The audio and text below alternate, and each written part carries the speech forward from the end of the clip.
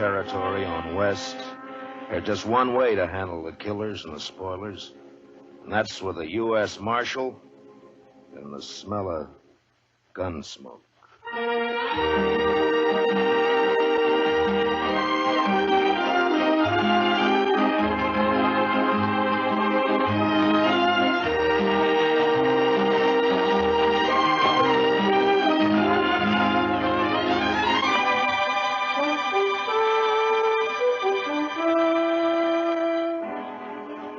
GUNSMOKE, the story of the violence that moved west with young America.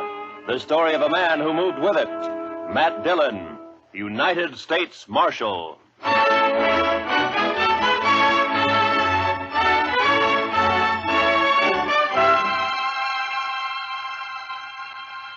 Wanted for murder. Wanted for murder. Clay Richards. Clay Richards. Age 31. 31. Height 6 feet. Eyes brown. Hair red. Eyes brown, hair red. Hey, how'd you like me to print his picture on these notices? I got a woodcut. Well, let me show you. Ernie! Yeah? Fetch your Marshal a copy of that front page.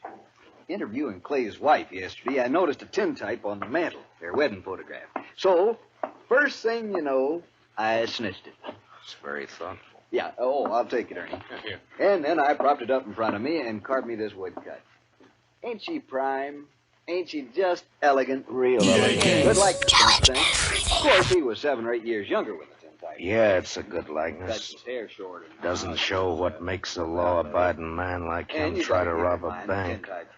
Doesn't look like a man who murdered an old cashier and a Chinese cook who just happened to be Sure there. sweated over it, though. But it's a good likeness. There it is. A picture like this sure dresses up the front page, don't it? Yeah, it's a little masterpiece, Mr. Hightower. A notable contribution to the culture of the house. Well, thank you, Marshal. It does fetch the eye, don't it? I'm printing an extra 500 copies of the weekly, and I bet I sell them all. Too bad the cashier's shot went wild. If you managed to kill Clay or even wing him, well, I bet I could sell 1,000 extra. We must be thankful for the blessings we do receive, Mr. Hightower. Oh, I am, Marshal, I am. Why, just before it happened yesterday afternoon, I didn't know what I was going to fill my columns with, and then, like manna from heaven, 2 murders and a bank robbery. Attempted bank robbery, Mr. Hightower. He turned and ran before he got his hands on so much as $1. Yes. Still, as you say, like man. Dillon, I'm talking business. What is it, Chester? Well, it can wait, I guess, Mr. Dillon. Yeah, print Clay's picture on those notices, Mr. Hightower. Oh, where were we? Eyes brown, hair red. Oh, yes. Also known as Red, Bricktop, and Sorrel. He didn't answer to no other nicknames, did he? No, that's what they called him. All right, then in big letters, $400 reward. Dead or alive. And at the bottom, apply Matt Dillon, Marshal, Dodge City. Print 200 copies. How soon can I send Chester over for him? This afternoon. Good morning, Mr. Hightower. Chester.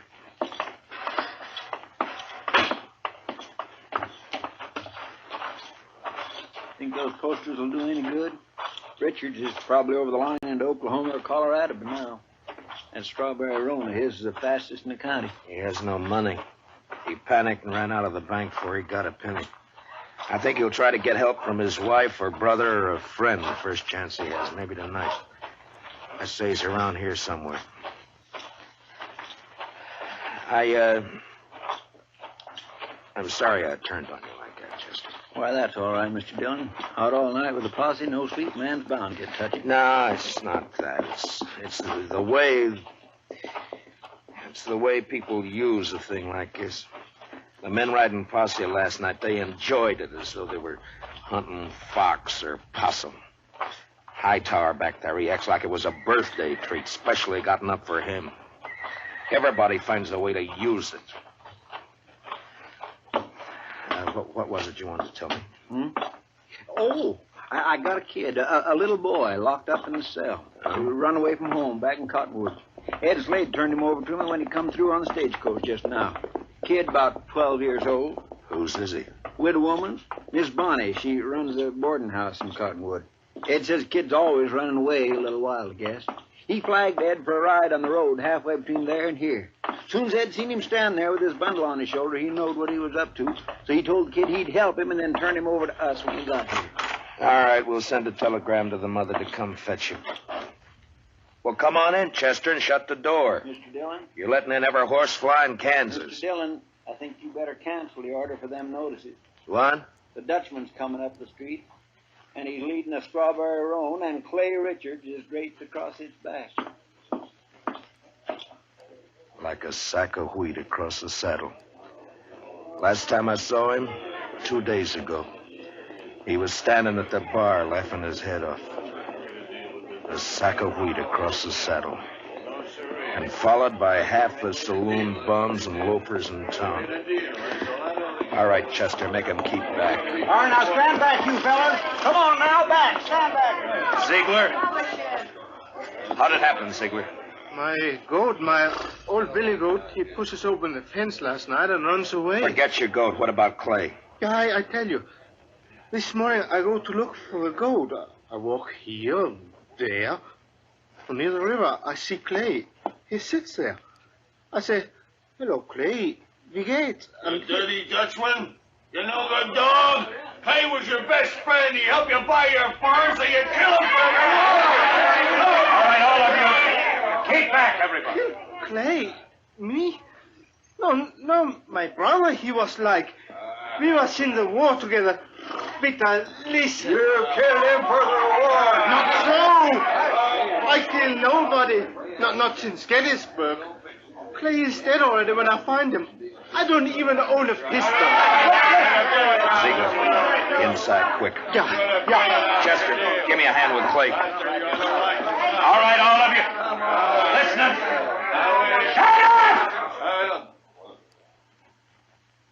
I will not tolerate a disturbance.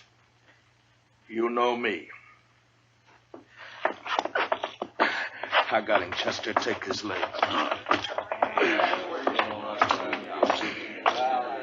All right, kick the door shut. Marshal, I don't kill Clay. On this table, Chester.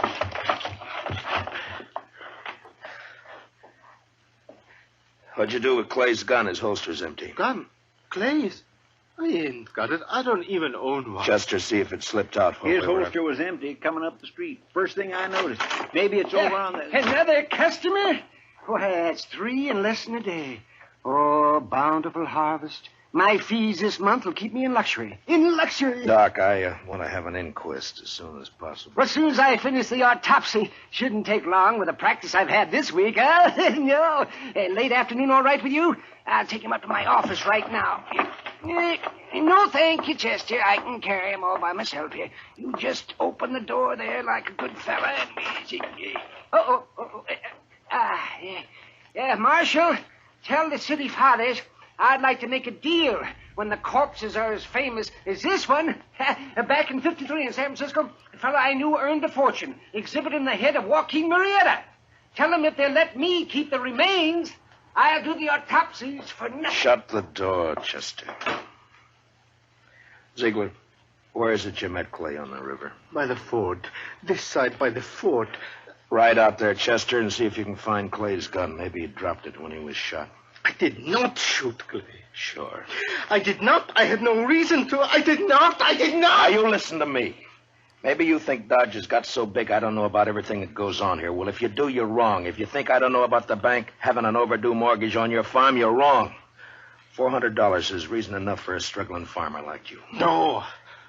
Could not do such a thing. I am a human being. To a peace officer, Ziegler, that's enough grounds for suspicion. But whether you did it or not will be decided at your trial. In the meantime, you just stop yammering about it. Trial? Me? Even when I shoot somebody, I stand trial. If they find it's justifiable homicide, and they probably will, Clay being a wanted man, then they'll let you off. And if not... Please, I am permitted to go now. Go. Are you crazy? My farm, the stock, I must look after it. You sit right down. You want to be lynched? You're trying to get yourself murdered? Have you forgotten about Clay's brother, Adam? Adam would not believe I shot him. What difference does it make whether he believes it or not? His brother's been killed. Everybody's looking to him to do something about it, and he knows it. You want me to guess where he is right this minute? He's in one of them saloons, lapping up courage to come in here and ask me to give you to him for a present. You want to know who's with him? Every loafer, every bum, every slob in town. Slapping him on the back and telling him what a shame it is. Taking him on to kill you so that they can have some excitement and some fun. Well, maybe you deserve killing, but it's my job to uphold the law, and I'm not letting you out of here. But I tell You might spend your time trying to think up a better story. That is, if you intend to stay in this town. All right, now think back. Didn't Clay go for his gun before you shot him? I tell you, I didn't. If I'm not under arrest, you have no right to keep me here. I got to look after my farm. I go. All right, Chester, lock him up. Yes, sir, Mr. Dillon. Come on now, Ziegler. Step out, Sonny. This cage is bespoke. Who's in there, Chester? That little old runaway from Cottonwood? Oh. Yeah. Come over here, son. Come over here to me. I know who you are. You do you? You bet. You're Matt Dillon. I'm guilty. I knowed you right off. You just pointed out to me one day back home. Filler says you was the fastest gun thrower in Kansas. Wyatt Earp wouldn't be awful interested to hear that, I'm afraid. Filler says you was faster than Older. Faster than Wild Bill Hickok in Hayes City and Fat Masterson or any of them. How many fellas have you killed? You don't keep score, son. It's something you try to forget. Not me. Someday I'll be famous like you, and for every filler I kill, I'll put a notch on my gun. People will see those notches, and they'll know they better not try. Why'd you run away from home, Bub? Don't you know your mother's likely to worry about you? Oh, she won't worry. She's too busy working. You ain't gonna make me go back, are you? You wouldn't do that, would you? Well... Because it wouldn't stop me for long. I'd only run away again. Oh, where are you off to in such a sweat? Oh, Texas, California, Mexico. A fella can accomplish things there, not like living in old Cottonwood. If you let me go, someday when I'm famous, you can tell people you helped get me started. Well, that's a pretty strong inducement. I'll have to think about it for a while. And, look, while I'm making up my mind, I want you to give me your word. Word of a man who'll be famous someday that he won't try to run away from me. Otherwise, I'll have to have Chester lock you up again. Oh, I'll shake on that. Good. Chester, I want you to go look for Clay's gun. Yes, sir, Mr. Dillon. And on the way, stop off and send that telegram. You know? Hmm? Oh, that telegram. Yes, sir, Mr. Dillon. I'll Where's do that Ziegler? It's all right, Chester. Go ahead. Yes, sir, Mr. Dillon. Where's that murdering dog? Oh, there you are, you... Not a single step further, Adam. I want him, Dillon. He murdered Clay, shot him down without giving him a chance. How do you know? Because Clay wouldn't have let anyone catch him off guard except a friend. A friend. And now, Dillon, give me that Dutchman. Try to take him. It's like that? It's like that. And it's true what the fellas say. You made a deal with the Dutchman to give him the reward and to protect him if he'd kill Clay for you. That was the deal, was it? Yeah. The fellas say why I'd make such a deal? Dillon, it ain't no longer a secret around town that you and Francie want each other. But Clay was in the way. You had him killed so you could get his wife. Do you deny it? No. It'll serve as well as any other crazy story to work you up. You think you're safe behind that star, don't you? Well, Clay had friends, lots of them. I'm coming back with them friends, and we'll get the Dutchman and you and anyone else who tries to stop us. All right, Adam. I'll be waiting. Yeah. You wait.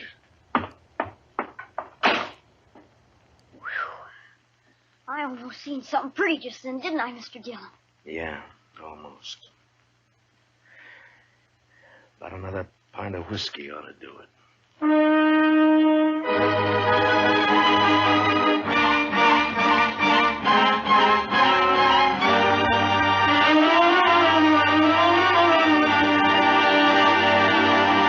We will return for the second act of Gunsmoke in just a moment, but first, many radio shows win high popularity with the prizes and cash they give away, but there's one show that's tops because the head man gives away as little as possible. What other radio program could it be but The Jack Benny Show, so be listening. Here's the second act of Gunsmoke.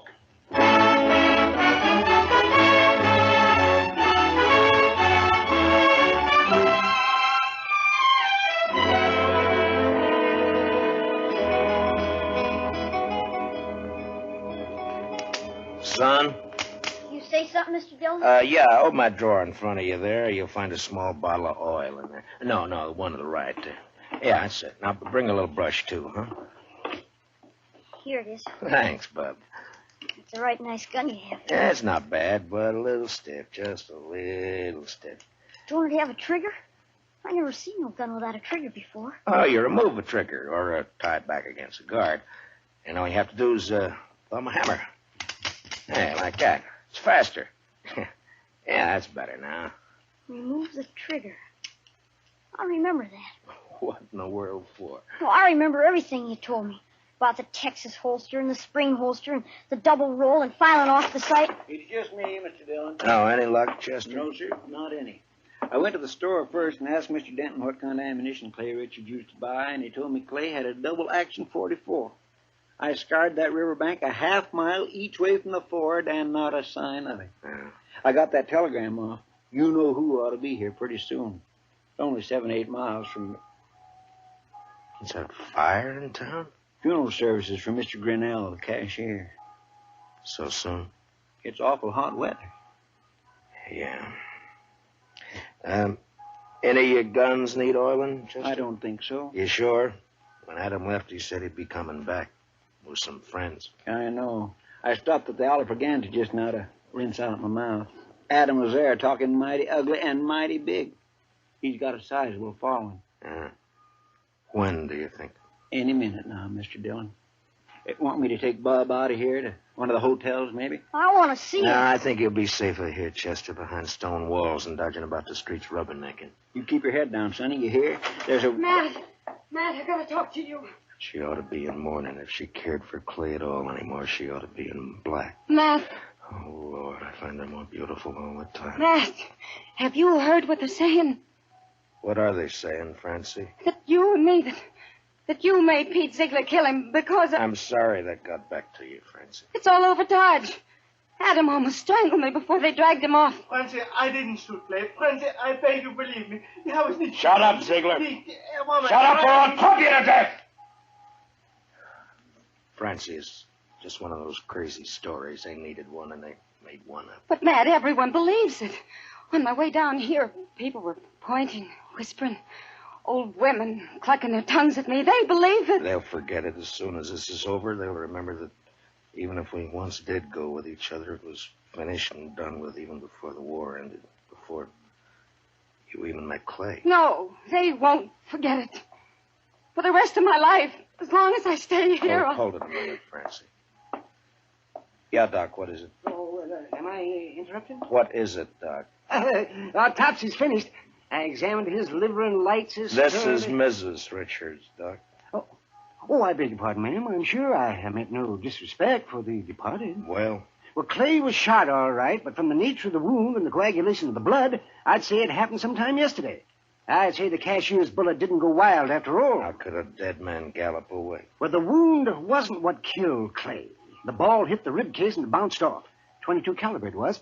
And what did kill him was the stab in the back, right through the spine, inflicted sometime this morning. Now, near as I can judge, by a small blade, 2 or 3 inches long. It could have been a Barlow knife. Thanks, Doc. Please accept my condolences, Mr. Richard. You call the inquest anytime you're ready, Marshal. Chester, close the door. You see, I didn't do it. I didn't shoot him. All right, I told then you that stabbed him, maybe. You said you never carried a gun. Look, Francie, go home and give matters a chance to simmer Matt, down. I'm going to ask you for something. Yeah? Turn Pete Ziegler out into the street. What? Francie, they're itching to get their hands on him. Let him have him. It'll prove that story's a lie, that you didn't make a deal with him. Please, Matt, I have to live here. Hear me, I have to live here. Matt? Matt? Don't look at me like that. Go home, Francie. Go home or leave town or hang yourself or anything you like. Just go away. Away! Right now.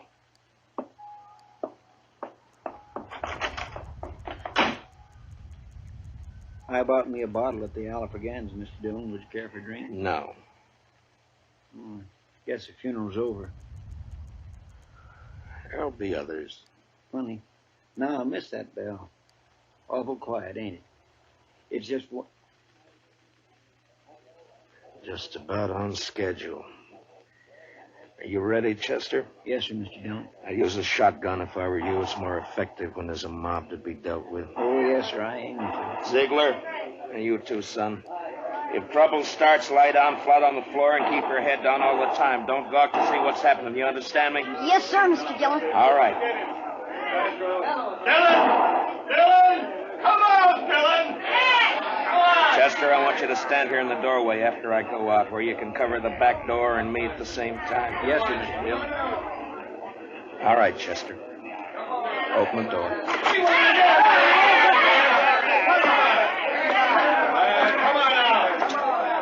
It's my duty to warn all of you that you're in a breach of the peace. I've sworn to uphold the law. I've killed men in order to do it, and I'm prepared to do so again. Give us a Dutchman, Dillon. Men! I ask you to be sensible and to leave quietly. But if you refuse to listen to reason, if you insist upon being fools, if you've already decided to act like wolves instead of humans, then there's nothing I can say to make you change your minds. A Dutchman. All right, you want Peter Ziegler? Well, he's not more than 20 feet behind me, so come on and get him, any of you. One at a time or all at once. Come on. Which one of you wants to die first? You? You? You, Adam? Well, what do you say, Adam? You let him here. Don't let this star on my coat stop you. Come on. There, I'm not wearing it now. Well, come on, draw, Adam, draw.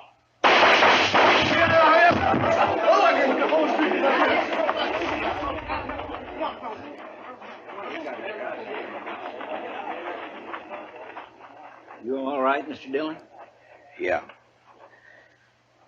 Get his gun. Man alive, I couldn't even see your hand move. Marshal! Oh, don't tell me. Don't tell Doc, me. you make one single funny remark and I'll knock you down. You just take him to your office and get to work. Well, I never do mean to offend, Marshal. In my line of work, well, bodies, they're just so much lumber. Make all the jokes about him you please, but not to me and not in my hearing. In my line of work, there's nothing humorous about death. Give him a hand, Chester. No, I can handle it, Marshal. Thank you. Just the same. Can you direct me to the marshal's office? Yes, ma'am, right here. I'm Marshal Dillon. Well, I left Cottonwood as soon as I got your telegram. I'm Miss Bonnie. Where's my boy? Oh, we have him, ma'am, safe and sound. Here, let me help you down. Hitch that horse, Chester. Right this way, ma'am. Oh, I'm so sorry he put you to all that trouble, Marshal. The truth of the matter is he is a wild one and no mistake. Takes after his father, one scrape after another. He was no trouble at all. I enjoy children. I like to have them around. Bob? Bob, your ma's here. Son? Chester, where's the boy? Did you let him slip past you? No, sir, Mr. Dillon. He never got past me. Look, the back door's open. He seen me and he hightailed it, the devil. We'll round him up for you, ma'am. Don't worry. Oh, I don't know why I bother hauling him back. If he's run away once, he's run away 1,000 times. This time he ran because I wouldn't buy him a gun. He wanted a real one. That boy's just gun crazy, I swear. I got him a nice Barlow knife instead. Barlow I knife? reckon it didn't signify, and off he runs. Barlow knife? The kid.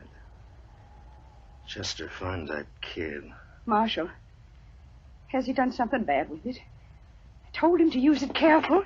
He promised he'd use it careful. No, never mind, Chester. He's got Clay's strawberry roan. We'd never catch up to him. Oh, I try to bring him up right. I tell him to be good, but he don't listen. He just don't listen. Now, calm yourself, ma'am. Just calm yourself. Here's your little bundle, Mr. Dillon. What? Yeah, give it to me. That's pretty heavy. Here, you're better at knots than I am. Open it, will you? From the moment he was born, he's been nothing but tribulation to me. Now, please, ma'am. What's he got in it, Chester? A shirt, stocking, piece of sausage, and this.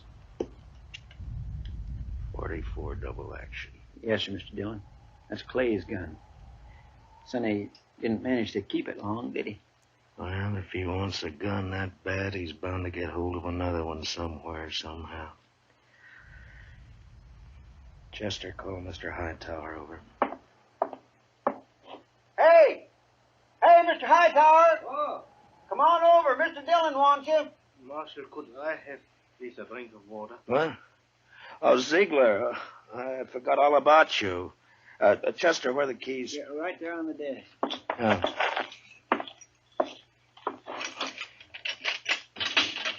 There we are. It'll be safe for you to go home now. I can go back by the farm. Yeah, that's right. I'll send for you for the trial. Oh, danke schön. Danke schön. Watch where you're going, you dumb... Excuse me. Bitte. Yes, Marshal. Mr. Hightower, it appears that we can do business after all. Get some paper and a pencil. I want some notices printed. Fire away. Wanted for murder. Wanted for murder. What's the boy's name? Bonnie. William Bonnie. William Bonnie. William Bonnie. Age 12. Height about 5 feet. Hair light, eyes blue. I don't suppose he's known by any other name. I know. Everybody just called him Billy. Or the Kid.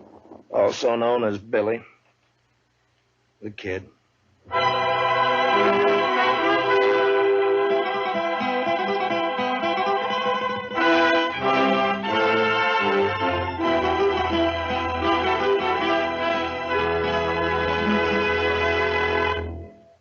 Gunsmoke, under the direction of Norman MacDonald, stars William Conrad as Matt Dillon, U.S. Marshal. Tonight's story was specially written for Gunsmoke by Walter Newman, with music composed and conducted by Rex Corey.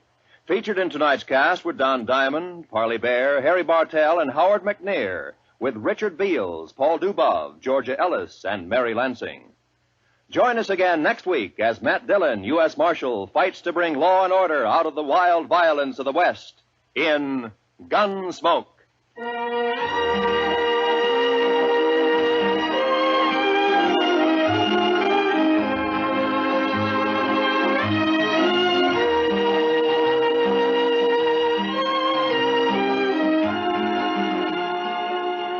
Those longtime favorites, Amos and Andy, are rising to new heights in their CBS radio series on Sunday nights. Heard on most of these same stations, Amos and Andy find trouble as constantly as ever and make it just as funny and as human as they have for more than 20 years. Be sure to hear Amos and Andy this Sunday, won't you? Right after the Jack Benny Show. This is Roy Rowan speaking. And remember, there's fast, funny quizzing on The Bob Hawk Show every Monday evening. This is the CBS Radio Network.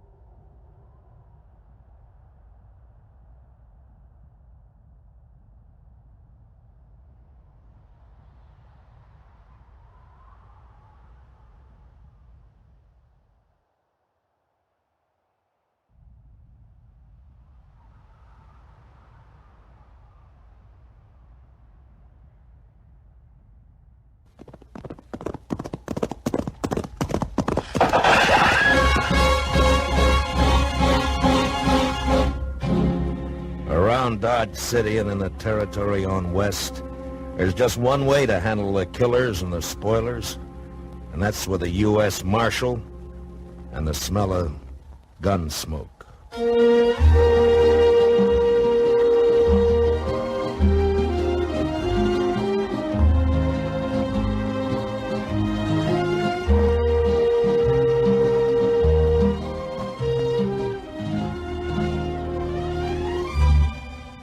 GUNSMOKE, the story of the violence that moved west with young America. The story of a man who moved with it. Matt Dillon, United States Marshal.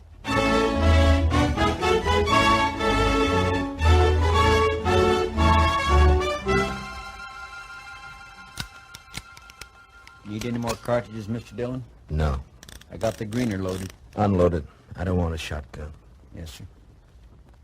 Do you want me to come with you? You want to come? No, sir. I guess not. But I will. Better stay here then, Chester. This make me a coward, Mr. Dillon? How do you feel? Like a coward. Lassiter scares me, sir. But you were willing to come anyway. Figure it out for yourself. Good luck, Mr. Dillon. Yeah. If, I'm not back, don't forget those reports have to be mailed tomorrow. I won't forget. Mr. Dillon, Yeah, you ever get scared?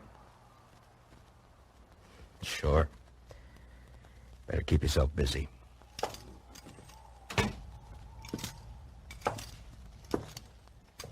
Marshal! Mind if I walk along? Not at all, Doc.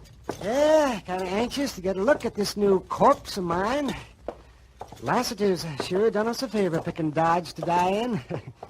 This will put us in the history books for sure. You're a little premature, aren't you, Doc? Not a bit. Oh, maybe a little foresighted. You know, they say Lassiter's packing 18 slugs in. 18 slugs? My goodness. He sure has been a lot of gunfights. Yeah, so they say. Guess he's got the biggest gun rep in this whole section. Outside of maybe Ben Thompson or Wes Harden. And you, of course. He's waiting at the Alla Fraganza, Doc. You better not walk in with me. Oh, and don't you worry. I'm not sticking my snoot into no shooting. No, sirree. Hey, Marshal. Yeah, what is it? You are going to win, aren't you? I sure hate to work on the bodies of my friends. Makes it too damn personal. I'll do what I can, Doc. You watch him close, Marshal. Don't let him pull a hideout.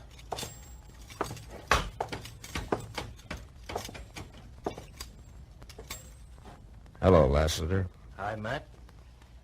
Been a long time. Yeah, Drink with me? why not? Harry, 2 whiskeys. Harry, get up from behind the bar. Sure, Mr. Lester. Sure. Oh, don't spill it. Leave it on the bar, Harry. We'll pour our own. Yes, Marshal. Yes, sir. Here, sir. How's your shoulder, Lassiter? Aches a little, bad weather. Still carrying your lead, Matt. There you are. Yeah. You should have killed me, Matt. Maybe. It was a long time ago. Matt, I want you to know I bear no grudge. But it has to be. I know. We're gunfighters, you and me, both the same. Yet not the same. What's in our blood?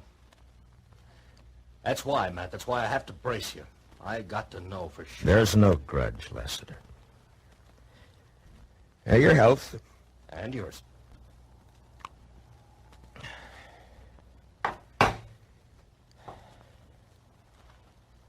Straight up. Straight up. You call it. Now.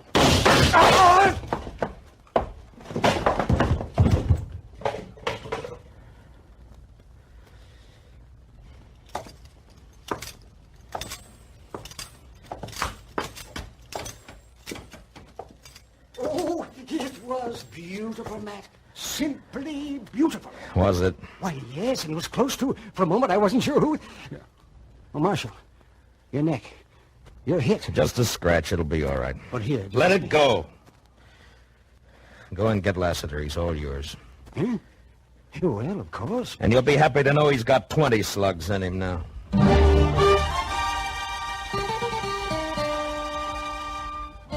I couldn't tell anyone, but the bitterness ice in my stomach made me sick as I remembered Lassiter as a friend, now dead by my gun. And then I got over it. I always got over it. The frontier code was a harsh one. I knew my job was one that had to be done if the West was to ever see peace. As long as killers like Lassiter lived, I'd carry a gun and use it. It was the way it had to be. Sometimes a man's dying was the end of it. And sometimes the beginning of something worse. Marshal Matt Dillon? Yeah? What can I do for you, miss? Died. Miss, I don't know if... It's Mrs. Lassiter. Oh. You see? You've done quite a bit for me already, Mr. Dillon. You've made me a widow. Sit down, Mrs. Lassiter. Here, let me get you some thank water. you. I didn't know Lassiter was married. Would it have mattered? No, I guess not. You're just like all the rest of them. A killer, lusting for blood like a wild animal. Mrs. Lassiter. Only you're worse. You hide it behind a badge. My husband was in town less than 2 hours, but you couldn't wait, could you? You saw your chance to get a little bigger reputation. Matt Dillon, famous gunfighter. Matt Dillon, murderer. It was your husband that sent the challenge, Mrs. Lassiter. I'm sorry for what happened. And if I can help you in any way... No, thank you, Mr. Dillon. I only came to tell you that you haven't heard the end of the Lassiter name. I'm going to see that you're stripped of that big reputation. And you're going to die. Mrs. Lassiter, is there anything I could say that you would listen to? Nothing. And good day, madam. Till we meet again, Marshal.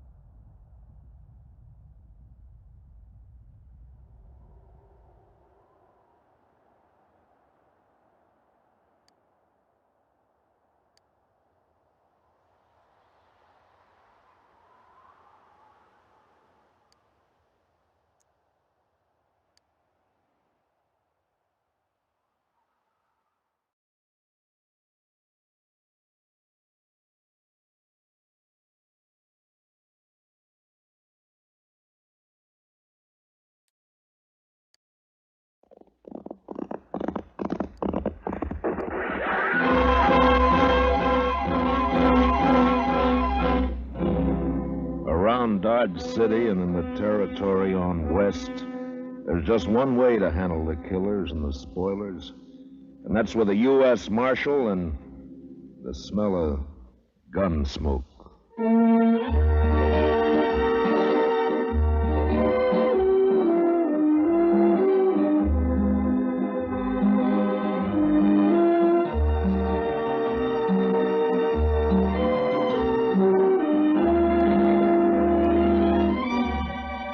GUNSMOKE, starring William Conrad. The story of the violence that moved west with young America. The story of a man who moved with it. Matt Dillon, United States Marshal.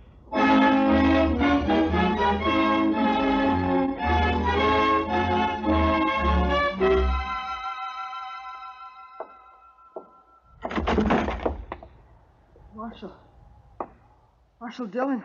Over here, son. What's the trouble? Marshal. Why, That's Will Thompson's youngin', Mr. Dillon. what is it, kid? What's wrong? Dad. Mom. They burned our house. Got the fences.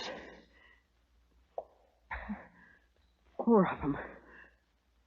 My sister. They rode in and shot. You've been shot. Hold that lamp down here, Chester. Yes, sir, Mr. Dillon. Blood all over the back of his shirt.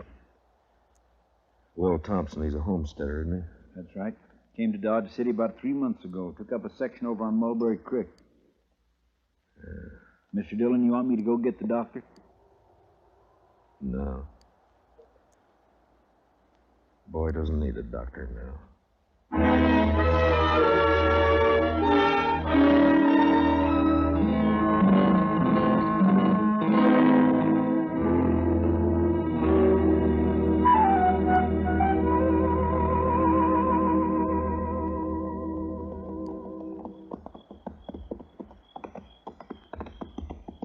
Burned the house is right, Mr. Dillon. It's still burning.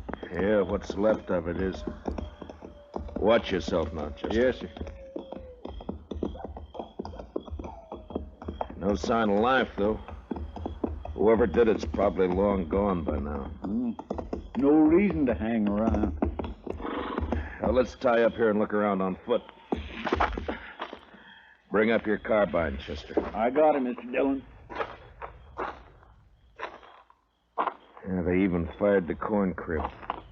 Now, why would anybody want it? What's there? What is it? It's a dog. Shot. A dog? When they even shoot the dogs, it's a... You see something? Yes, sir. It's Will Thompson.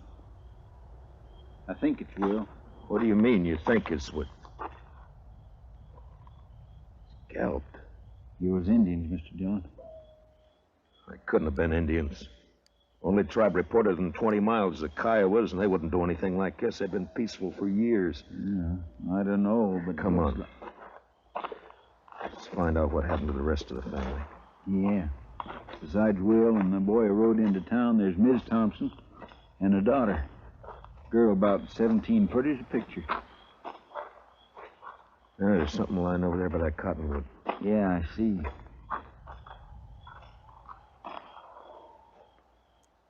Well, I guess we found Will's wife. She's alive. Yeah, if you can call it that. Scout around and take a look for the daughter, Chester. Yes, Mr. Dillon. It's all right, Miss Thompson.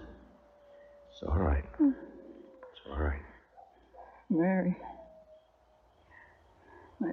My daughter.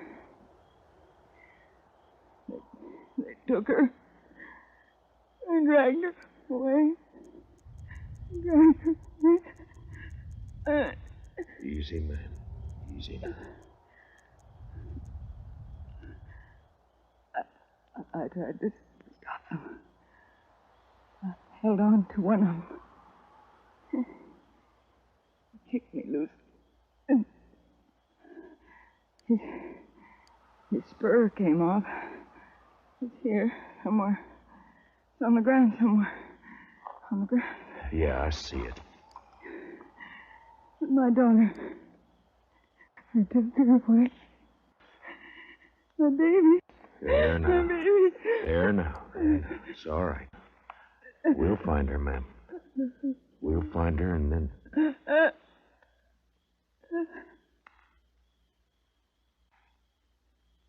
Miss Thompson?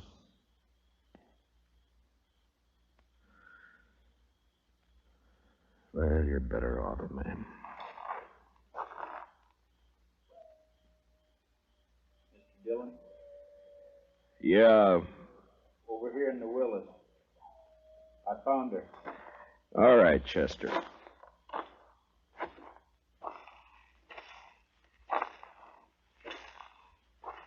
Pretty as a picture. Seen her in Dodge. Walking down Front Street. Pretty as a picture. Yeah.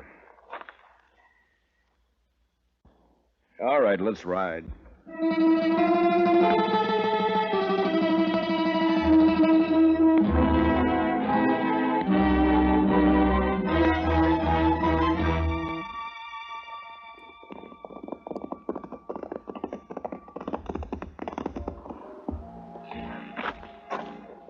We'll look in the Long Branch first, then if Jalisco Pete's not there, we'll try the other saloons. I bet his boss is here.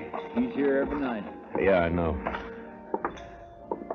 Follow me in, Chester. Just keep him off my back. I'll take care of the rest of it. Yes, sir. Good luck, Mr. Dillon. Yeah, thanks.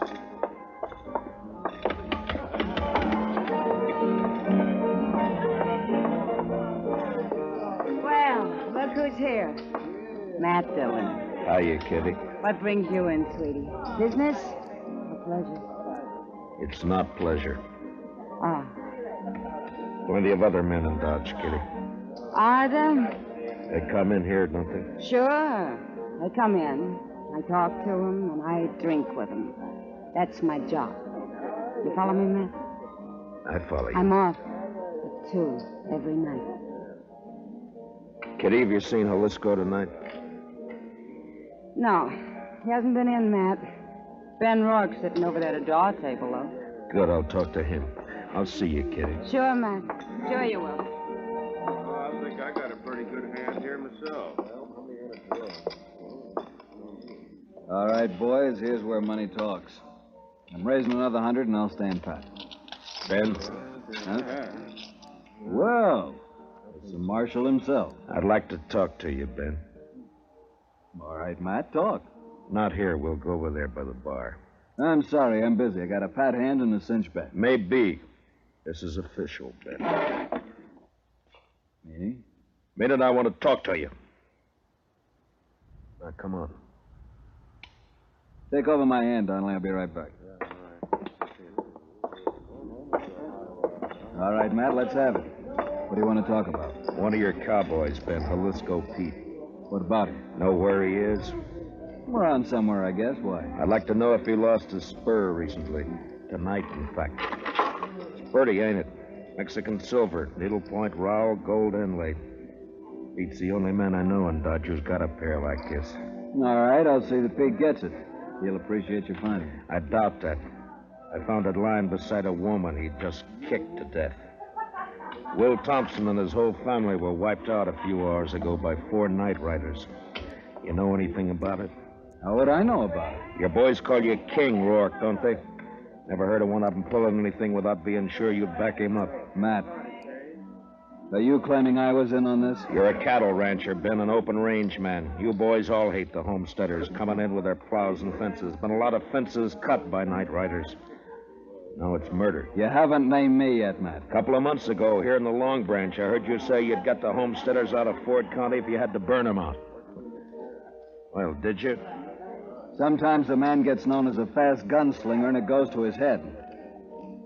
I asked you a question, Ben. Then he gets himself a tin star and goes around bothering people.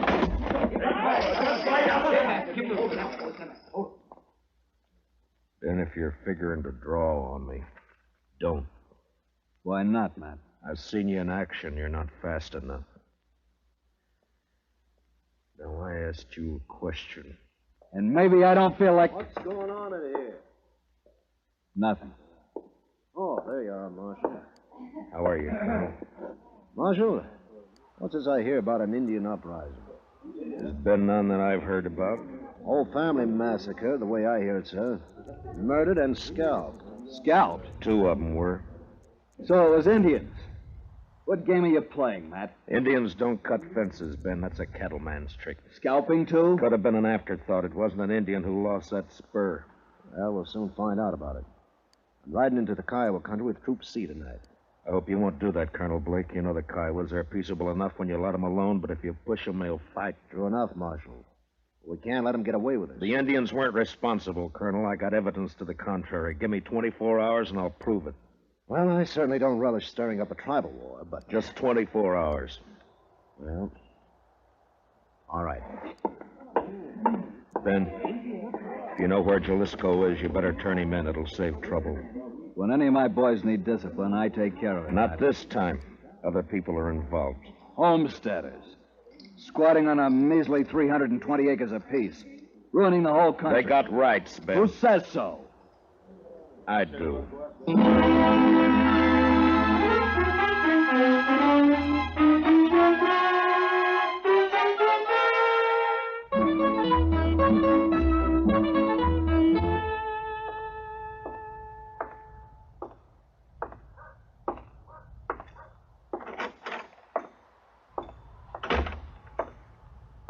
Morning, Marshal. Good morning. Any luck, Chester? No, sir. I just stopped by the jail here to see if you'd found it. I wish I had. I'll head out again in a few minutes.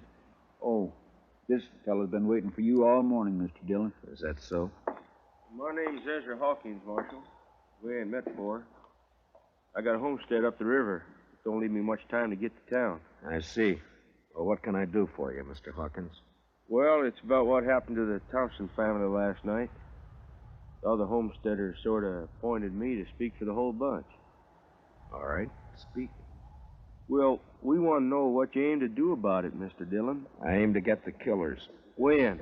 Mr. Hawkins, I've been up all night trying to get an answer to that question. If you've got any information to offer, fine. If you haven't, then... What's up, Chester? A trail herd's hit town, I guess. Hey, pull up, boys. Look at that pretty sign, Dodge City Jail. Come on, let's decorate it. Let's go, Chester. Yes, sir. All right. Hold it there. Hold it. My, the jail was occupied, boys. You men just blow into town? We ain't talking to men, Sheriff. These are curly wolves from the Circle Bar B, the roughest, toughest outfit in the Panhandle. And you're not talking to the sheriff. I'm the U.S. Marshal. You the range boss? That's right. Ed Dudley, and what about it? Dudley, we got a new law here against shooting off firearms inside the city limits. Yeah? You mean like this? No, Dudley, I mean more like this. Now come on down off that horse. Sure, I'll come down off it. Watch it, Mr. Dillon. He's got a knife. Yeah, so I see. Well, nice work, Mr. Dillon. Drag him in and lock him up, Chester. Throw some water on him. Yes, sir. All right, curly wolves. Your boss is jailed and fined $50. You can get him out tomorrow morning. We got the money. We'll take him now. I said tomorrow! Now on the move. All of you. Get!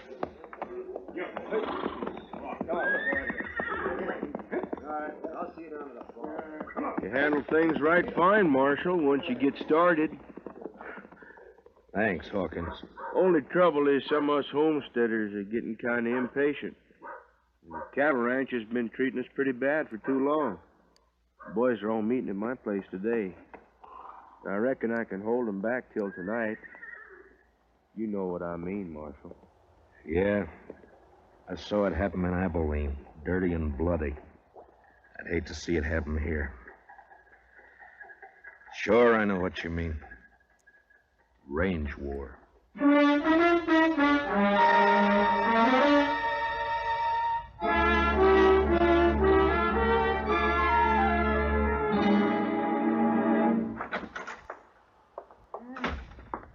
Marshal, we can hold an inquest any time now.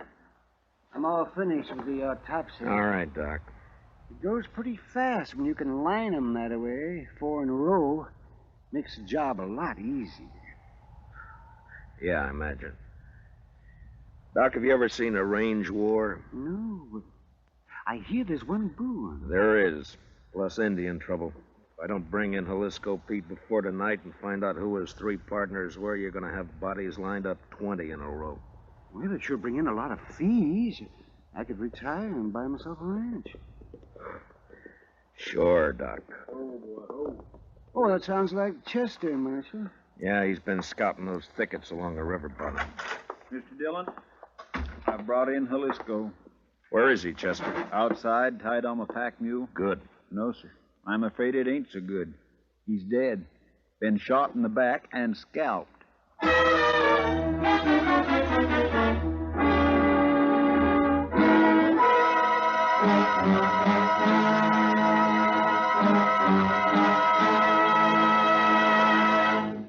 We will return for the second act of Gunsmoke in just a moment, but first, CBS Radio, in cooperation with Time Magazine, makes available to you, free of charge, a valuable convention handbook packed with facts and sidelights about American national political conventions.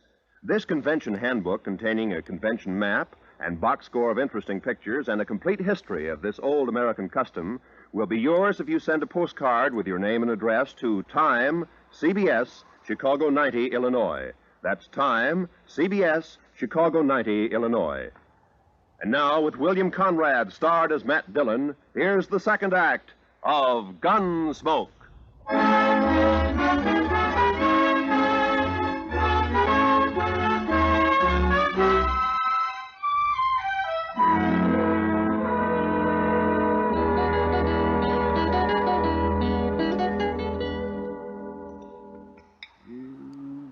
Just a second now, Marshal.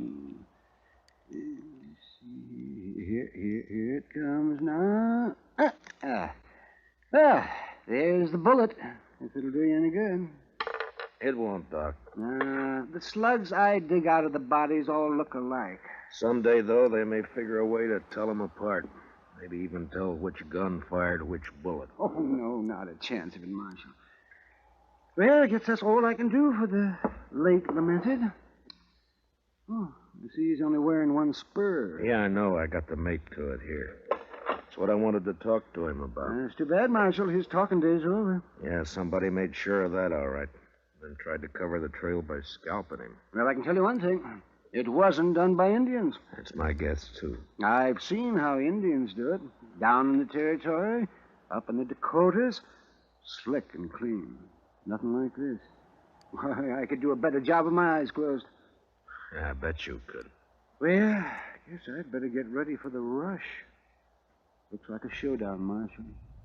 And I don't see any way that you can stop it. Neither do I.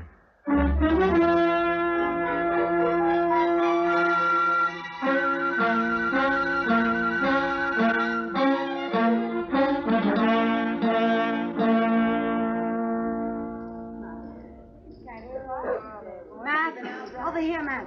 Oh, hiya, Kitty. Business again, Matt? Well, I was looking for Ben Rourke. He isn't here. He left about an hour ago. Some of his boys came after him. Matt, I waited for you last night.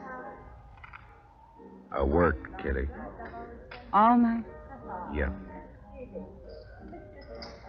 There's a bad feeling in the air, Matt. What is it? What's going to happen? I wish I knew. They called all the soldiers from C Troop back to Fort Dodge this afternoon. I hear they're planning to move out tonight. I hope not. Been a lot of homesteaders in here drinking today. That's unusual for them. What's going to happen, Matt? The bloodiest mess you've ever seen. And I don't know any way of stopping it. If I'd only found Jalisco Pete before they killed him, now I got nothing to go on. Jalisco came in here last night, late after you'd gone. What? Well, why didn't you let me know? There wasn't time, Matt. He heard he was wanted and he left right away. His friends with him. Friends? What friends? Oh, I'd never seen him before. I think Pete had known him in the Pecos country. They're all pretty drunk. How many were with him, Kitty? 3, I guess. One of them was named Red Dudley. Red Dudley? And one called himself Tulsa Jim. They kept talking about the Circle Bar Yeah, beef ranch. it might be. They could have ridden in last night ahead of the herd to look up Pete, and then they... Oh, Marshal. Say, you better come on outside here if you want to stop a lynching. Coming, Doc. Be careful, Matt. Be careful. What is it, Doc? Ben Rourke and some of the cattle ranchers. They caught themselves an Indian, and they're going to string him up. I doubt it. Let us stay clear of this, Matt. We know what we're doing. I hope so, Ben. Who have you got here? One of the murdering skunks that wiped out the Thompsons. Any objections? I might work up some, Ben. What's your name, fella? He won't talk to you. Hasn't opened his mouth. Look, fella, as an Indian, you're a ward of the government. I'm a U.S. Marshal. I represent the government. I'm here to protect you. Now, what's your name? He talks well. Work hard. Good man, no kill. What makes them think you did? Say kill people, no kill. He pleads not guilty, Ben. Sure he does. And maybe he can explain why we caught him 2 miles from my ranch house. Is that reservation? What was he doing there? Go on, ask him. Mr. Rourke? Maybe I can tell you what he was doing. What? Ezra Hawkins. One side, if you don't mind. Let me through here, please. Thank you. We got tired of waiting, Marshal. We come on into town. Maybe that was a mistake, Hawkins. Maybe. You have to play it the way you see it. Look, mister, let's have it. What's this all about? I'm a homesteader, Mr. Rourke. Well, I accept your apology. Weren't no apology. I just wanted you to know who those 100 men across the street were. They all got guns. 100, huh? Well, there's 30 of us, so the odds aren't bad. What's on your mind? This Indian's been working for us, Mr. Rourke. Tracking down fence cutters. Maybe that's why you caught him within 2 miles of your house. Got the nerve to come out and say what you mean, homesteader? You bet I have, fence cutter. All right, hold it. Now, you're covered, Ben, and you too, Hawkins. This play's gone far enough. Not giving a man a chance to draw, Matt? Not this time, Ben. All right, Katuxa, climb off that horse and get over here behind me. Move slow and stay out of the line of fire. You men, if either side makes a move, Ben and Hawkins will be the first to get it. You understand? Doc, take us into your office. Oh, sure, right away, man. Well, Matt, what's the next step? You can't keep us here with our hands in the air forever. I don't intend to. I got one of the murderers locked up in jail. I want you two to come along and listen to his statement, but leave the questions to me, all right? It's just fine with me, Marshal. It's your show, Matt. Good. Come on.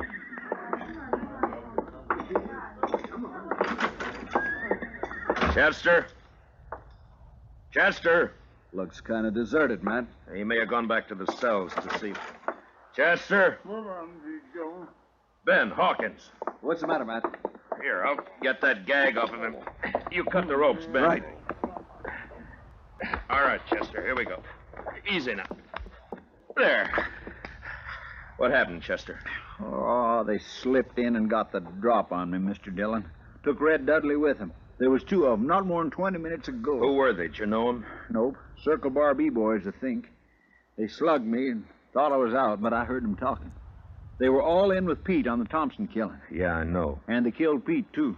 They was afraid you'd make him talk. The question now is, where are they? I know where. The Arkansas rooms. The Arkansas, huh? They planned to hole up there till it got dark. Maybe they've gone by now, though. Maybe not. Want some help, Matt? No, thanks, Ben. It's my job, mine and Chester's. Come on, Chester, let's go.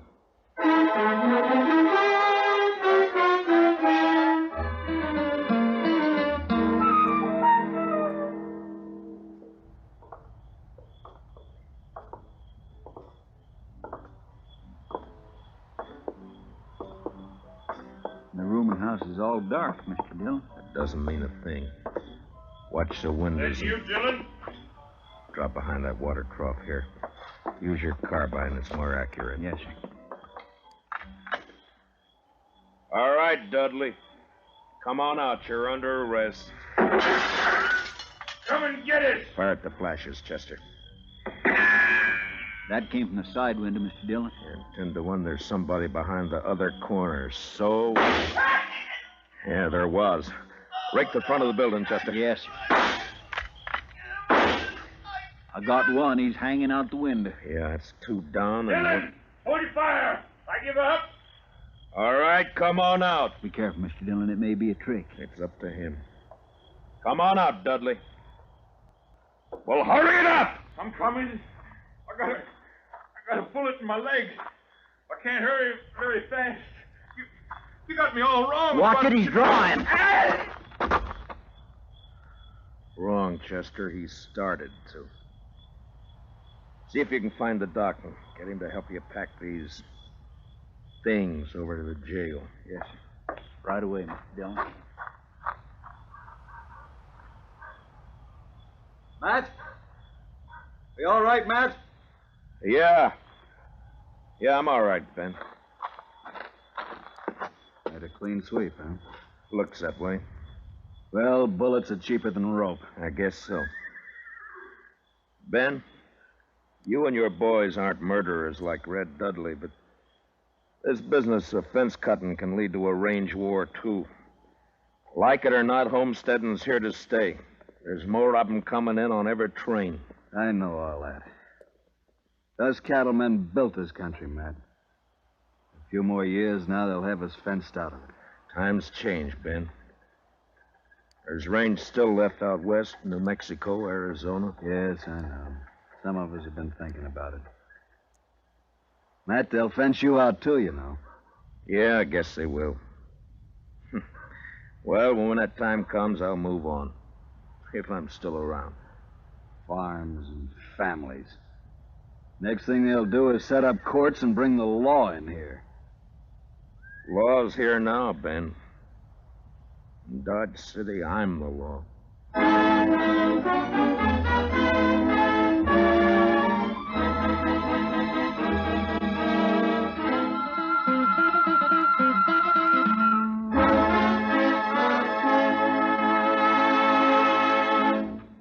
Gunsmoke, under the direction of Norman MacDonald, stars William Conrad as Matt Dillon, U.S. Marshal. Tonight's story was especially written for Gunsmoke by Les Crutchfield, with music composed and conducted by Rex Corey. Featured in tonight's cast were Harry Bartell, Lou Krugman, and Georgia Ellis, with Jack Crucian, Barney Phillips, Vivi Janis, and Johnny McGovern. Parley Bear is Chester, and Howard McNear is Doc. Join us again next week as Matt Dillon, U.S. Marshal, fights to bring law and order out of the wild violence of the West in Gunsmoke.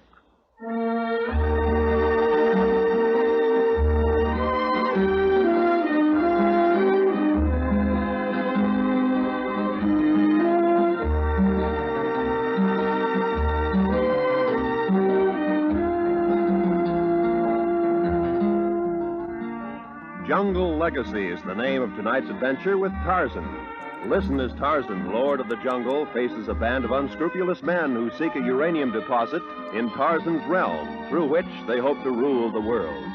Don't miss Jungle Legacy tonight, when most of these same CBS radio stations bring you Tarzan. It's packed with thrills, packed with action, packed with tense atmosphere. This is Roy Rowan speaking. Remember,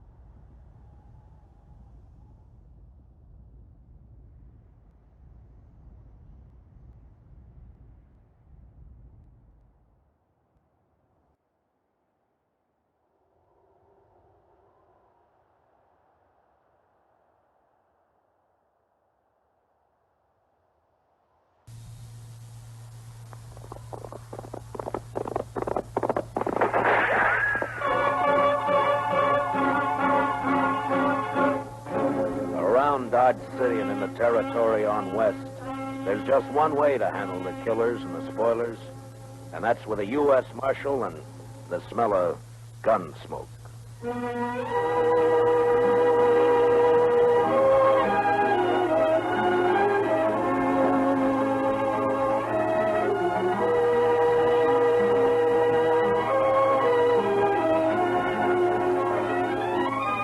Gunsmoke, starring William Conrad. The story of the violence that moved west with young America. The story of a man who moves with it. Matt Dillon, United States Marshal.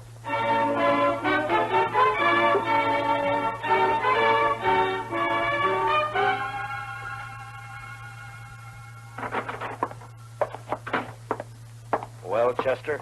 It's another one, Mr. Dillon. Laying near his wagon. The horse was still hitched and was grazing. Another stabbing? Yes, sir, Mr. Dillon. 2 buffalo hunters found him early this morning on the road leading out to Cimarron Crossing.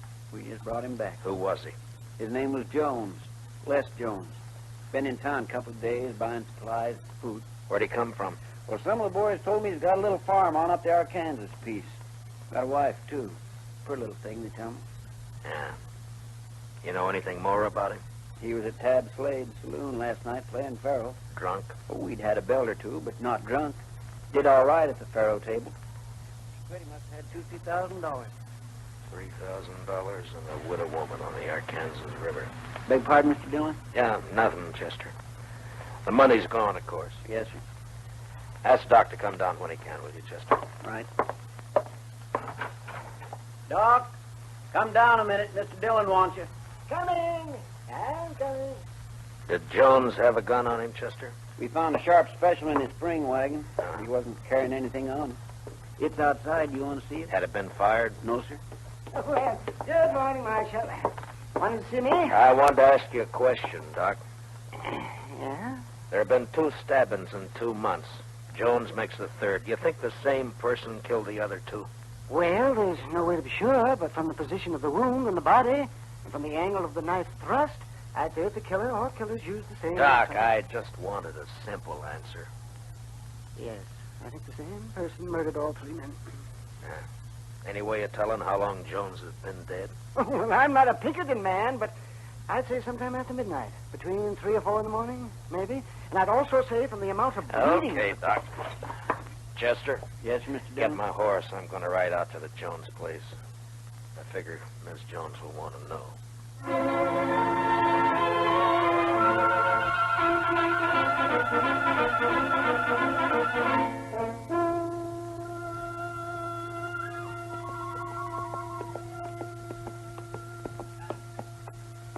Oh, mister. Howdy, Bub.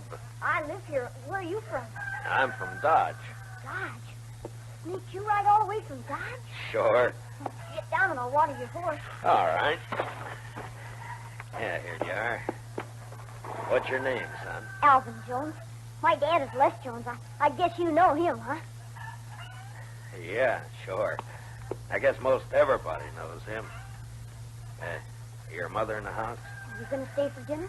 Well, I don't think so. Is she in the house? Yeah, she's there. Just go on up. Don't worry about your horse. Thank you.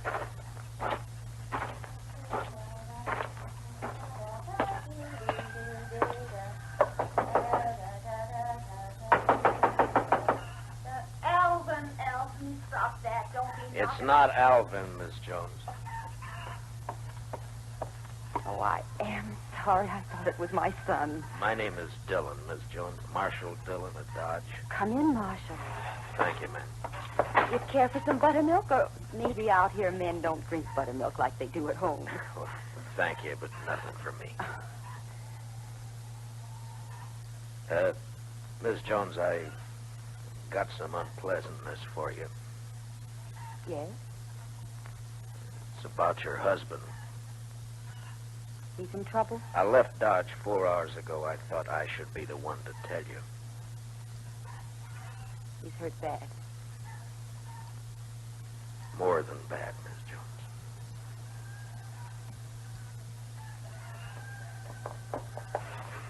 I pulled the saddle off your horse, mister. Makes he's a good one. Well, thank you, son. Alvin, this is Marshal Dillon from Dodge. The marshal? Alvin, your pa won't be home for a while, the marshal says. Well, not for how long? Well, Well, not for how long, Ma? Not for quite a time, son, so you will have to run things a while longer. Snakes, I can take care of them all, right? Sure you can, Alvin. Would you stay to eat? No, thank you, ma'am. I gotta get back to Dodge. Miss Jones, could I Yes, Mr. Dillon. talk to the boy, Miss Jones? Explain it so he won't be bitter. Too many gunfighters got their start from a killing like it. I'll try, Mr. Dillon. I'll try. Good afternoon, ma'am.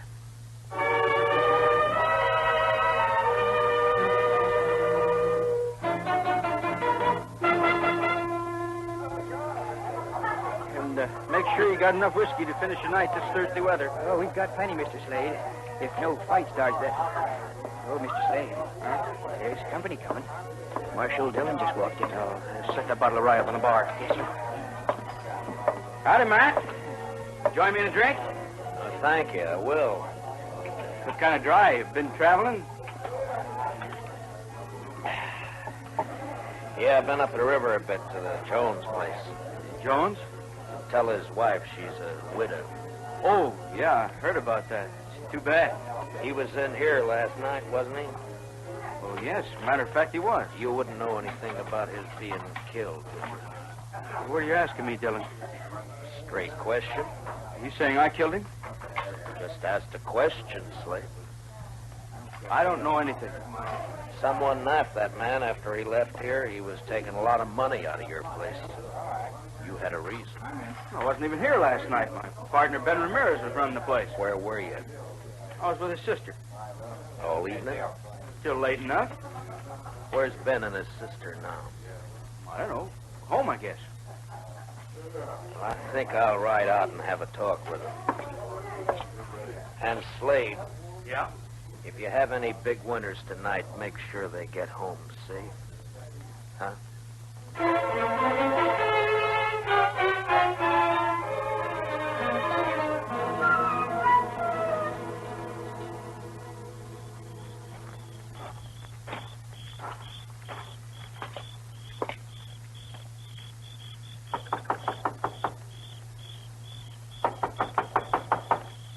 There is no one there. Huh? You look very foolish. You cannot see me? No, I can't see you. Well, don't be mad at me. I'll come to where you are. You see, one side of the shadow, and here I am. What do you want? I'm looking for Ben Ramirez. He is not at home. Or his sister. I am his sister. What's the matter? You don't believe me? Well, yes, but I thought... You thought I would be in the house? Why, when the night is so beautiful? You want to talk with me? I want to talk with your brother. But he's not here. So why not talk with me? My name's Matt Dillon. I'm Marshal of Dodge. I know. I've been wanting to meet you. Yeah, I've come on business. I like business. Talk with me. Last night, maybe after midnight, a man was killed on the river road. Killed? By a knife stabbed in the chest. Why do you tell me this? He was carrying $3,000 he won at Slade's. And so? Tab Slade told me he spent last evening with you. He came for dinner. He often does. He thinks he loves me. Your brother, was he here? Tab Slade and Ben own the saloon together. They're partners. They think at least one should be there all the time. Ben went down after we ate. Did Slade, was he here long? Yes. He's my fiancé. So it's all right. Isn't it, Marshal? Well, that's your business, Miss Ramirez. My name is Evelita. You could call me Eve. When do you expect your brother? I don't know what my brother does. He may be home soon. He may be late. I don't know. I've seen you when I've been in town, Matt Dillon. Yeah? I don't ride in often. Slade's such a fool. He and my brother don't like me to come to town. Well, Dodge is rough, Miss Ramirez. Always he has to protect me. Men are such fools. But Matt Dillon is not so. Are you? You wouldn't keep me out of town? Well, that's not my affair, Miss Ramirez. It'd be for your brother and Tab Slade to say. Tab Slade thinks we will marry. Well, we won't. Because I don't love him. I don't love anybody. But I could. Maybe. Miss Ramirez. Don't you find me attractive? Well, yes, Oh, why don't you kiss me? Well, no, I didn't mean No. to.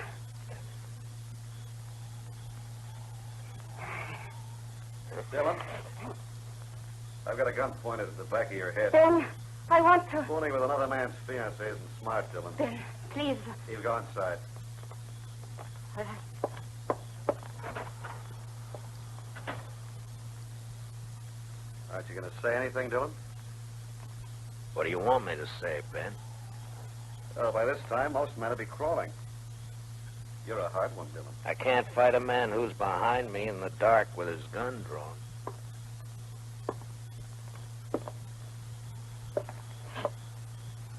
There, is that better? You can see me now. Takes a small man to make love to another man's woman. You can't haze me into a draw. I'm not trying to. I don't want a gunfight. I just want to talk, Dillon. Well, you're calling it. I saw Slade just a few minutes after you left this place. He told me you were trying to tie us with a murder. I said he was wrong and came up here to get the straight of things. From what I saw a minute ago, he might have been right after all. You'd like his woman, so it'd be handy to have him out of the way. Is that the way you figure it, Ramirez? Yeah, that's the way I figure it. The only reason I came to your place was to talk to you. I want to find the killer, Mr. Jones, and thought you might be able to help. Well, you're not going to get any information sniffing around Eve. What's your plan, Ramirez? Now, to give you some advice, Marshal. Tab Slade's been a good friend of me, and I'll help him protect anything that's his. Eve's his, so stay away. You're not going to find a killer while you're saying pretty things. Are you through? All right, then listen to me. You say Slade had nothing to do with those killings. I won't say he did because I don't know, but I'm going to find out who did it, and if it was Slade, I'll get him. Now, do I ride back to town? Yeah, ride back to Dodge, Marshal, and between here and where your horse is tied, don't so much as twitch a finger. I don't know whether you're a fool or a brave man, Ramirez, but just let me give you one bit of advice. Don't tie to the wrong brand. It's easy to do. Just walk away, Marshal. To your horse. And walk easy.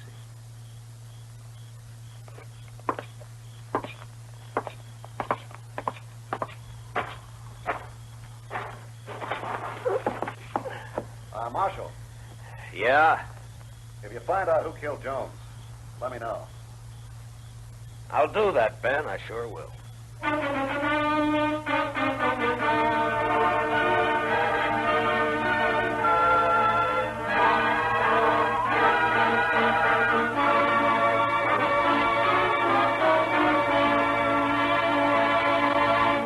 We will return for the second act of Gunsmoke in just a moment. But first...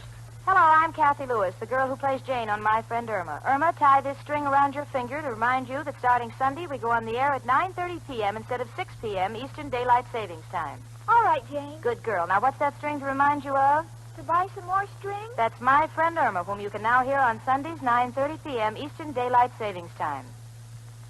Remember, My Friend Irma is now heard at a new later time on Sundays. Check your local schedules. Now, the second act of Gunsmoke.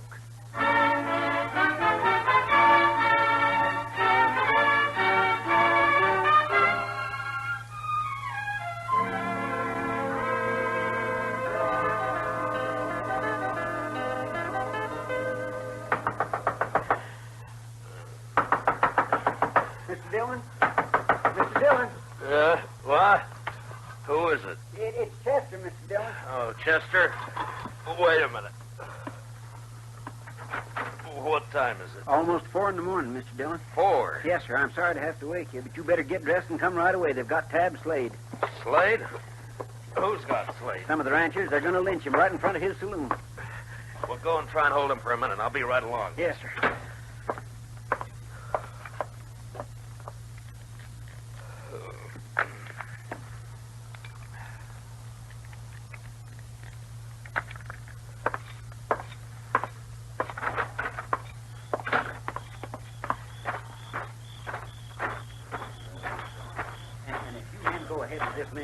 Mr. Dillon's going to have every one of you up for trial. No reason for you to get hurt. All right, Chester. I'll take over.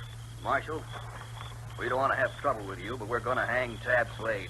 Right now. Harrison, you're too smart a man to be the head of a mob like this. Now tell your men to break it up and go home. I'm sorry, Marshal. I can't do that. Slade killed another man tonight, and he's going to pay for it.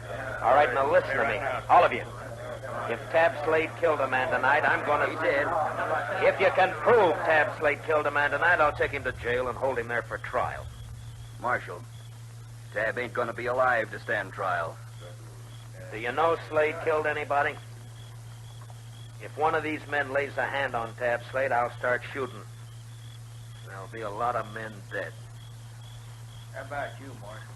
Might be you get hurt, too. That's right, John. You could kill me, all right. But which of you is going to shoot first?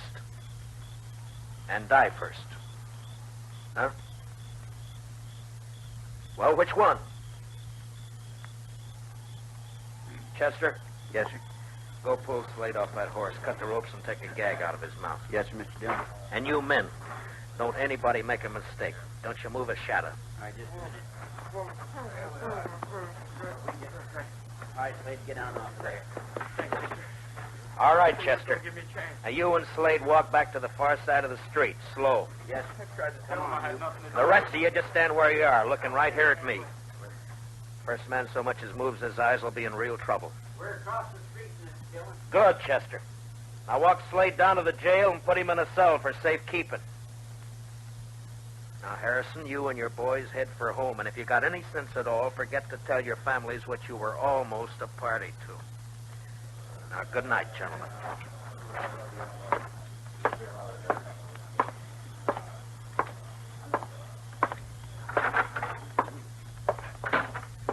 Chester, what happened tonight?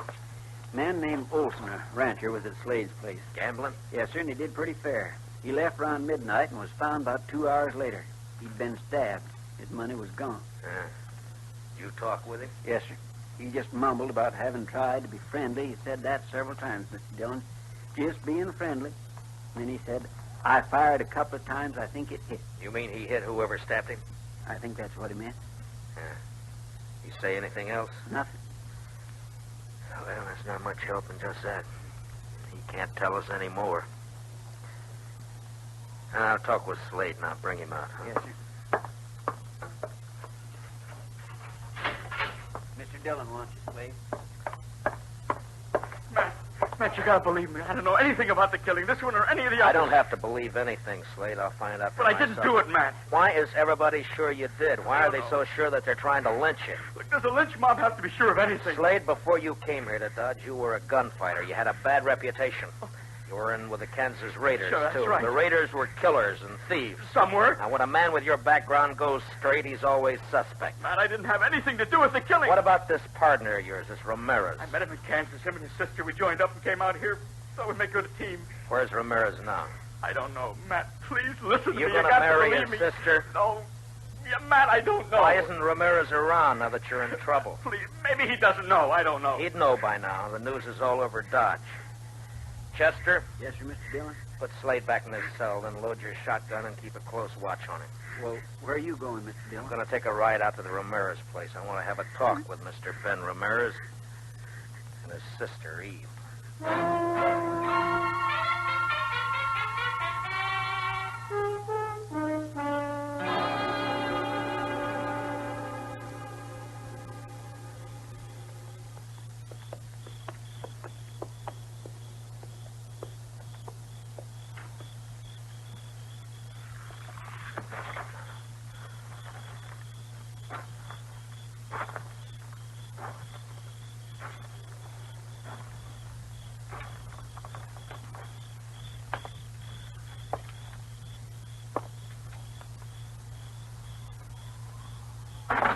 Don't move.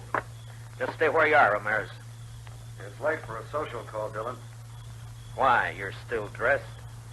I was just going to turn in. Last time we talked, you had a gun in my back. Now your gun's on your hip, and it'd be smart to keep it there. I'm not going to try a shootout with you, Dillon. I wouldn't chance it, especially in this lamplight. There'll be no reason for anyone to draw. I just want the answer to some questions. What questions? Where's Eve? What do you want her for? I ask you a question, Ramirez. I want an answer. Where's Eve? She's in bed. Where was she around 3 this morning? Here, I suppose, asleep. I think you better get her out here, Ramirez. What's so important about Eve? A man was killed this morning, and I think she might have done it.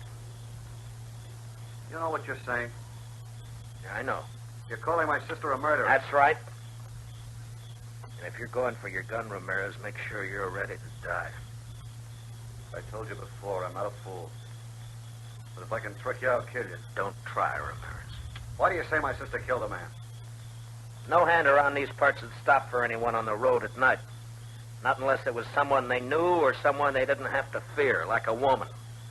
Like your sister. You don't know anything, Dillon. You're guessing wrong. I didn't know when I got here, but now I'm sure. What do you mean? The man who died tonight shot at and hit the person who stabbed him. There's no blood on you, but there's blood on the floor over there by the door. Blood that could have come from a gunshot wound. That doesn't prove anything. And there's blood on the table by you there. It's not blood, it's just a shadow from the lamp.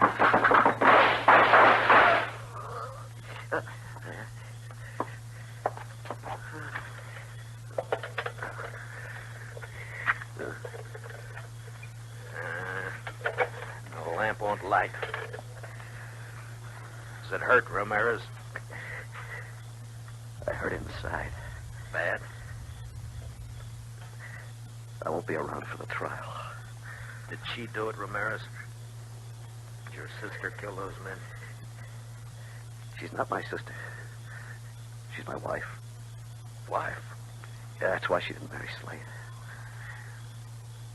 She's in the other room. Hurt bad. Get a doctor for her. Ramirez? She's no good. But I loved her. She's got a horse.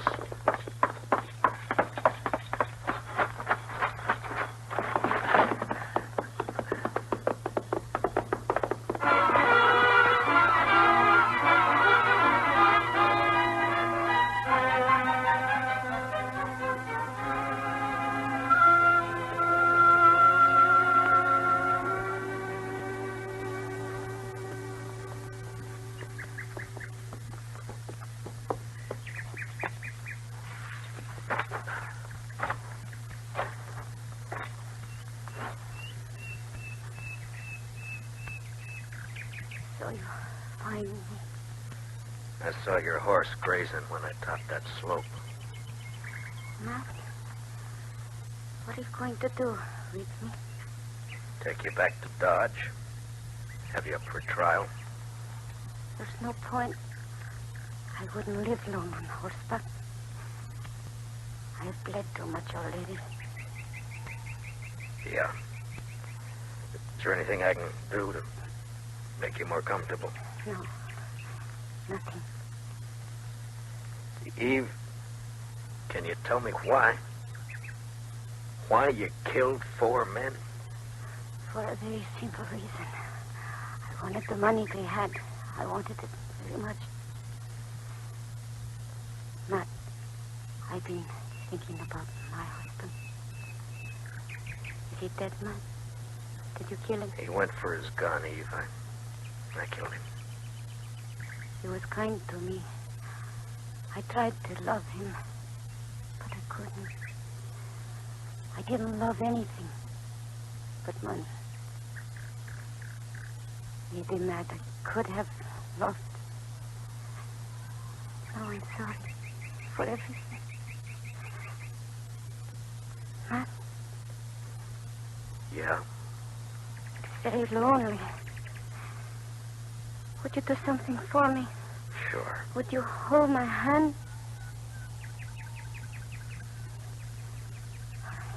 Good. That's good. Very good. I'll just rest here a minute longer. Perhaps I can...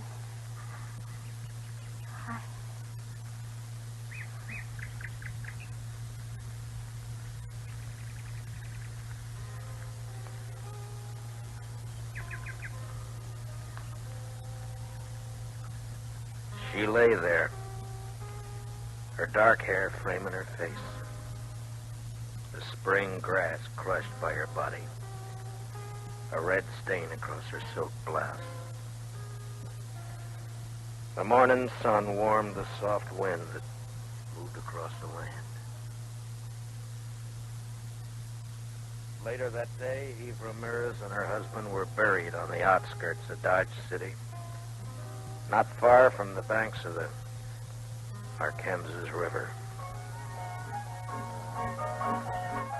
And later that night, Dodge City was alive with saddle bums, ranchers, cattlemen, searching the dark of the Kansas night for excitement and life.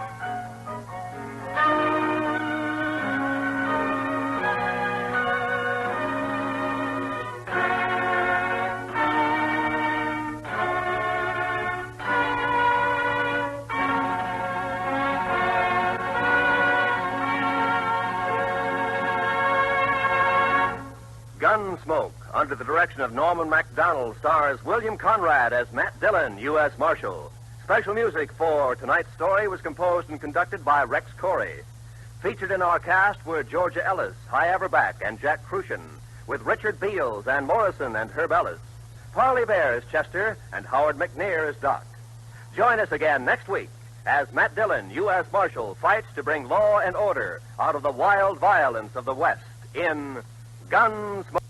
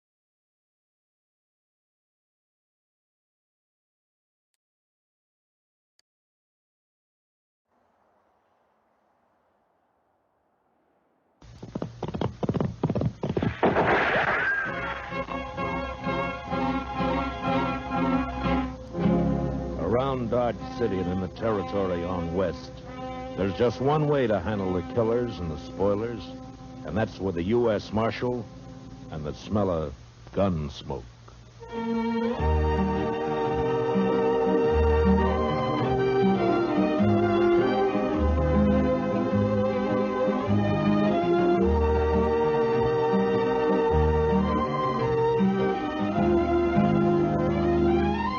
Gunsmoke, starring William Conrad.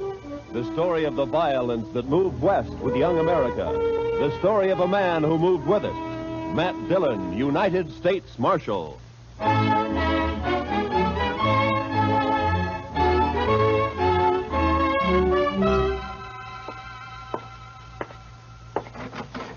Chester. Chester. Chester, where are you? Back here, Mr. Dillon. Well, come on out. Yes, sir, Mr. Dillon. As soon as I get my boots on. Your boots on? What are you doing, sleeping? No, sir. Just washing my feet. Well, now, I hope you didn't have any plans for tonight. What did you want me to do, Mr. Dillon? God, I want you to stay on Front Street for a few hours while I go up and have a toddy with Big Kate. But if you're going to be busy... No, sir. well... I haven't got anything to do. I'd be proud to stay here.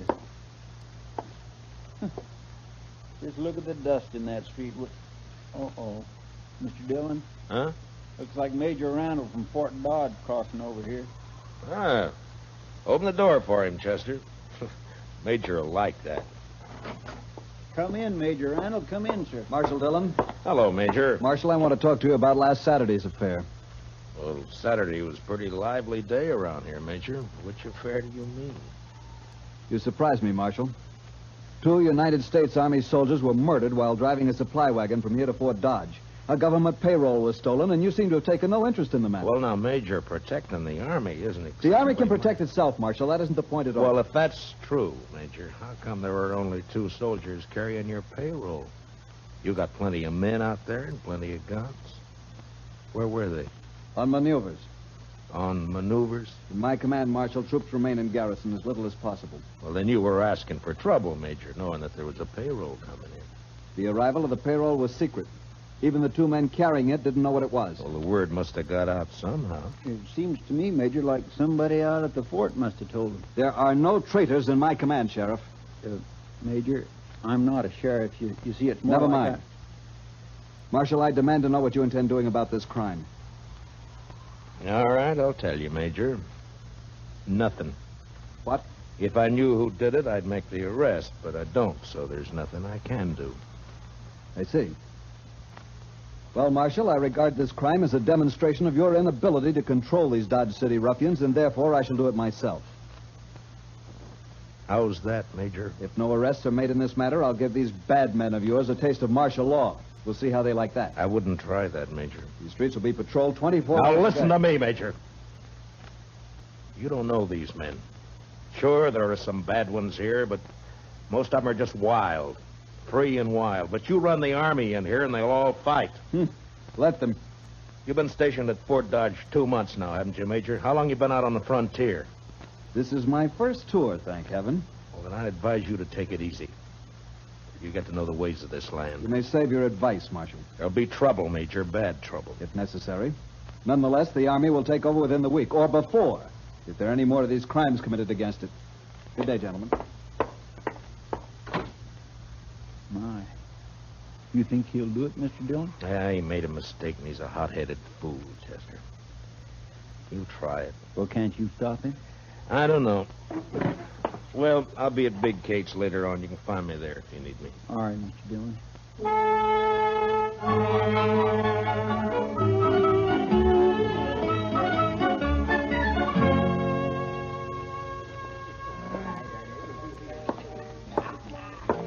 Hey, Marshal, come here.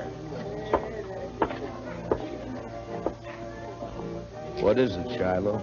There's talk of Dodge being run by the Army, Marshal. So? So I don't like it. I and most of the men around here got out back in '65. We've had all the Army we need. Yeah, I know. But maybe things will work out. And if they don't work out, which side you fighting on, Dillon? Where do you stand? I'm hired to keep the peace, Shiloh, not to answer fool questions. You calling me a fool? Well, say it. No, you're drunk, Shiloh. You saying I'm drunk, Marshal? Is that it? All right, Shiloh, I'll show you how drunk you are.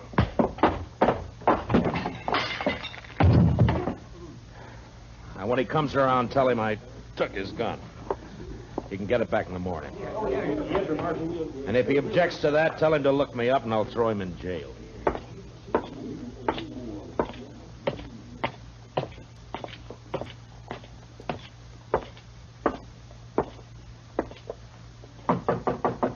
Who is it? It's Matt, Kate. Well, come on in. Well, sit down, Matt. I'll fix your toddy. Thank you, Kate. You could thank me best by buying a drink at the bar downstairs once in a while. Well, why should I? Get better whiskey for free up here. At least you're honest. Well, what's in the wind, Marshal Dillon? Or did you just come up here because you're tired of sitting with your back to a wall? You're right, Kate. It's the only place in Dodge where I can relax. That's probably just because you don't consider me worth killing. How old am I, Matt? Oh, what? You heard me. Well, I never thought much about it, Kate. You sure didn't. What are you getting at, anyway? Just that if I was 20 years younger, you probably wouldn't come here at all. No? And why? Here's your toddy. Forget it. Anything you say, Kate. You know, Matt, you ought to get yourself a girl. Oh, now, Kate, don't start I mean that, it, please. sure. Somebody like, we'll say Connie Dell. There's a real pretty girl. A lot of fire, Oh, too. you're sure a conniving old woman, Kate. You're just no good at all, you are. You'd say worse than that. I told Connie she'd come up and have a drink with us the next time you showed. All right, Kate, if it pleases you. It does. Connie! Now, there's fresh cigars in that box by your chair, Matt. Well, now. Had them brought in by the Santa Fe Railroad all the way from St. Louis. Evening, Miss Kate. Oh, come on in, Connie. I've corralled the marshal for you. Sit down, honey. I'll fix you a drink. Don't let her talk bother you, Connie. Well, I did ask to meet you, Marshal. Oh? Why? Why'd you want to meet me? Maybe just to see if you're really as cold and cruel as you seem downstairs. And? I can't tell yet. But I don't think you are. Yeah, a profession like mine leaves its mark on a man. There's always trouble of some kind, isn't there? Most always. Like this army business now. Yeah. Will it be bad, Marshal? It could be. Well, I'll figure it this way, Matt. The Major's in trouble, and he's trying to cover it up by threatening to take over Dodge. Any more difficulties, and he will do it. Blasted greenwood. Say, Connie, your corporal been in? He left a while ago. Well, what's he say? How'd the soldiers feel about all this? Well, I don't think they want to mix it with all these gunmen and buffalo hunters and the like. Yeah. The Major will wish he were back on maneuvers if it starts. Maneuvers? So that's where they've all been. No wonder it's been so quiet. But that corporal of yours, Connie, how come he didn't go out? He's not my corporal, Miss Kate. He's just a lonely kid. All right. Seems like he spends more time here than at the fort. How's he manage that? Oh, they made him a clerk, a sort of bookkeeper. His time's pretty much his own. Uh-huh. Well, he's lucky. He's got a good, safe job, too. Suppose it is. Well, I'd better get back. Now that we've met, Marshal, you might stop and buy me a drink next time you're here. I'm afraid not, Connie. No? You're too distracted. I might get careless and shot at. I take that as a compliment, Marshal. It is. Good night, Marshal. Thanks, Miss Kate. Don't you mention it, honey. Well, Matt? You said her name's Connie Dell, Kate. Where's she from? I never ask the girls anything. Yeah, maybe, but you always find out. Now, come on, tell me. Hayes City, last. Uh-huh. What's the name of this corporal who's been sniffing around? Bowers, Corporal Bowers. Oh, here, let me sweeten that toddy for you. All right. You put me in mind of a man I knew back in Wichita. Yeah? He was the slipperiest, side-windingest, stubbornest man I ever knew.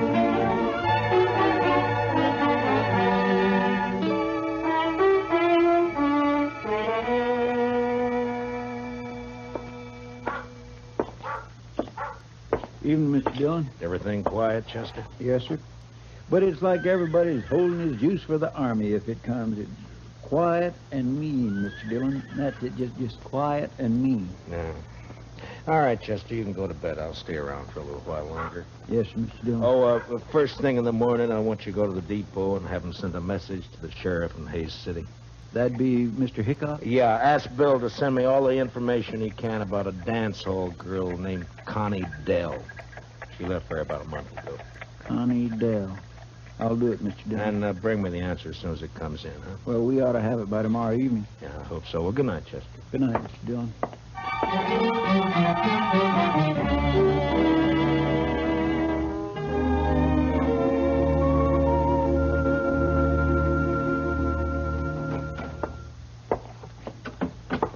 I got it from Mr. Hightower down at the railroad depot, Mr. Dillon. It'd come in at 7 o'clock. Oh, good. Let me see it, Chester. Here. Connie Dell worked Golden Horn Bar here. Left about a month ago. A stranger called Billy Grounds. Nothing against girl, but believe Grounds a wild one. Has anybody shot you yet? Regards, Hickok. What's up, Mr. Dillon? Well, I don't know, Chester. I don't quite know. Look, you go over and ask Big Kate if she's heard anything about this Billy Grounds. All right, Mr. Dillon. Marshal? Huh? Well, what is it, Shiloh? I want you to smell my gun. Here. What? And go on, smell it. All right. It hasn't been fired. What are you worried about? Well, I've been talking a lot lately, and a man was just shot out behind the Long Branch. A soldier.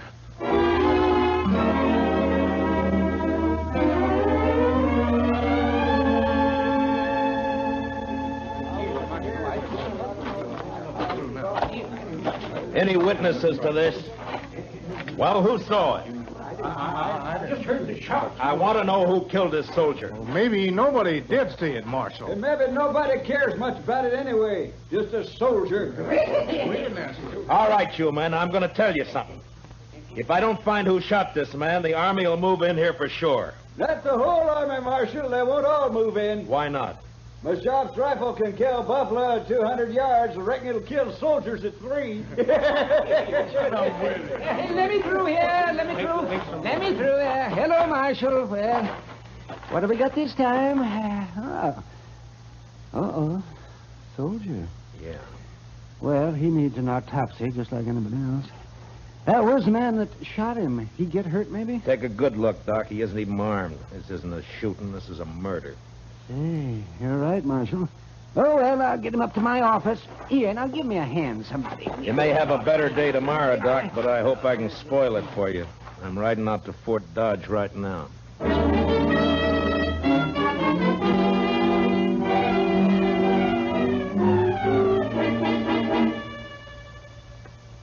Well, Marshal, what brings you here? Trouble, Major. What sort of trouble? Murder? A soldier? Yeah. Who? I don't know, some private. Why haven't I been informed of this? It just happened about an hour ago. In Dodge City, of course. In Dodge City. Have you arrested the murderer? Nobody saw it happen. I see. Well, Marshal, you leave me no choice. I shall have Now, to... hold it, Major. I didn't ride out here just to carry news for you. I want something from you. From me, Marshal? Yeah. I want you to keep all soldiers out of Dodge for the next 48 hours. Put it off limits. That's not exactly what I had in mind, Marshal. But you're going to do it anyway. What? Now, listen, Major. Dodge City's an armed camp. It's full of men who fought Indians, who fought the war between the states, and who fought each other ever since they could spit. They'll fight you next. They'll make you hate it. Marshal Dillon, I shall report your treasonable talk. Report what you like, but stay out of Dodge. Now, I'll make you a deal, Major. Give me 48 hours, and I'll find your killers. You better take it. All right. But I want the criminals delivered here. Sure, Major. And I might have to kill them to get them here.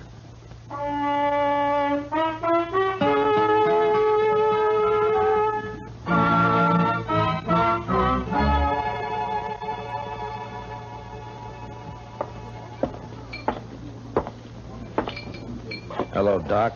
You drinking up the profit you made off of that soldier? Hello, Marshal.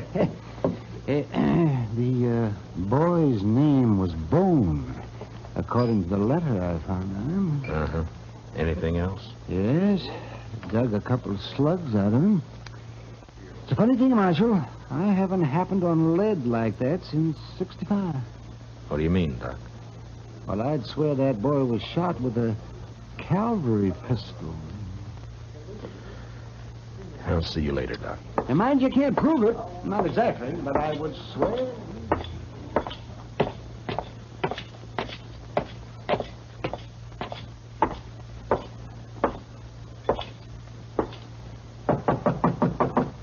Come in. Hello, Kate. Did Chester see you? He did. Well? Matt, I get my information through the girl. Some of it's true, some is bound to be just talk. I'll weed it out. Carney's been seen riding out at night toward the Arkansas down by Brandy Bend. What for? Well, I don't know. Could be this feller Billy Grounds. Yeah. His name's never been mentioned around here. My guess is he's never been in town. Anything else? One thing. Corporal Bowers and Connie went for a ride one night. When? Night before that payroll was robbed. Figures. Where's Connie now? Over at the Longhorn eating a steak. It's kind of late for supper, isn't it? She works late. Matt, Yeah. next girl I steer you into, I'll pull her fangs first. No, thank you, Kate. I like them better this way.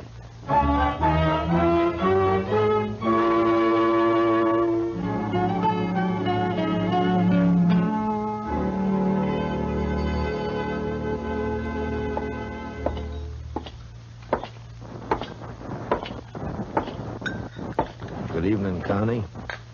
Well, this is a surprise, Marshal. May I sit down? Of course. Thank you. You sure Corporal Bowers won't mind? Don't be silly. Anyway, he's away at the fort. No? What time do you leave, Connie? I don't know, about 7, I think. Why? Anyone with him? Yeah, Private Bone. Marshal, you think Bowers shot him, is that it? You know any reason why he would, Connie? They were friends. They worked together in the bookkeeping office. I see. Tell me, Connie, Bowers say much about his job there? Well, what he does and all? No, Marshal, he never talked about it. Handled expenses for supplies and the like? Figured out the payroll? I don't know. Bowers would be in a good spot to know when to expect the payroll money in, wouldn't he? Even when it was kept a secret? You'd have to ask him, Marshal. I don't know anything about the Army. But this isn't why you found me here, is it? Of course not, Connie. I'm sorry. Hey, you look real pretty tonight. Why, thank you, Marshal. You really mean it? Sure. Sure I do. I have to work late tonight, but I can get off tomorrow evening. Marshal, would you go for a ride with me? There'll be a moon. Where would we ride to, Connie? I don't know. Anywhere, maybe along the Arkansas. Oh, I know. Let's ride down toward Brandy Bend. All right, Connie. We ride down to Brandy Bend.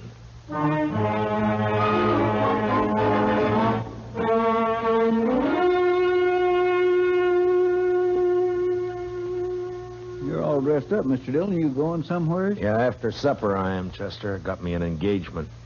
Going riding with Connie Dell in the moonlight along the river. Is she a nice girl, Mr. Dillon? All girls are nice, Chester.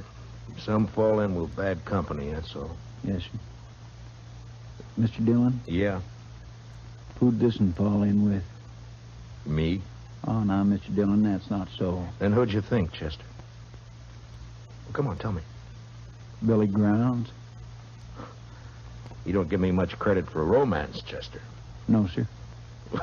Well, don't look so worried about it. I was thinking, would you like me to follow you tonight? Indian style? Thanks, Chester, but it wouldn't help. You see, I'm riding into an ambush. It'll be over fast. Real fast.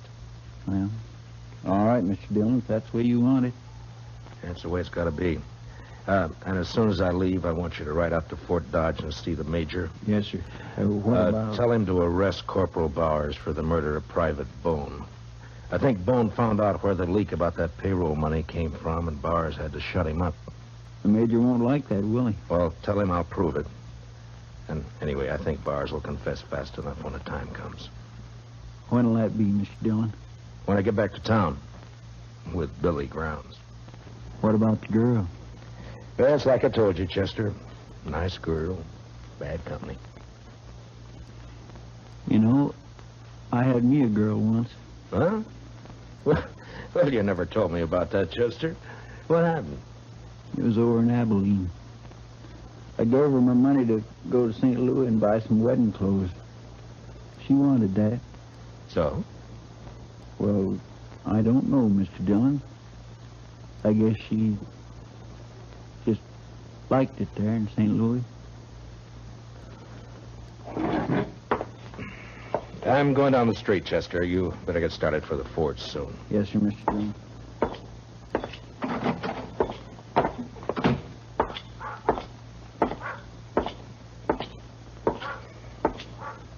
Evening, Marshal. Hello, Shiloh.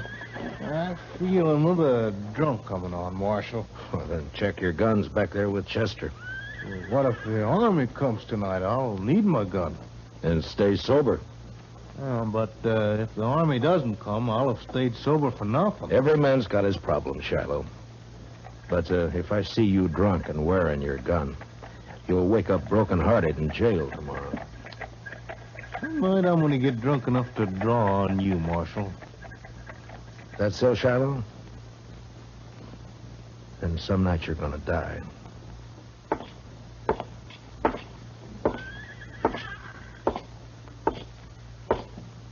Marshal, Oh, hello, Connie. I got off a little early. Shall we go now? Anytime. I keep my horse at the National. I'll meet you at the edge of town. Oh? You ashamed to be seen with me? Well, no, Marshal. But, well, you know how people talk. Sure, Connie. I'll wait for you just down the trail. I'll hurry.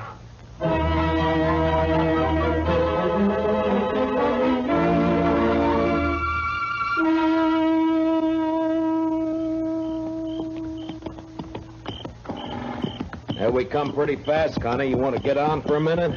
I'm all right. All right. We'll let the horses blow a little and then move on, huh? You nervous, Connie? No. Why? Well, then sit down and relax. All right. This better? Yeah. Sure is a nice night. Yeah, it's beautiful. You're not even looking at it, Connie. Is something on your mind? No, of course not. Why should there be? I don't know. You tell me. It's nothing, Marshal, really. Connie, let me ask you something. You ever see a man killed? What? Why'd you say that? Well, did you? Yes. Once in the saloon. Huh. Tell me, do you have a fair chance? Yeah, he even drew first. Then you never saw a man shot in the back. Or ambushed. What do you mean, Marshal? I think it sort of goes against your grain, Connie, the idea of a man being killed without a fair chance. I get it, Marshal. All right. Go ahead. Down by the river near Brandy Bend, Billy Grounds is waiting to shoot me in the back. Then why did you come, Marshal? It's my job. I suppose you know about everything. I think so. What are you going to do? Connie, unless I made a mistake about you, I think you're going to let me have a fair chance at him. Somehow. Why should I? What does it mean to me? I don't know, Connie. I don't know. But you think about it. You think about it all the way to Brandy Bend. Now, come on, let's ride.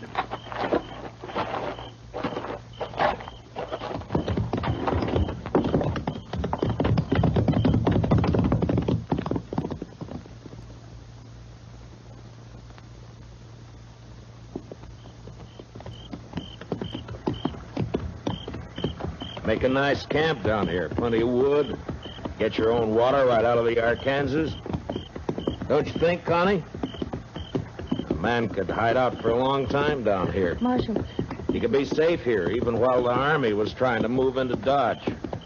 A lot of men were being killed back there. It's peaceful here. Quiet. Marshal, I can't do it. Tell me, Connie. That big cottonwood up ahead. On the left. All right.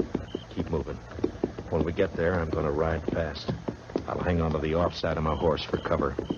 When I start, you turn around. Get back out of gunfire. Yeah, it sure is pretty down here, Connie. You know, maybe someday we can come down and go fishing, huh? That river's full of catfish. Did you ever get a catfish dinner? Oh, they can be mighty good when they're small enough. Back, Connie.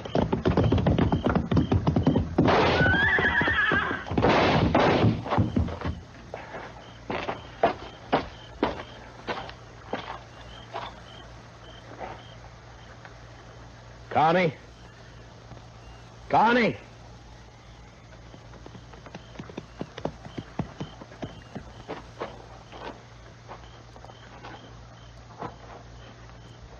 Yeah, he's dead, Connie. I'm all right, Marshal. I'm sorry about this, Connie. I'm sorry I had to do it. He killed your horse. I'll show you where his is. and the money. Then you can take me back to Dodge. Jail. All right, Connie. But you won't be in jail for long. You have my word. Not for long. Let's go, Marshal.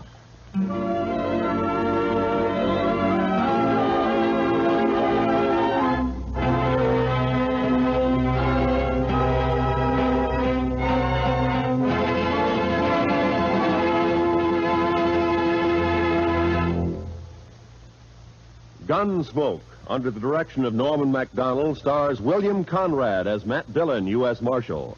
Tonight's story was especially written for Gunsmoke by John Meston, with music composed and conducted by Rex Corey. Featured in tonight's cast were Michael Ann Barrett and Jeanette Nolan, with Harry Bartell and Don Diamond. Parley Bear is Chester, and Howard McNear is Doc. Join us again next week as Matt Dillon, U.S. Marshal, fights to bring law and order out of the wild violence of the West in Gunsmoke.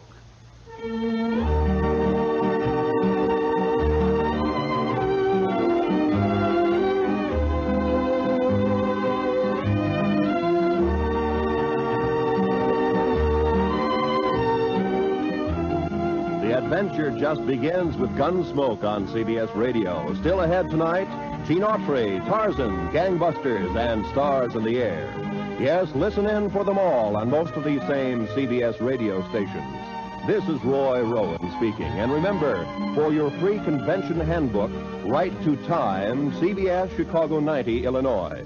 This is the CBS Radio Network.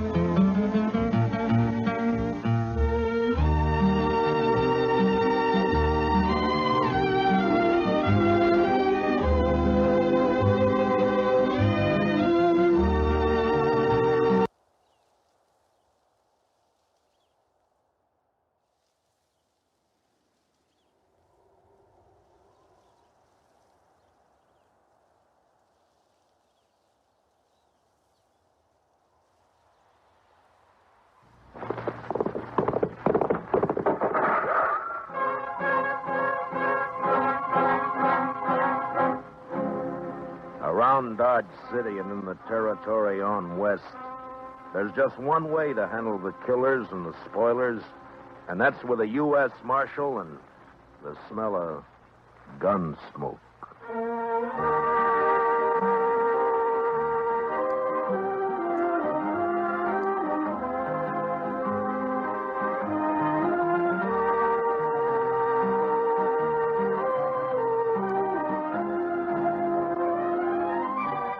Gunsmoke, starring William Conrad. The story of violence that moved west with young America. The story of a man who moved with it.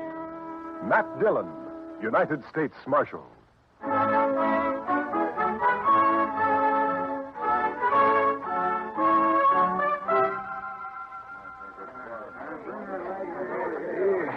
Howdy, Marshal. Hello, Mr. Biggs. Can I give you a hand? No. This is the last batch here. Hey, wait till the flies get to these buffalo hides in the morning. Be enough vultures overhead to keep the place in shade for a week. Yeah. You know, you'll sure have your hands full by tomorrow night. It looks that way. When these boys turn them hides into cash, they'll bite the corks out of every bottle in town. And some of them look mean enough sober. Yeah. Well, you better bed down and get some sleep, Mr. Biggs. Where are your boys? I don't know. Jeff had some trouble with a dry axle up near Pawnee Rock, and Boaz stopped to help him fix it, but they shouldn't be this long behind me. Well, if I see him, I'll tell him where to find you. You can tell Jeff, but Boaz ain't even going to hear you. Why? What's the matter with him? Oh, he's riding higher than an eagle. You know that white buffalo you've been hearing about? The albino? Mm-hmm. Well, it's just Indian talk. Oh, you think so, huh? Well, if it is, Boaz sure shot himself a mighty scared buffalo. White as borax. That ought to fetch a price. Hey, ain't Anybody seen Marshal Dillon? Over here, Chester. You better saddle up, Mr. Dillon. What's the matter, Chester? Indian trouble. 2 men dead and a couple of wagons burned up out there. I found this. A war rattle made out of buffalo toes. Arapaho. Well, they haven't been making any trouble. Well, these did. I was topping a hill when I saw the wagons go up in fire. It was Indians, all right. I saw one ride off. That's funny. I never heard of Arapahoes attacking at night. How far out, Chester? 10 mile, maybe, toward Pawnee Rock. Pawnee Rock? Marshal, my sons was coming from there. Easy, Mr. Biggs. Lots of wagons in the territory. Marshal, I didn't see another wagon between here and Pawnee except the ones we had, but the Indians killed my boys. There's only one way to make sure, Mr. Biggs. Saddle up and ride over to my office. I'll be with you as soon as I can get my horse.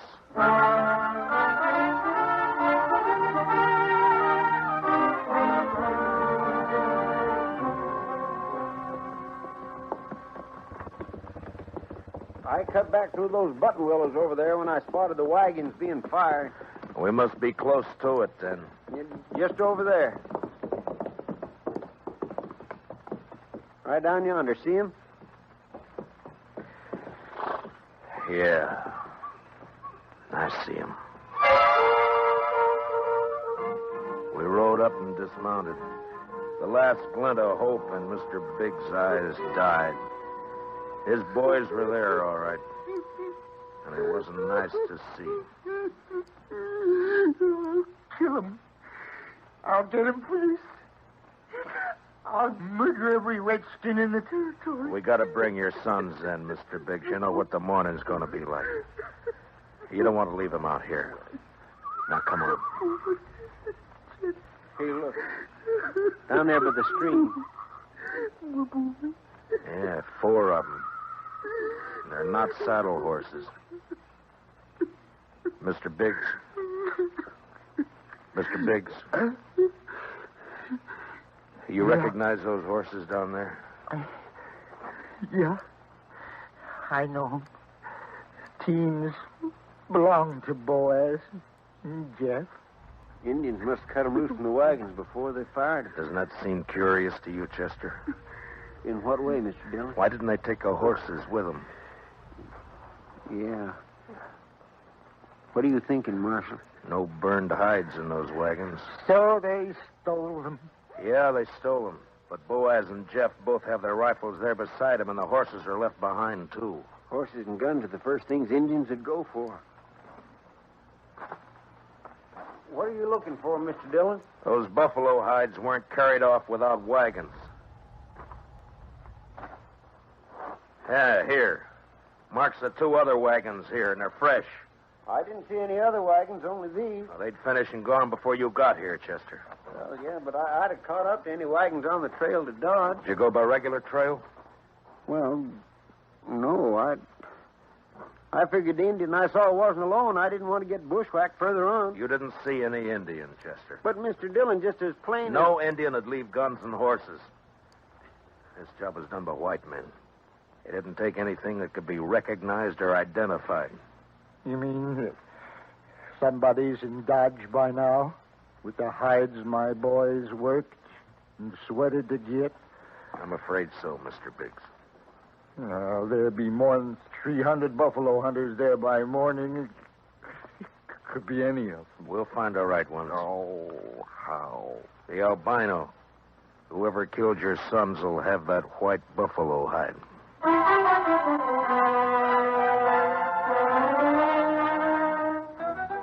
It was almost sunup when we got back to town, and more wagons had jammed the main street lining up for the unloading barns. I rode down the line, looking them over one by one. Howdy, Marshal. Some of the men would take their money, drink it up, and drift away. Few would stay long enough to be buried on Boot Hill. Then suddenly a wagon driver up ahead pulled out a line. Oh, hey, wait a minute, Jim. Oh, hold it there. Take your hands on that key. I'll take my hands off as soon as you get back to your place. Oh, I'm tired of waiting now. Let go of that bit, mister. Don't do that, stranger. Get your hand away from that gun. Well, now. Knows any law around here. There is, so don't try making your own. You got no right grabbing my team. I got plenty right when it tries to horn in front of me, Marshal. That's a lie, Marshal. He cut Never in mind. hard. You both want to cool your heads out in jail? Now, what's your name? Tennessee's good enough. A lot of people from Tennessee coming into the territory. Most of them are pretty peaceful. That sounds like you're saying I'm not. You move pretty fast for that gun. Man can lose his temper. You lost yours 4 times, according to the notches you've carved into that gun butt, but don't try for number 5, not here. How about you? What do you call? Charlie Kell. Charlie Kell, huh? They ever call you Chuck? No, Heard of a Chuck Kell a couple of years back, come from Kentucky. not me. Man I heard about was a gunfighter, so he never wore gloves. See, you don't either. It's pretty rough on the hands. Thanks, Marshal. I'll make sure to take better care of him. Yeah, do that. I'll be around a while, Marshal. Maybe we can have another talk. Anytime. They'd need watching. But what I wanted now was a white buffalo hide. Searching the wagons wouldn't do. There wasn't time, and the search had let the killers know that something in the hides they'd stolen could be identified. The time to find out would be when the buyers checked them. I got Biggs and Chester to cover 2 of the unloading barns, and I covered the 3rd one. And then finally daylight came, and the haggling started. Son, you want to sell those hides? Better learn how to handle your skinning knife a little better. They're as good as any. They're full of holes, they ain't. Give you $4 a hide for the bunch. You gave that last fellow 8. He looked tougher than you. 6. I'll take 6. 4. Take it or leave it. You think you can rob me, mister? Watch your mouth, boy. Here, none of that. Let me go! Easy, son. Go! Let me have that gun just so you won't be tempted. There, that's better. Give me that. Give it back. You can pick it up at my office whenever you're ready to leave town. Yeah, you look like a city boy to me. Where are you from? St. Louis? None of your business. When something's got you beat, son, there's no shame to admitting it and going home. Sometimes that takes a real man. Don't tell me what to do. Why don't you watch your own job? Why don't you leave me alone, Marshal? I ain't got a white buffalo hide. What'd you say, boy? You heard me. What do you know about a white buffalo hide? What everybody else knows. That you're looking for one. Everybody in town knows it. How? Because the old man whose sons were bushwhacked all liquored up over at the other barn, shooting off his mouth.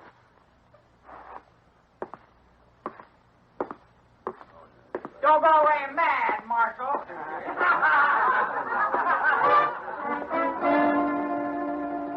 Mr. Biggs wasn't at the barn where I'd left him. I cut through an alley to Front Street and headed for the saloons. I never got to him. Mr. Dillon? Mr. Dillon? What's the matter, Chester? Old man Biggs. Where is he? I'm looking for him. Well, he was over by the barn I was watching, drunk, going through the wagon. Yeah, I know about that. I was trying to get him to go back to his own barn, but all of a sudden, he took off. For where? I don't know, but there was one wagon he was watching in particular. The driver walked away from it with a package of some kind. That white hide? It could have been, I don't know, but Big sure thought so. He lit out after the fellow with blood in his eye. Which way? Down there where the boy's been hitching the empty wagon. Well, let's go. Old boy's drunk enough to make trouble. He's liable to kill somebody. Or get killed.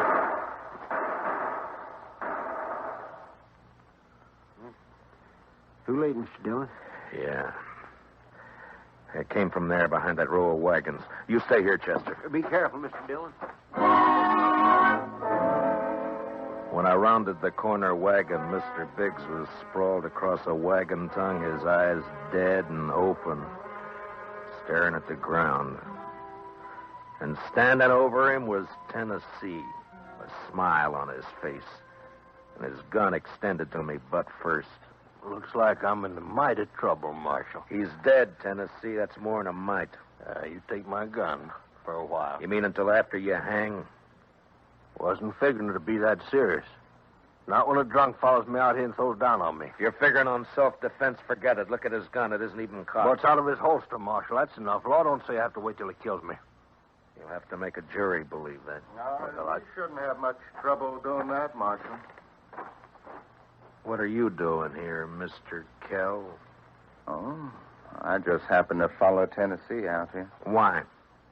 Well, you broke up our little argument in town. Thought I'd get him alone here. See if maybe he was still nursing a grudge he wanted to settle. But the old man beat me to it. Now, Tennessee here ain't exactly a friend of mine, as you know, but I hate to see any man hang when he ain't guilty. Is that your personal verdict, Mr. Kell? That's right, Marshal. The old man threw down on him, and Tennessee had to kill him in self-defense. Chester, Yes, sir, Mr. Dillon? which one of them had the package? This one. This is the fellow the old man was after. All right, Tennessee, where is it? I don't know anything about a package. Look in the wagon, Chester.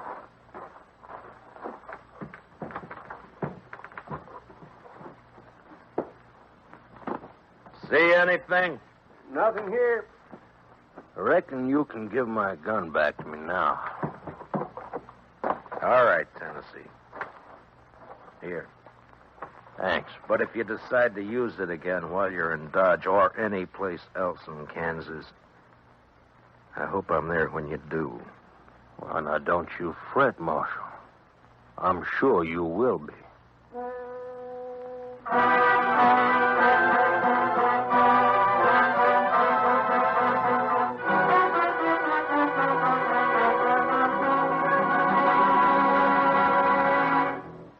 We will return for the second act of Gunsmoke in just a moment. But first, action, excitement, thrills. That's Gangbusters. Gangbusters helps to fight crime by fearlessly naming the criminals. Listen for it later this evening on CBS Radio. Now, the second act of Gunsmoke.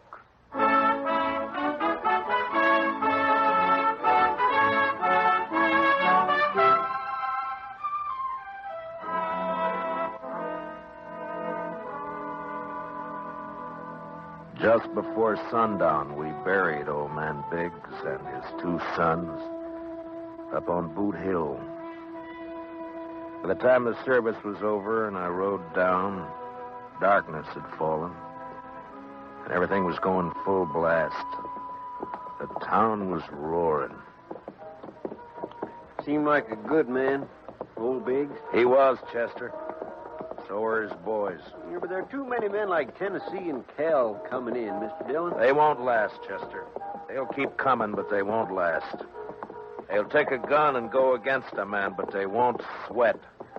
They won't take root and build. We still gonna look for that hide? Yeah. Or just what do you want me to do, Mr. Dillon? Tennessee and Kell will be in town, but their wagons are back there with the other empties. Ride back and look them over. Oh, they might have had somebody carry that package off for them. It might be, but they don't seem like partners, Mr. Dillon. From what I heard, you stopped them from gunfighting. Took more than one man to kill the Biggs boys, and more than one man and more than one wagon to cart the hides in. Well, you mean they staged that trouble just for you? Just for me.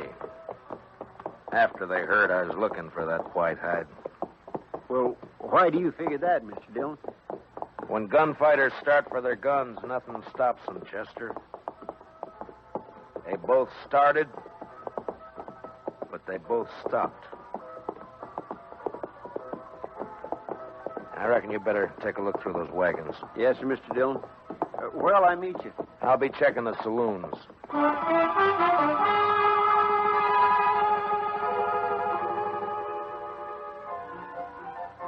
One by one, I made the stops. The Long Branch, the Alafraganza, the Texas Trail.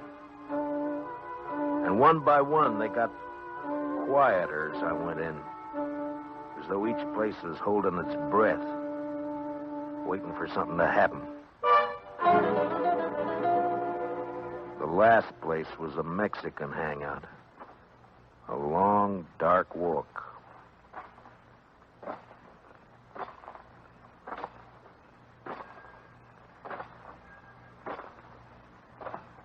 Hello, Marshal.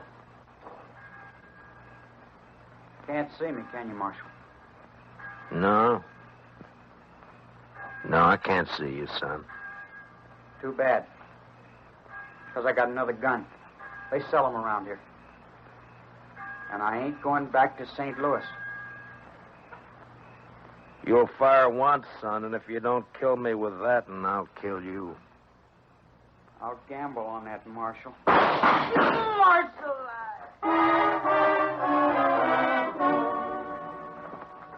He lurched from the shadows into the street, staggered, and fell. And then he rolled over on his back, and his eyes struggled for a minute like they were trying to remember something. And then he went blank.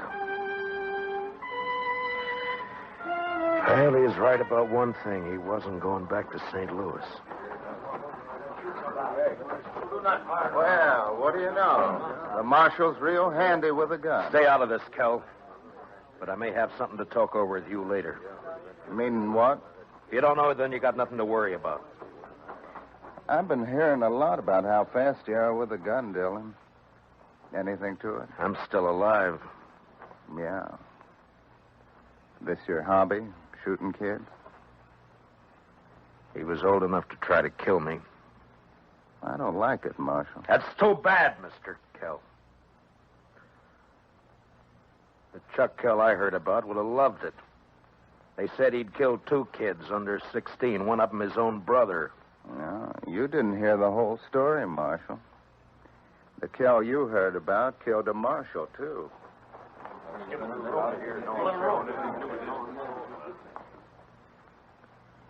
You made the bid, Mr. Kell. And you got a gun. Use it or I'll take it away from you. Come and get it.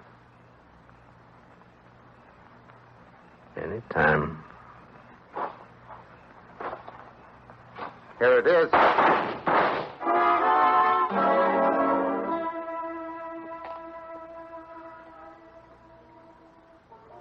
How you feeling, Mr. Dillon? I'm all right, Chester. Doc fixed your head. Wasn't much he could do for Kell, though. I hit him. If you didn't, he sure died for nothing. He was fast, all right. Boys say you made him look like a sleepy burro. Never even cleared his holster. And my head says different. You didn't get that from Kell. What do you mean? Tennessee was up the street with a rifle. He creased you. Huh? Where is he now? I don't know, Mr. Dillon. He rode out of town before I could stop him. I was the only one who saw him. I was coming up street to find you. All right. Let's get out of here. Did you find anything in the wagons? No, sir. But I found Tennessee's wife. Wife? That's right, Mr. Dillon. In a small wagon next to his. He's a squaw man. His wife's an Indian girl. Well, let's find her.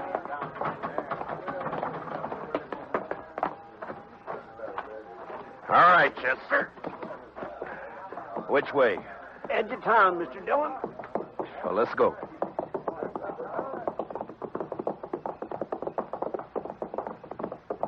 You talked to the wife? Yes, sir. Found out Tennessee and Kell were friends, all right.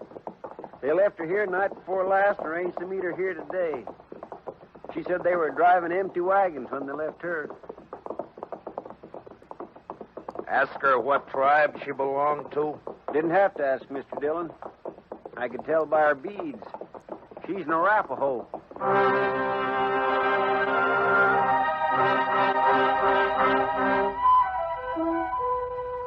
She was there, all right.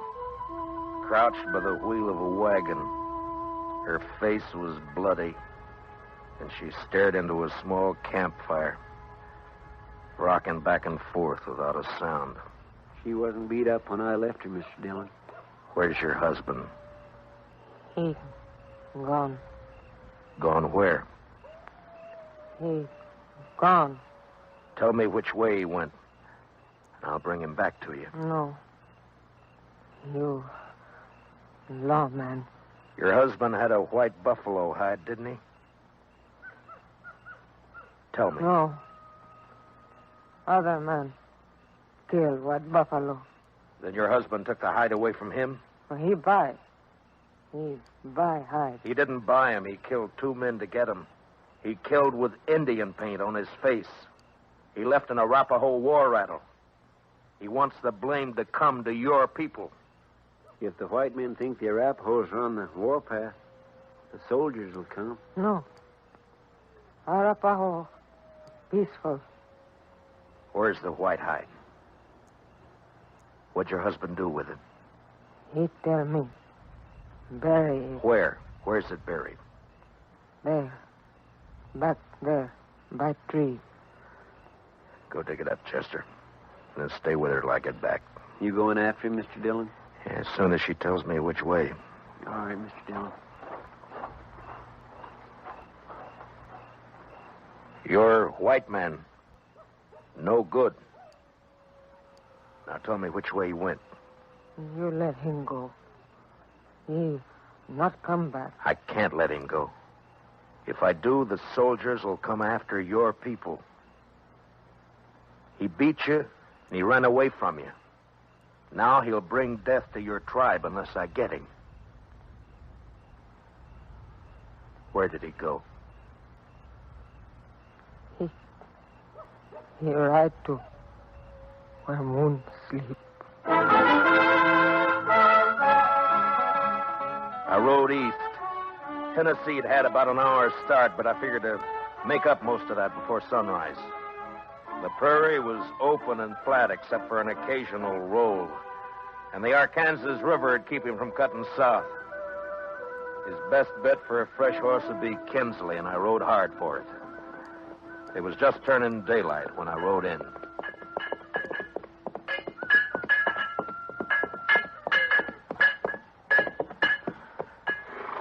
Well, howdy, Marshal. Morning. Good morning. Got a place I can water my horse? Throw off right there. Just let him loose. He'll find it. Thank you. Looks like you come a long way. Dodge. Another fella here just a few minutes ago been riding hard, too. He come from up Pawnee way, though. Tall, dark, riding a vinegar roan? Yeah, that's right. You get a fresh horse here? I'd send my boy out the corral to get one for him. He'll be back soon. You mean he's still here in town? Yeah. Asked about breakfast, so I sent him over to the Widow Hilliard's place. Right over there, across the road. Thank you. I'll be back. Say, you after that fella, Marshal?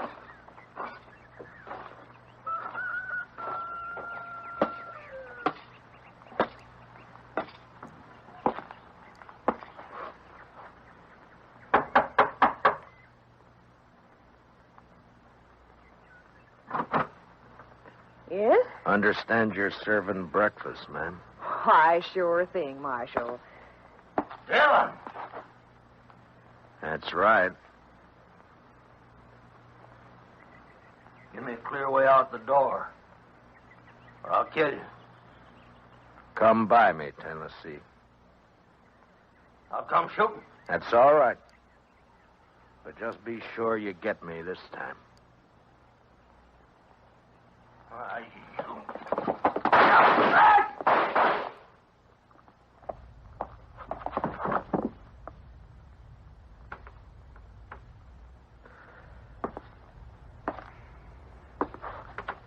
You hurt, ma'am? No, I'm all right, Marshal. He looks kind of dead. Yeah. Bad one, huh? Yes'm. Gunfighter. Thief. Killer. What's your name, Marshal? Dillon, ma'am. Matt Dillon. I'm sorry about Marshal. When my husband brought me out here 15 years ago, Indians burned this place down 3 times. I'm used to killing. You want to carry him out? I'll go fix you that breakfast.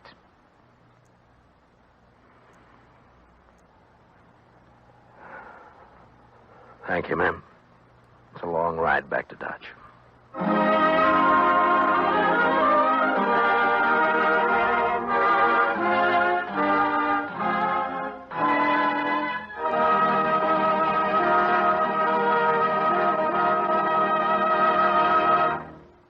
Gunsmoke, transcribed under the direction of Norman MacDonald, stars William Conrad as Matt Dillon, U.S. Marshal. Tonight's story was specially written for Gunsmoke by Joel Murcott, with music composed and conducted by Rex Corey. Featured in tonight's cast were Stan Waxman, John Daner, and Larry Dobkin, with Sam Edwards, Lillian Baeff, Tom Holland, and Mary Lansing. Parley Bear is Chester. Join us again next week as Matt Dillon, U.S. Marshal, fights to bring law and order out of the wild violence of the West in Gunsmoke.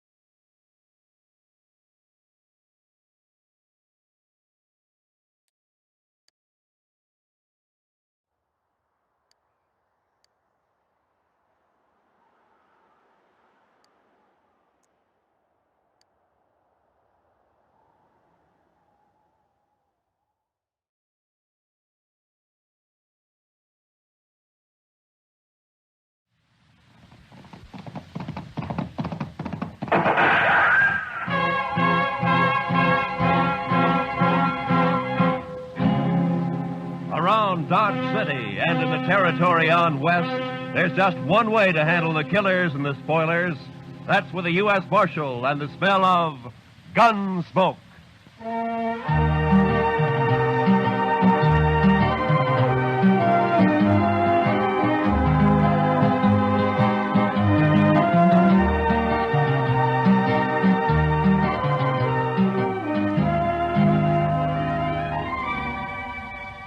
Gunsmoke, starring William Conrad.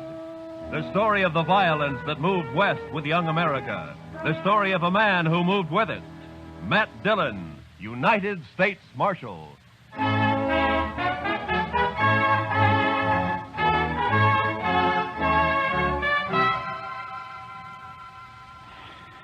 Sure is hot today, Mr. Dillon. Yeah. Used to get hotter in Sweetwater, though. Texas? Yes, sir. But I wasn't there very long. No. What'd you do there, Chester? Oh, I was a salesman, Mr. Dillon. Salesman? Well, what'd you sell? Lightning rods. Lightning? Oh. Well, now, they're good things to have, Mr. Dillon. Why, I had a line of lightning now rods don't explain it to me, Chester. Too hot. Well, I'll go get us some beer. Maybe that'll help. I don't think I want any beer, Chester. Well, then, why don't you just go take a siesta, Mr. Dillon? I'll stay here in the office. Why don't you just leave me alone, huh? All right, Mr. Dillon.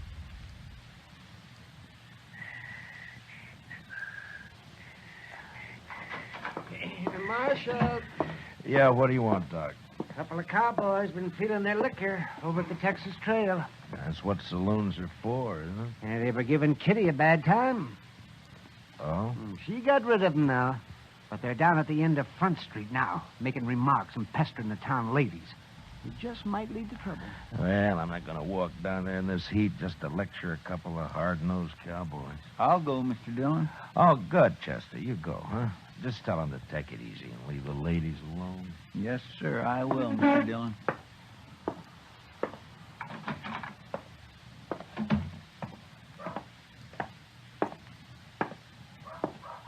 Hey, lady, you ever been to Texas?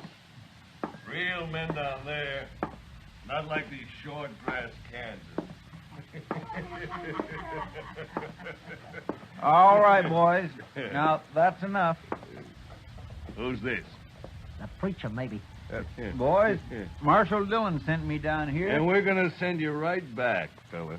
Mr. Dillon said you can have all the fun you like, but to leave the ladies alone. That's the whole dang trouble with these Dodge ladies. They've been left alone too long. Yeah, what they need is a couple of big-handed Texas men. Look, now, why don't you go over there to the Alfaganza? I'll buy you both a beer. You will, huh? Well, that's mighty thoughty of you, mister. We just don't want any trouble, that's all. Sure we don't. And I got an idea how we won't have any.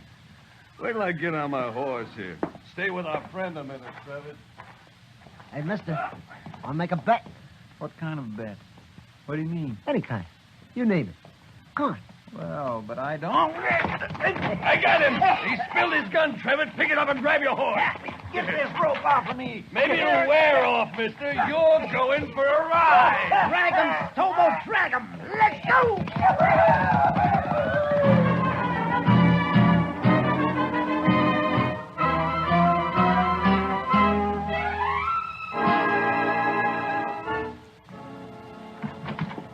We got Chester, Marshal. What?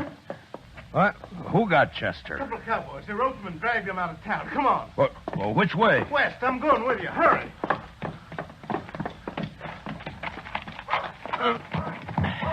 Come on.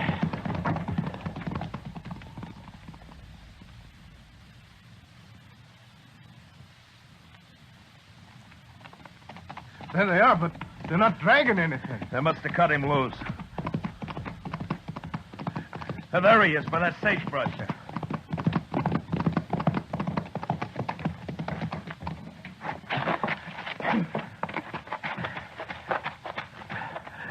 Chester. Chester. Get that rope off his feet, Shiloh.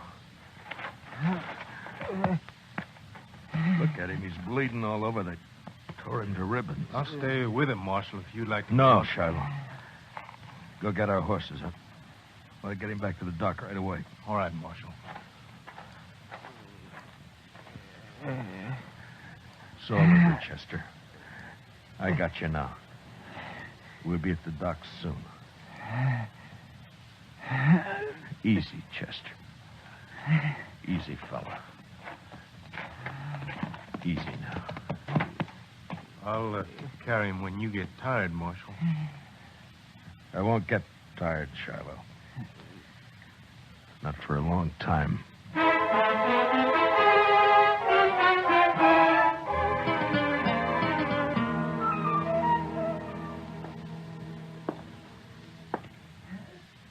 Well, Doc?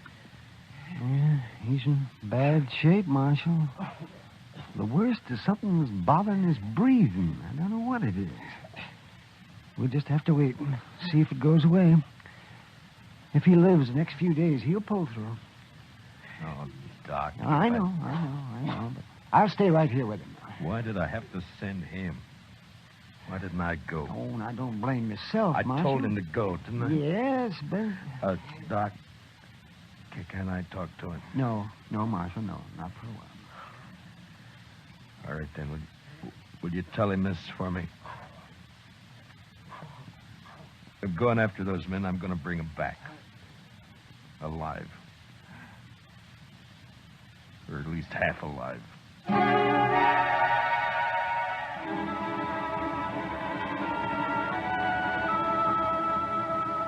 In the street outside, waves of heat move back and forth, making things seem unreal. Like Chester lying up there at docks. That seemed unreal somehow. I walked down to the jail, and I went inside, and I sat there for a while. And then all at once, I got up and unbuckled my guns, and I hung them on a peg behind the desk. And I went over to the Texas Trail. I'm over here, Matt. Sit down. Matt, I heard about Chester. How is he? Doc doesn't know for sure. Oh. They were in here bothering you. Who were they, Kitty? I never saw him before. One was a kind of weasel-faced man named Trevitt. And the other? Big man. Real brute. Named Stobo, I think. I see. What outfit, they say? Would it be the Crow Track? Yeah. The Crow Track's holding a herd up the river. Thank you, Kitty. Wait a minute, Matt. Yeah? It's no business of mine to ask, but where are your guns? It would have been easier for Chester if they'd have shot him and killed him. But I don't see... So I'm not going to shoot them. Chester dies, I'll see him hanged. Otherwise... Otherwise what, Matt? I don't know. But I'm going to bring him back and we'll wait and see. You're taking an awful chance. Maybe. Oh, Matt. Please be careful. Sure. Kitty, Yeah, Matt. look in on Chester once in a while, will you? Maybe Oh, he of can- course I will. Don't worry about him. Thank you, Kitty. So long. Hey, Marshal, What is it, Shiloh? I'll walk outside with you. Marshal, I want to ride after those cowboys with you. No, Shiloh, I'm going alone. But we could use you here at the jail. Here? I'm going to take 2 prisoners. I don't know when or how, but I need a jailer when they come in. So I'll bring them in with you, and then I'll... No. That's something I have to do alone. Marshal, you're a stubborn man. But, okay, I'll do it. Keys are in my desk. Here's my horse. I'm going now. Wait a minute, Marshal. You're not armed. I know it, Shiloh. Goodbye.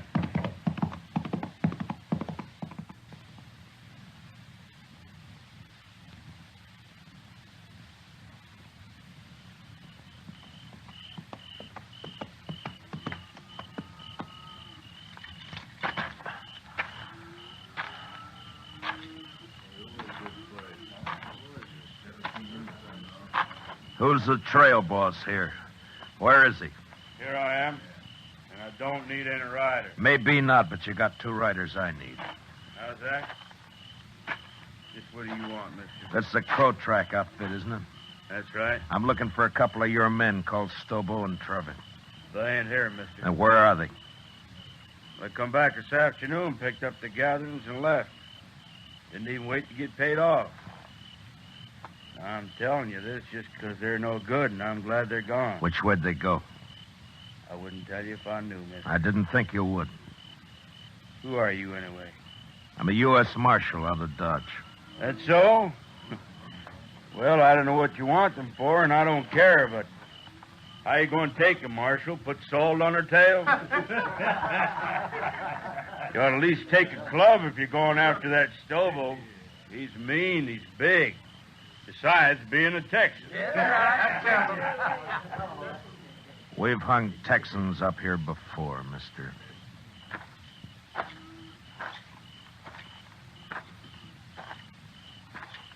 Marshal. Yeah? I heard Stobo and Trevitt say they were heading west, following the Arkansas. Where are you from, son? Texas, near Waco.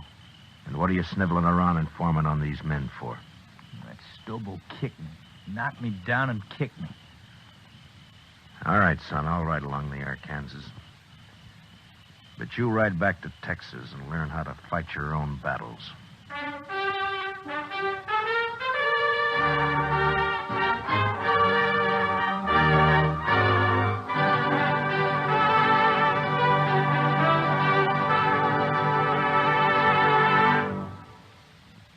return for the second act of Gunsmoke in just a moment. But first, the conventions start next Monday when the Republican Party takes over Chicago.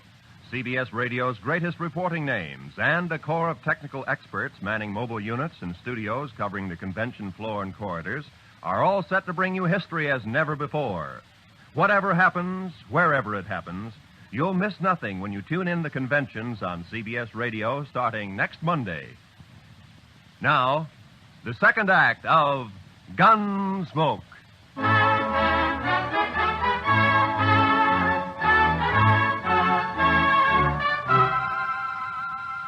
I cut straight down to the Arkansas and followed it west. I rode close to the water where I could use the sound of it for only my cover. After an hour or two, I spotted a hobbled horse alone. Stobo and Trevitt must have separated. I got down and followed the animal's tracks as best I could in the moonlight until I caught the dying coals of a campfire on the bank ahead. To one side, I could make out the huddled figure of a man asleep in his blanket. It took a long time to crawl to his head where I saw the weasel face of the man Trevitt. His gun belt lay on a saddle blanket in easy reach. I stood up and heaved it out into the river. And as Trevitt sat up with a snap, I kicked him back. Don't shoot! Don't shoot! You sit up again and I'll smash your skull, Trevitt. Don't kill me! Don't kill me! Shut up. Now, where's your rope? I told you to lie down. Now, where's your rope? Under my saddle there. You gonna lynch me? No. But you may hang legally if you live that long. Now, keep your arms in that blanket and lie still while I get you roped up here. Who are you, mister? Yeah, that'll do it. Let's just say I'm a good friend of a man you dragged out of Dodge this morning. Stobo was in on that, too. It was his idea. He did it. Don't worry. I'll find Stobo. You ain't gonna leave me like this? I'll be back.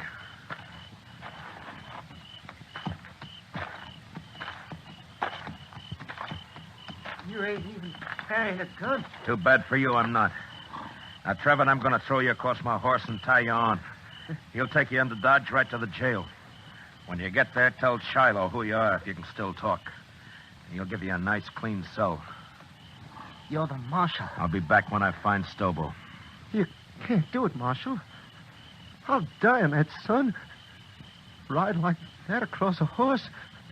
No, listen. Stobo's about a mile upriver. We had a row and I left him. See, I told you, Marshal. Let me go now. Trevitt, how would you like to go to Dodge behind my horse with a rope around your heels? No, don't, Marshal. Don't kill me. I'll pack you on now.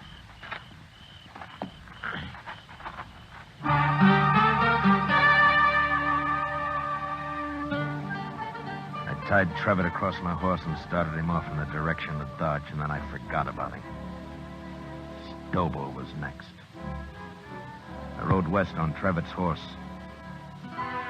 Dawn was just breaking when I saw him, crouched behind a campfire, cooking breakfast. His horse was saddled and stood nearby. I rode straight up, got down, and walked over.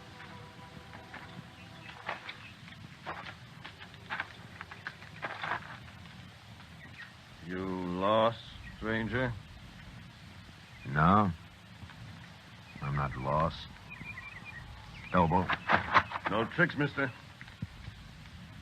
I don't see a gun, but no tricks. Relax, Stobo. I'm unarmed. Who are you? Matt Dillon. I'm a U.S. Marshal out of Dodge. You're a long way from Dodge, Marshal. Stobo, you and your pal had some fun with a friend of mine yesterday. You hurt him bad. Maybe you killed him. You rode out here without a gun to tell me that? You're the craziest marshal I ever saw. I'm going to shoot you, Marshal, and bury you in the river. What do you think of that? I expected you would. Huh? But unless you want it on your conscience that you refused to feed a man on the trail, you better give me a piece of that pork first. You're about the coolest man I ever saw, Marshal. Do I eat? Sure you do. Sure. You just stand right there across the fire and don't move. I have to shoot you before you've been fed. I know. It's too bad I only got one dish for your last meal, Marshal. A man can keep sassy on meat alone, Stobo. Yeah, he sure can. Well, looks about done. At least this here piece says you can't... All right, I got your gun, Stobo, so don't try anything. You burn me! You burn me! Just a few coals. It won't hurt you. Now shut up and get on your horse. I'll Move. kill you for this, Marshal. You can't hurt me like that. On your horse! Come on now. Get up there. Now, you just sit there, Stobo. I'm going to throw a noose around your neck, so keep your hands down. There now. Now, you ride toward Dodge. And you do anything I don't like, and I'll jerk you off your horse and drag you the rest of the way. Now, ride.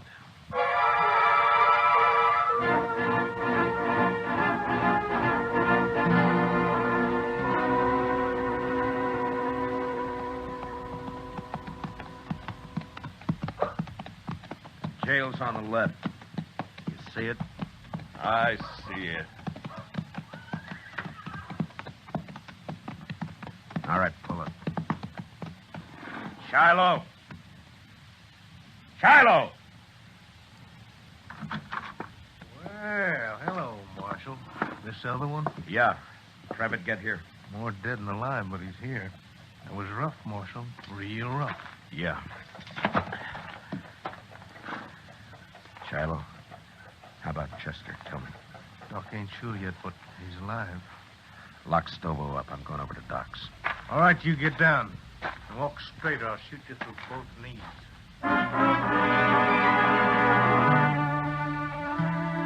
Chester was asleep, but the doc let me take a look at him. Seemed to me he had more trouble breathing than before. But the doc said another day might see him out of it. And there was nothing I could do. So I went up for a steak and some sleep. And the next morning I went back to the jail. Morning, Marshal. Is everything all right, Shiloh? Doc looked over your prisoners. Trevor's pretty sick yet, but Stobo's all right. Got a few burns is all. Nothing could hurt that moose. A hanging might. Sure, but what if Chester pulls through? You can't hold us in, Marshal. There's no law that says... I don't like the sound of your voice, Trevitt. But you can't Be hold us. quiet. Don't worry, Travis. There's nothing he can You do. too, Stobo. Shut the door, Shiloh. I don't even want to look at him. That Stobo's a mean one, but I feel kind of sorry for Trevor. And go cry about it someplace else. I don't feel sorry. Don't you take it out on me, Marshal. I didn't send Chester off to do my job. Yeah. Yeah, you're right. I'm sorry. Go get some breakfast, huh, Shiloh? I'll wait here now. I'll be back later.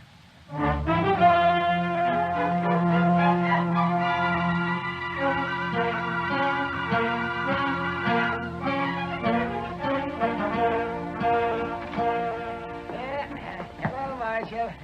Doc? What? Well, what is the doc coming? Chester. He's going to be all right. You sure? Why, of course, Marshal. His breathing suddenly changed. The pressure's off somewhere. Oh, he's going to be fine. That's good. Of course, he'll be in some pain for a while yet, but... Yeah. All right, Doc. I'll come see him in a little while. I'll tell him for you, Marshal.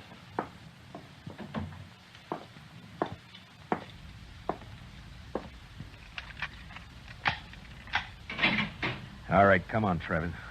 Where to? Come on, I said. What's up, Marshal? I'll be back for you, Stobo. Now get going. Come on.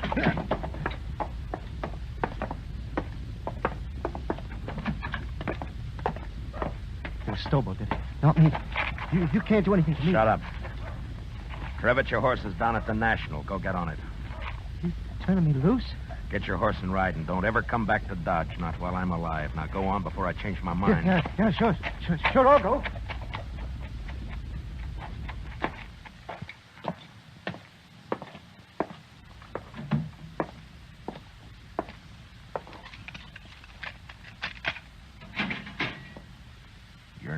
Stobo.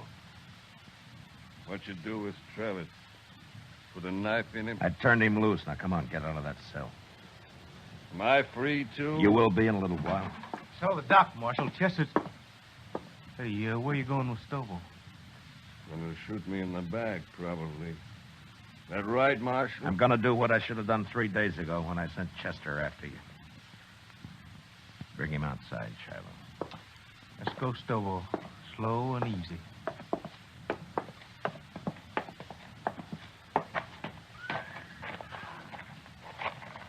Bring him over here, Shiloh. You're gonna drag me, is that it? You try that. That's what you do, isn't it, Stobo? Don't try. Never mind. Shiloh, hold my guns. Here. What the... Oh, I get it. You're gonna fight me. Marshal, you're crazier than I thought. Why, I'll tear your throat out. If he wins, let him go, Shiloh. Maybe I will. I said you'll let him go. All right, Marshal, all right. Maybe you're crazy, but I guess this is your party. Come on, Marshal. I'll make it short for you. Real short. Stand back, everybody. Get back, do you hear? You're big, Stobo, but you're stupid. You're ugly stupid. Why, you... I'll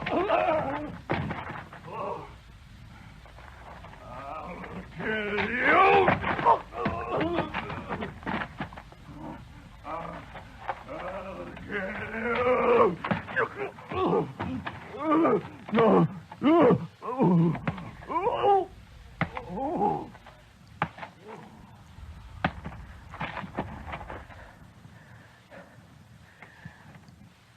Give me my guns, Shiloh. Here.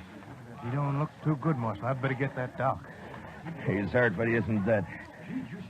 If he can't ride, throw him on a stage. But get him out of here. If I see him again, I'll shoot him.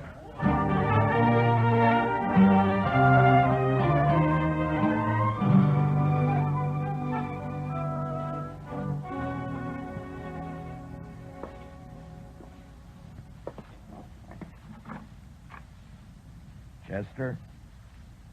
Can I come in? Yes, sir, Mr. Dillon. My, what happened to you? I've been lecturing a couple of hard-nosed cowboys. One in particular. Oh, I see. I'm sorry, Mr. Dillon. Those two sort of got the drop on me. Yeah, it sure did. Mr. Dillon? Yeah? I've been thinking, and... Yeah. What is it, Chester? Well, Mr. Dillon, I'm not much help to you here. Maybe I better just... That's enough, Chester. Well, but I've been thinking Well, that... just stop thinking. Yes, sir, Mr. Now, look, Chester, I'm going to tell you something. I need you here.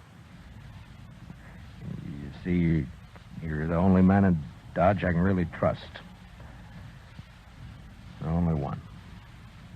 Yes, sir. Well, you can trust me, Mr. Dillon. Yeah, I know. And I'm thanking you, Chester. But you're sure no help to me lying there, you know. No help at all. Well, I don't aim to stay here long. The doc says I'll be up and around again.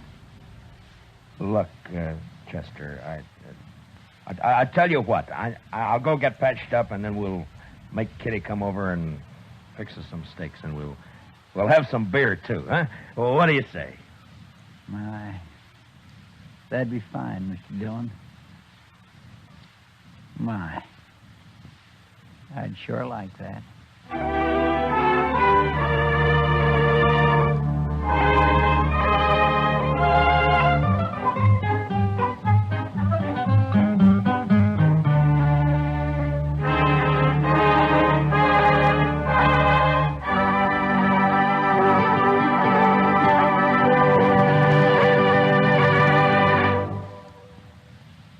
Gunsmoke, transcribed under the direction of Norman MacDonald, stars William Conrad as Matt Dillon, U.S. Marshal.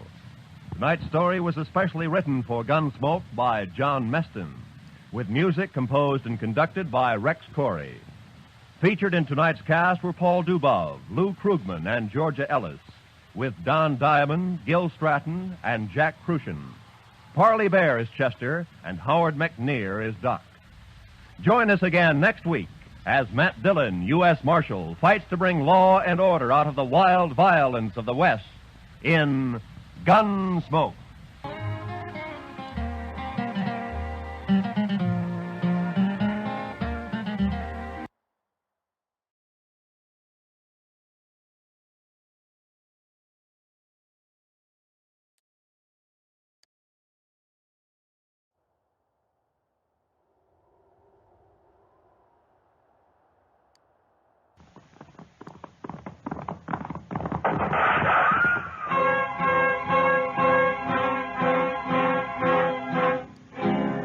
Around Dodge City and in the territory on West, there's just one way to handle the killers and the spoilers, and that's with the U.S. Marshal and the smell of Gunsmoke.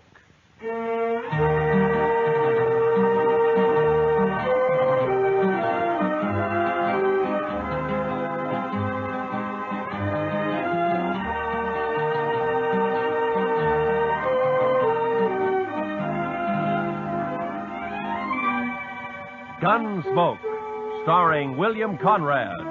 The story of the violence that moved west with young America. The story of a man who moved with it.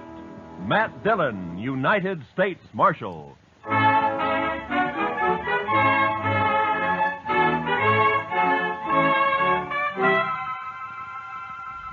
It had been some time since we'd had any real trouble. Anything more than throwing a few juiced-up cowboys in jail to sober up for a few hours. And I liked it peaceful for a change, and I hoped that it'd stay that way.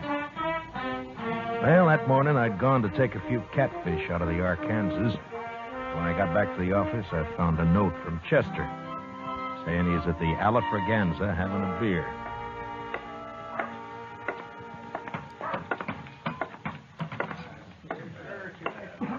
Hello, John. Over here, Mr. Dillon.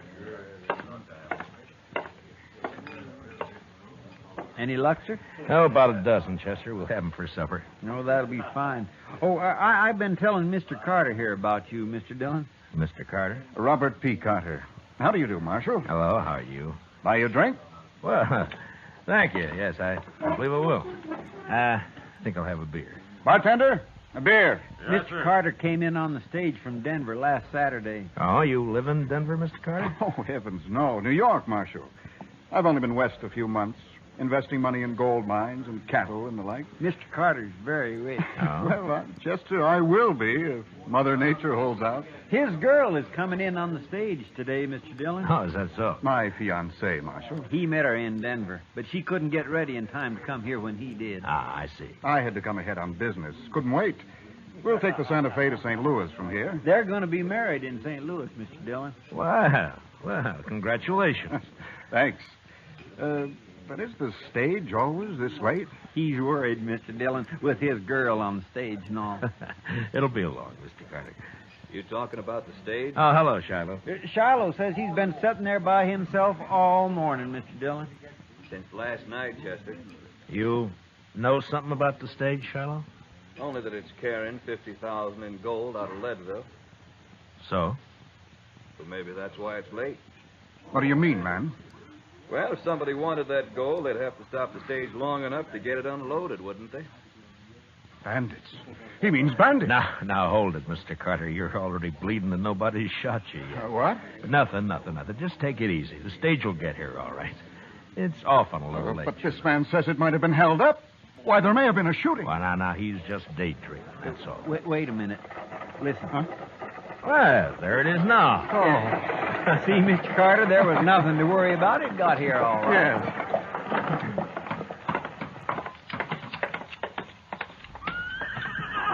Marshal! Hey, Marshal, come here. What is it, Jim? Got held up, Marshal. What? Lost 50,000 in gold. Where'd this happen? About 20 mile back near Cottonwood Draw, but... Anybody shot? Now, there's shot and fired. He tricked it. But Jane! Where's Jane? What? Driver! Where's the girl who was on this stage? What's happened to her? That's what I started to tell you, Marshal. There's a tree across the road. We got down to move it. This rider got the drop on us. He's all alone. Never mind all that. Where's the girl? He took the gold, took the girl, too. What? He took Jane? You mean to tell me you let him take Jane? Well, now, mister, there wasn't much choice. He held a shotgun on us, and they're gone before we could do a thing. Oh, but this is impossible. Now, take it easy, Mr. Carter. We'll find them. You'll find them? You were off fishing when it happened. What kind of law is there around here anyway? Easy, Mr. Carter. I took one of the team after Marshal, but I couldn't get near him. He had an extra saddle horse with him. Put her on that. I see. But I don't think he planned on kidnapping that girl. Way it was, he just looked at her and told her to come along. Did you recognize him, Jim? No. No, his horses are both sorrels. By heaven, Marshal, you'd better get her back here at once, or I'll take this up with Washington. I'll see you disgraced for Shut life. up, Carter. Chester, go get our horses and a couple of rifles. I'll get a few more details from Jim here. Well, don't you want a posse, Mr. No, there'd be too much shooting around that girl. Now, hurry, will you? Yes, sir. I'll hurry, Mr. Dillon. Mark my words.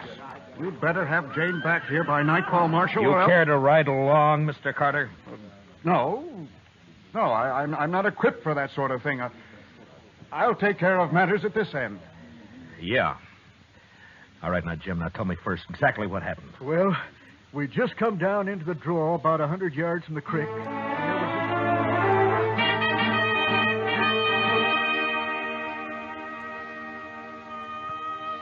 The blood-red sun was drooping over the edge of the prairie when Chester and I reached Cottonwood Draw. We rode hard until night fell, and then we had to stop and wait for daylight. But with morning, we drew a heavy rain that washed out every track. We rode on anyway. For the next 3 days, we scouted a big piece of that country. But it was hopeless. Finally, we headed back to Dodge, empty-handed.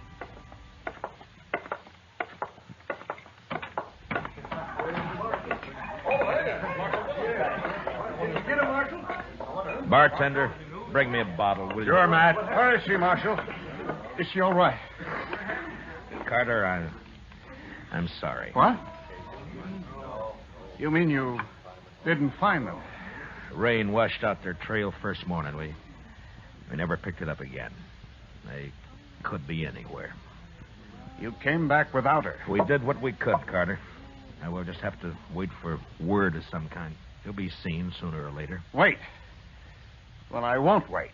This will cost you your job, Marshal. I promise you that. Look, Carter, if it'd make you feel better, why don't you ride out yourself? It isn't my job to keep the law around here, Marshal. It's yours. Yeah.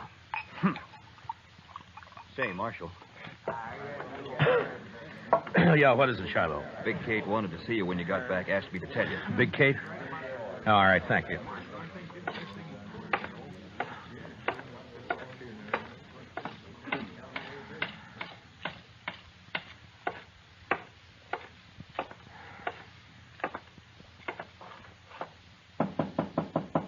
Come in.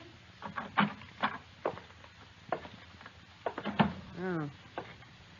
No luck, eh, Matt? How'd you know, Kate? I can tell by looking at you. Yeah, it's thousands and thousands of miles, that prairie. It'd been just luck if we'd found them. Nobody's blaming you, Matt. No? Carter is. And I suppose it's hard on him. His fiancée and all that. Carter's no good, Matt. Well, I never liked him, but I suppose that doesn't matter. And I'll tell you why he's no good. Huh? You know something, Kate? Carter's been drunk a lot while you were out. He was bragging to one of the girls last night. Bragging? What, about what? Not much, to my way of thinking. Well, go on. Well, to make it short, seems Jane's father got into a big deal with Carter up in Denver. Yeah? Carter got him tied up good and then threatened to ruin him. Oh, well, so what happened? He didn't ruin him. He took Jane instead. Yeah. Well, maybe she likes him. You don't know much about women, do you, Matt? Do you think a boughten bride is likely to be in love with the man? So that's what I have to bring her back to. Well, What are you going to do about it? What can I do, Kate? Just have to wait and see what turns up.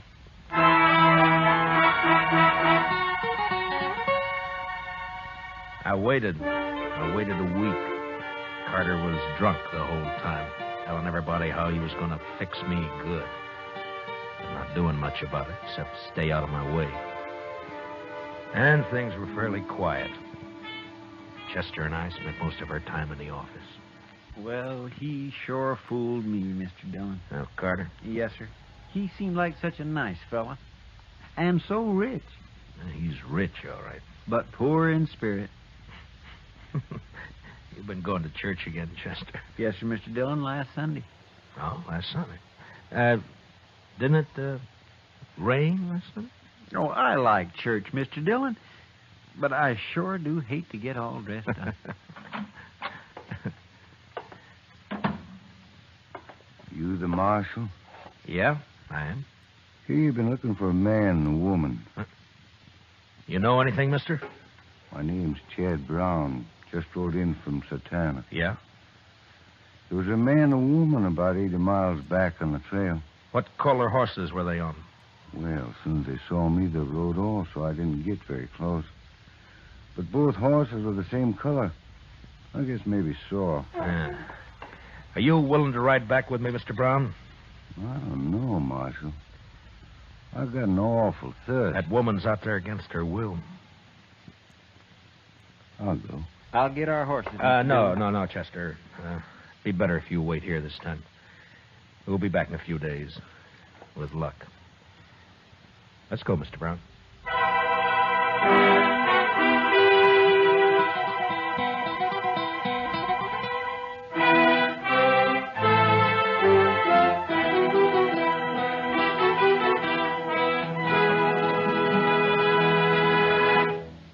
We will return for the second act of Gunsmoke in just a moment. But first, Frank Fontaine now brings you comedy with 4 members of the Frank Fontaine family, guest stars, and a delightful cast of entertainers. Sunday nights on CBS Radio. Listen in for the Frank Fontaine Show tomorrow night. It's refreshing summer listening. So, just for fun, try the Frank Fontaine Show tomorrow night on CBS Radio. Now, the second act of Gunsmoke.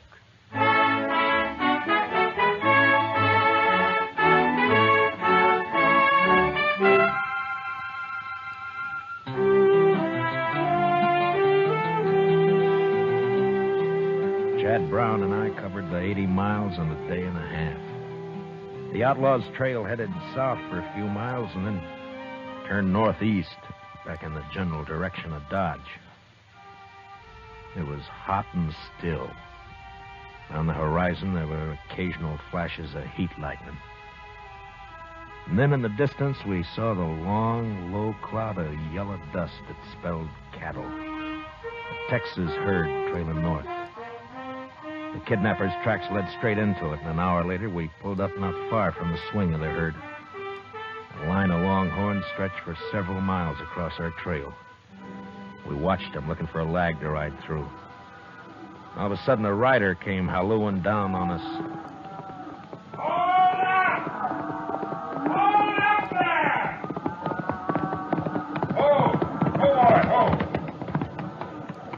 You ain't aiming to cross that herd, are you? Have you seen anything of a man and a woman around here, mister? Was they mounted?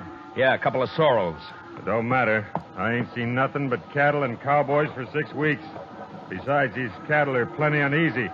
They've been dry since yesterday morning. And that heat lightning ain't soothing to them. This herd's crossed the trail of an outlaw and a kidnapped woman, mister. That's so. Well, you just have to wait.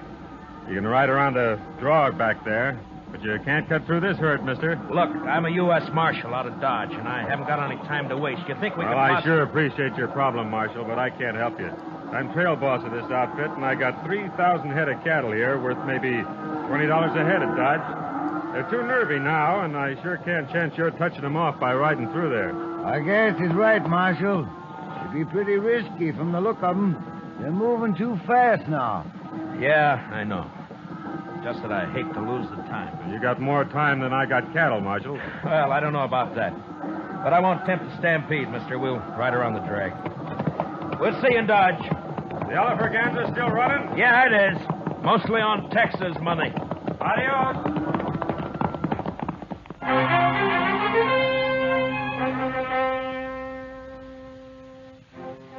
We rode down along the herd and back up the other side, about a 4-mile detour. But we picked up the trail again and followed it till dark. Next morning, we found the outlaw still headed straight for Dodge, and all we could figure was that he must be new to the country and just plain lost. Naturally, he'd want to avoid asking questions of anybody. By noon, we were in sight of town, and during the last hour, neither Brown nor I said a word. Finally, we rode up Front Street and got down at the jail.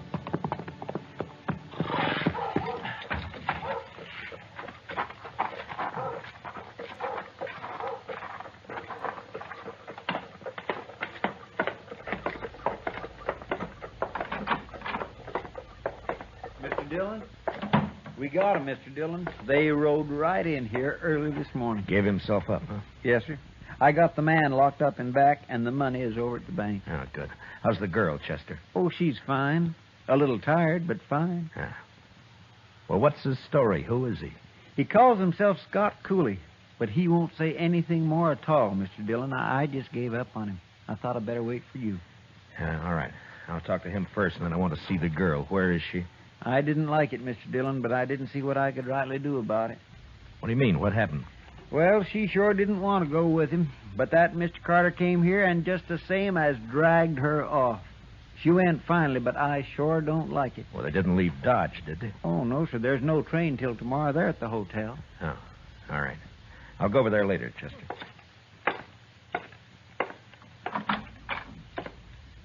Yeah, so you're Scott Cooley, huh?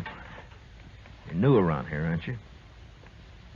Well, anyways, I never saw you before, Marshal. Well, I've tried hard enough to meet up with you, Cooley. You're in trouble, you know, bad trouble. Marshal, you got anything to say, just say it right out. I got nothing to say. I'm just curious why you rode into Dodge, that's all. What do you care? I'm here. You got the money back and... And what? Oh, leave me alone, Marshal. Just let me alone. You gotta talk sometime. Now, listen, Marshal. I'm ready to serve my time. That's why I gave myself up. But talk, no. I don't have to talk. Not for you. Not for anybody else. Mm-hmm. All right, Cooley. Have it your way. Marshal. Yeah? Marshal, you going to see Jane? Yeah? Why? What are you going to see her about? Find out what happened? Yeah. Marshal, I don't suppose you'd let me out of here just long enough to kill Carter. Now, you mean the girl told you about it? I wouldn't care if I hang for it. It'd be worth it to kill him. Mm-hmm. Tell me something. What makes you think what you did's any better? What? You wouldn't understand, Marshal. But you do what you can for her, will you? Anything else you want to tell me? No, that's all.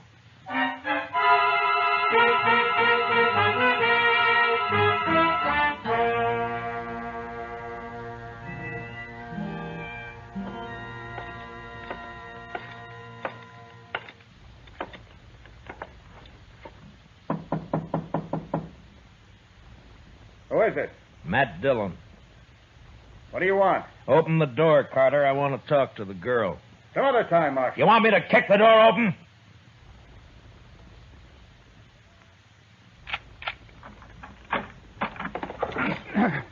You're asking for trouble, Carter. How do you do, miss? I'm Marshal Dillon. How do you do, Marshal? I know you've been through a lot, miss, but I have to get the whole story from you so as I can file the proper charges against this outlaw, Scott Cooley. You want to use me to put him in prison. Is that it? Well, he's committed 2 crimes, robbery and kidnapping. We'll want him up for both. Well, doesn't the fact that he gave himself up and returned the money help at all? I'm afraid I don't gather your drift. Then let it go at that, Marshal. We're leaving Dodge on the next train. So Jane won't be here to testify anyway. No? Is that what you have in mind, Jane? Oh, no. I mean, I don't know. Oh, please. She's upset enough. Marshal, leave her alone. If I want anything out of you, Carter, I'll knock it out. Now shut up. You can't talk to me like that. Wait. Marshal, I'll tell you all about it, but first... Yeah? Well, not in front of him. Make him go out, and then I'll tell you. All right, Carter. Outside. Don't you order me around. This is my room, and... I'll throw you out. If I open the door and find you around, I'll throw you all the way downstairs. Now get it!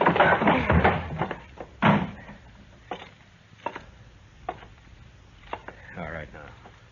Jane, you can talk. Can I trust you, Marshal? Really trust you? Well, that's up to you. But I'll tell you this. I know about Carter. About you and Carter, that is. Then you know how I hate him. Yeah? But right now I'm curious about this kidnapping. What happened? Why did Cooley give himself up? Because we decided we couldn't live being hunted down the rest of our lives. Ah. So you were in on it with him, huh? No, Marshal. The first time I ever saw Scott Cooley was when he held up the stage. I'd like to believe that. Well, it's very simple, Marshal. I love Scott Cooley. What? I love him. Oh, now look, Jane, girls like you just don't go around falling in love with outlaws. Don't they, Marshal? No, they don't. I did. Then either you're crazy or you're lying to me. And if you weren't a woman, I'd throw you in jail right along with him. I'm a woman, Marshal, but I've no objection to going to jail with Scott. Oh, then you admit you're his accomplice. No. I suppose it's hard for you to understand, Marshal. It is. Well, I'll try to make it simple. You see, Scott doesn't know why he took me with him when he held up the stage. He's never done anything like that before. It just seemed perfectly natural to him. He saw something he wanted, and he took it. That's all. I'm afraid the court will look at it somewhat differently. Well, I suppose he'll go to prison for the holdup, but not for kidnapping. Why not? Because I'll testify that I went with him of my own free will. I almost wish you two hadn't ridden back to Dodge. Marshal. Yeah? You said you know about Bob Carter and me. Yeah? Well, Scott's been wild, and he's done wrong, but he's never done anything really evil. Well, maybe you're better off with Cooley. If he straightens out. You know I am. Don't you, Marshal? It's no business of mine. I'm a peace officer, not a matchmaker. My job's to keep Cooley under arrest and get him up for trial, and that's all. Now, what you do is your own business. You can testify any way you like. I can't stop that. Oh, please. Marshal, help me. There's no one else who can. Yeah, who is it? It's Carter. Open this door.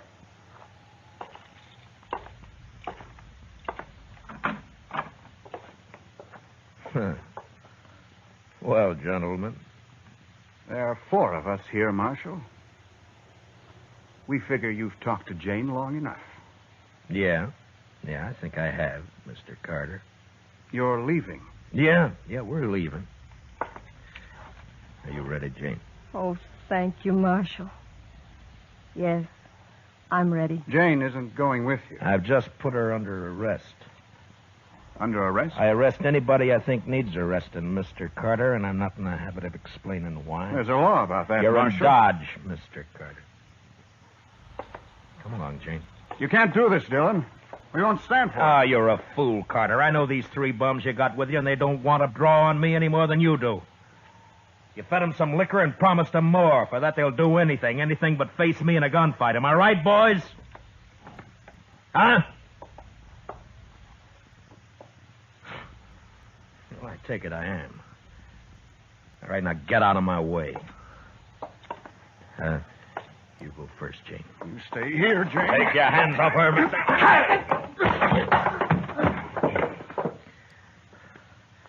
Just step over him, Jane.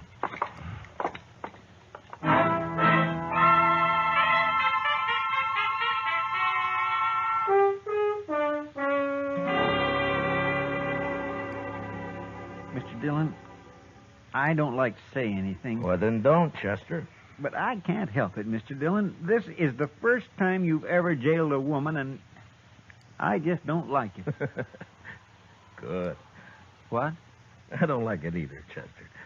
What's this all about, Mr. Dillon? Chester, Jane and Cooley are in love. My. Don't look so dewy-eyed about it. Cooley's got to stand trial yet, you know. I want no part of this, Marshal. Now what, Shiloh? I never did like that Carter. Well, what's he up to? Oh, sir, he's drunk and he's buying liquor for everyone. He's making a lot of talk. There's about 20 men with him now. Where? Texas Trail. Nobody likes it about this girl. Looks like they'll come over here and try to bust her out of jail. Chester. Yes, sir? Those horses still out back? Yes, sir. I was going to put them away later. No, leave them. Now, will you get over to the Texas Trail and install those men for a while? Huh? All right, Mr. Dillon. Come on, Shiloh. Not me. I'm going to bed. I got too drunk last night. Got the word get up.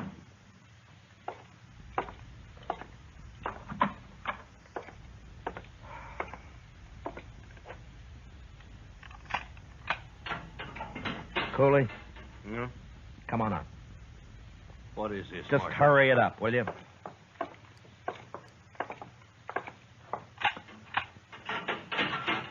Let's go, Jane. Oh, no. Stay where you are, Jane. I don't You'll do like what I this. tell you, Cooley. It's all right, Scott.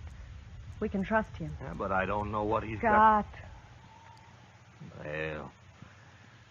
All right, Jane, if you say so. All right, now out back. Here, that way. Now, come on, let's move.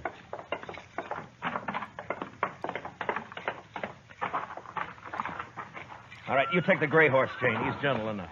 But hurry, will you? Come here. Come on, boy. Where are we going, Marshal? We're going to Hayes City. Cooley's going to stand trial there. Yeah, They got the money back, Scott. They can't do much to you. I know. But there's that kidnapping, too. I won't testify. That's all. Jane, you're going to have to testify. You'll be in contempt of court if you refuse. Then I'll lie.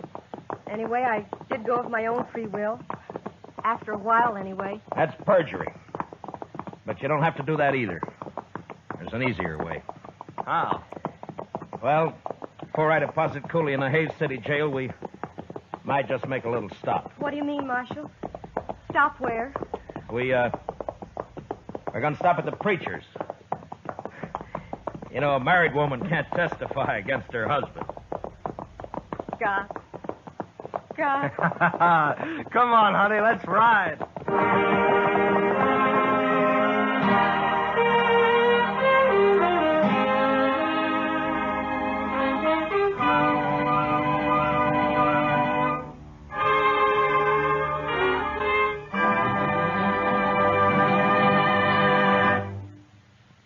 Gunsmoke, transcribed under the direction of Norman MacDonald, stars William Conrad as Matt Dillon, U.S. Marshal.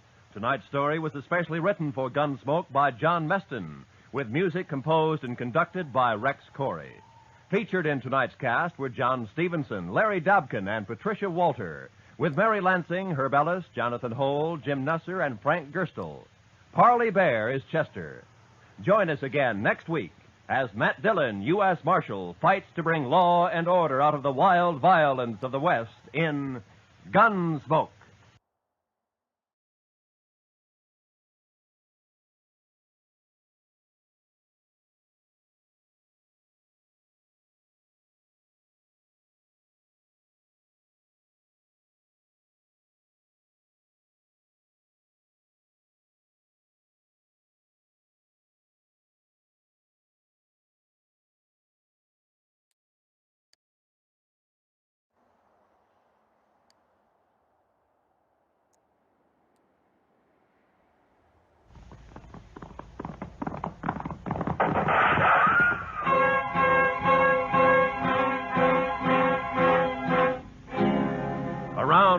City and in the territory on West, there's just one way to handle the killers and the spoilers, and that's with the U.S. Marshal and the smell of gun smoke.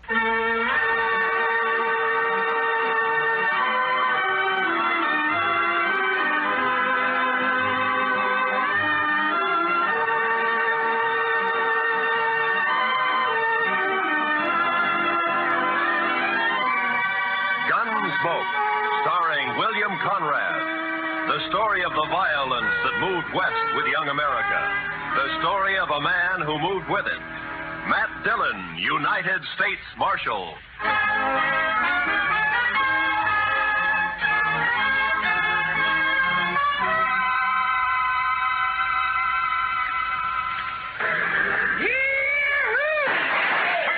Hey, all you pretty travelers, you listen to me. You gotta get welcome to Dodge City proper like. Hey, you there, mister. I said you. You addressing me, sir? I reckon I am. You a preacher? Not exactly. You dress like a preacher. If you'll excuse me. Back up, fancy pants. If you ain't no preacher, I figure on making you dance some for the folks. You think you can hoorah me? Dude, I said dance. Dance or the next shot will take off one of your toes. I don't think I'd like that. Doc, no. All right, Thorne, put up the gun. Marshal, you got a wild and woolly town here. Marshal, you move aside. I'm gonna make this grinning dude kick up his heels for us. I'd say that might be quite a trick, Thorne. Unless he's changed a lot since I last met him. Have you, Doc? Not for the good, Matt. I was afraid. You pasty-faced tenderfoot. I said for you... Shut up, Thorne. He's drunk, Doc. He's dead. You just don't know it yet. I'll take it good if you'd meet me later at my office. All right, Matt. To you. Well, that's sure a lot of talk. Now I'm going to shoot that dude's boot heels. Fire one shot and I'll pistol whip you, Thorne. What's that? You're kind of forgetting who's holding a gun, ain't you? Oh! I wasn't forgetting. Oh, my wrist. You broke my wrist. I doubt it. Now let's go to jail. Oh, you can't put me in jail. I'm Thorne Finley. Move. Oh, you wait till I tell Big Jack about this, and I will, too. Do that. He might be grateful to me for saving your neck. You pulled some fool stunts, Thorne, but you've never been closer to dying than just a minute ago. You mean from that fancy pants? Oh, I could handle 6 like him. That makes you a lot of man. I can name a dozen pretty good gun hands who can't handle one of it. What? That's Doc Holliday.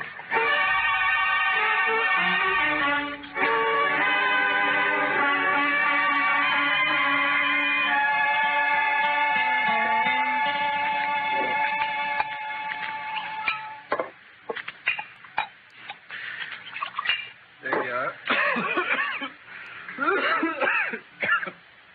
Salute, Matt. Salute, Doc.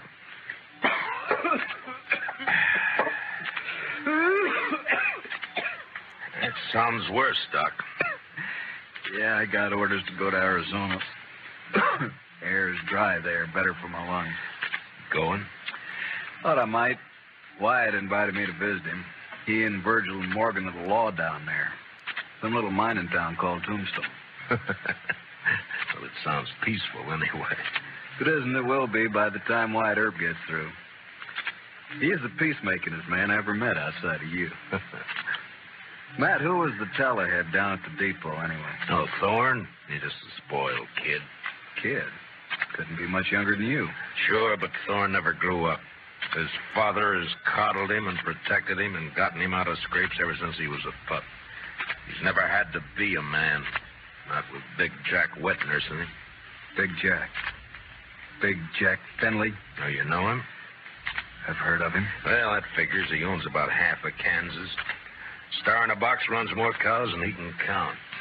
Swings a lot of weight in Dodge? Yeah, too much. Mr. Dillon? Mr. Dillon, somebody said that Doc Holliday had come into town today and he... Oh, excuse me. It's all right, Chester. Why don't you shake hands with him? Don't mind if I shake with my left hand. It's kind of habit. Yeah, I know. Mr. Dillon has the same habit. He would. How about dinner tonight, Matt? Sure. How long will you be in Dodge? Not long.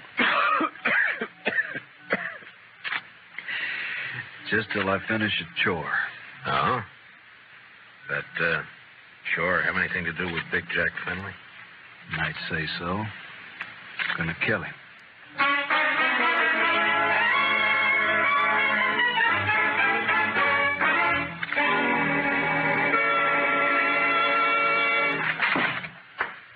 All right, Dillon. Turn him loose.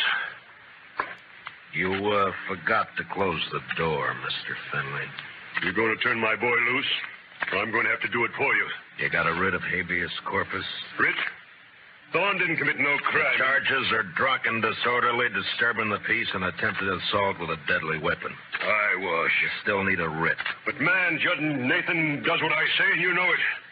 Don't you think I can get a writ? I'm sure you can and will. You always do. Then what's the point, Dillon? It's just a lot of useless red tape. It's the law. Close the door on the way out.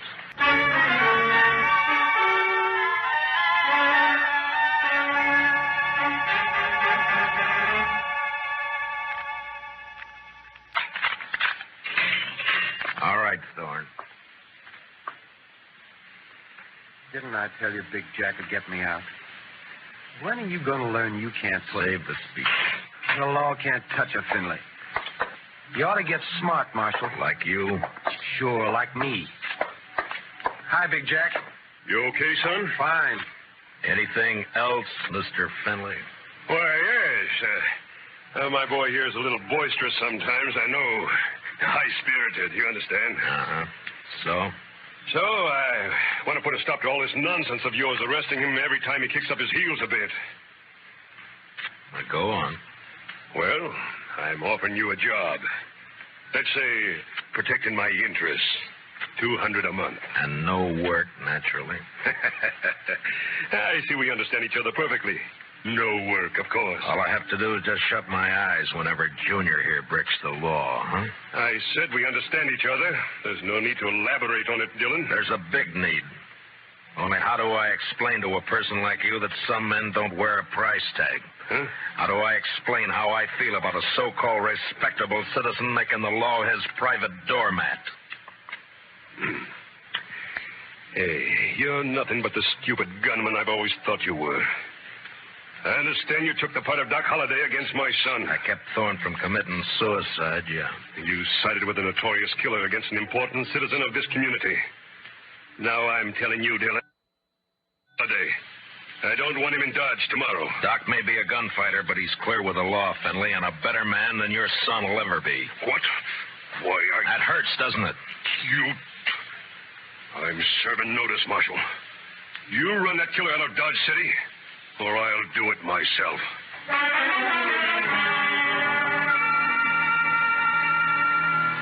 Big Jack Finley, cattleman and self-made king of southern Kansas. No better or worse than most of the men carving empires out of the West, until love for his son blinded him to the fact that Thorne Finley had gone bad. And from here on, I knew the war was on between Big Jack and me. So Big Jack Finley's going to run me out of town, huh? No, unless I do it first. Oh? I do something naughty, Matt? Well, you threatened a man's life. That.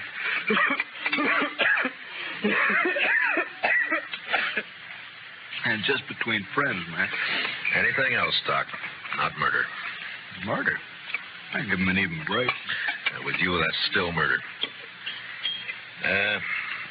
Don't you think you better tell me about it? Mm-hmm. What if I don't tell you?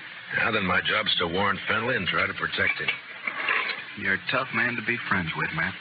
It applies to you, too, doesn't it? Guess maybe it does at that.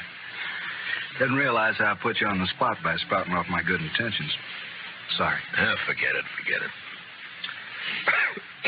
You want to talk to me?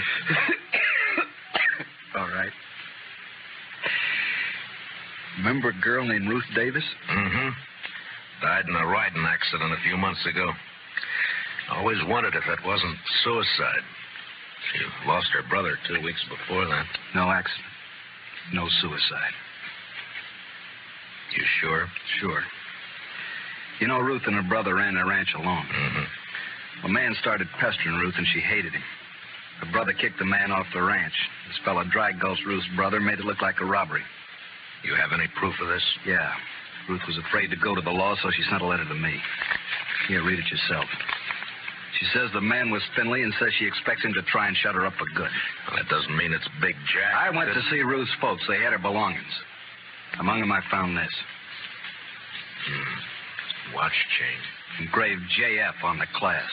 Jack Finley. You see why I've got to kill him, Matt? He forced Ruth's horse over that cliff, sure. But do you still think she died accidental? No. But who's responsible is something for a court to decide. Court? With Finley's money and influence, he wouldn't spend 5 days in jail even if he was convicted, which he wouldn't be. He doesn't own the court. Maybe not, but it's still the most powerful man in the state against a dead girl whose only friend is Doc Holliday. How do you think a judge will decide? Doc, I'm going to ask you a favor. Make it one I can give. I got an idea, but you must let me handle it my way. Give the law a chance. All right, Matt, I can wait. Thank you. I'll keep this letter and chain for a while. All right, but if the law fails, I'll brace Big Jack Finley when he walks out of the courthouse. And you'll be bracing 2 men, Doc.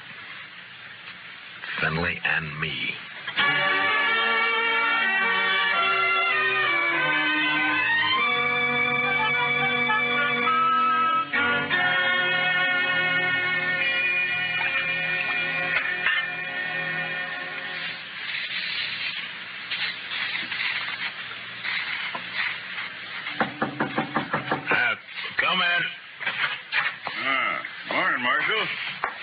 Like it'll be a fine day. Well, you're up kind of early just to bring me a weather report, aren't you, Judge Nathan? Huh? Oh, well, I want to see you. Go right ahead. You mind if I finish shaving? No, please do. Just thought I'd chat with you about the... Dr. Finley's? Yes. It seems that Big Jack's very upset by your attitude. I'm not surprised. Feels you're a little rough on his boy. I am. But then his boy's a little rough. Yeah. Well, perhaps Thorne is high-spirited, like yesterday. Yesterday he was just plain high. Tell me, Judge Nathan, how do you like being on Finley's payroll? What? You know, you used to be a pretty decent person. Oh, you can't talk to me like... Yes, I can. I'm sending a copy of Thorne's record to the governor. Governor? And with it, I'm sending a list of the writs you've issued to get him out of jail and a copy of the court records. I've only tempered my justice with mercy, that's all. Thorne's been arrested for 18 offenses, convicted of 10, spent no time in jail, and paid a total of $15 in fines. I'd say you've been very merciful. You said you were sending this to the governor. You haven't actually mailed it yet? No. You got enough. Not that I don't feel justified in any decisions I've made, but such a report might cause undue talk at the Capitol. And ruin your political hopes. Well, my conditions are simple. Get off Finley's payroll now. Very well. And give me cooperation from here on, no matter who's involved. Do that and I shelve the report. I'll do it. Mr. Dillon, trouble's a-making. What kind of trouble, Chester? It's Big Jack Finley, Mr. Dillon. He's rounding up his crew at the Alfraganza. They're going to ride Doc Holliday out of town on a rail. Did you cut yourself shaving?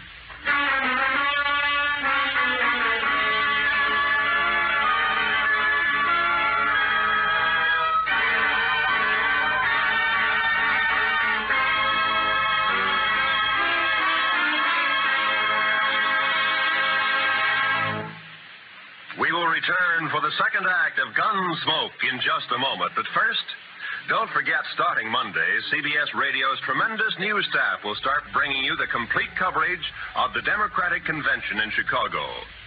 As you found during the Republican Convention, CBS Radio never misses. So, starting Monday, stay with CBS Radio all day and evening for the Democratic Convention. Now, the second act of Gunsmoke.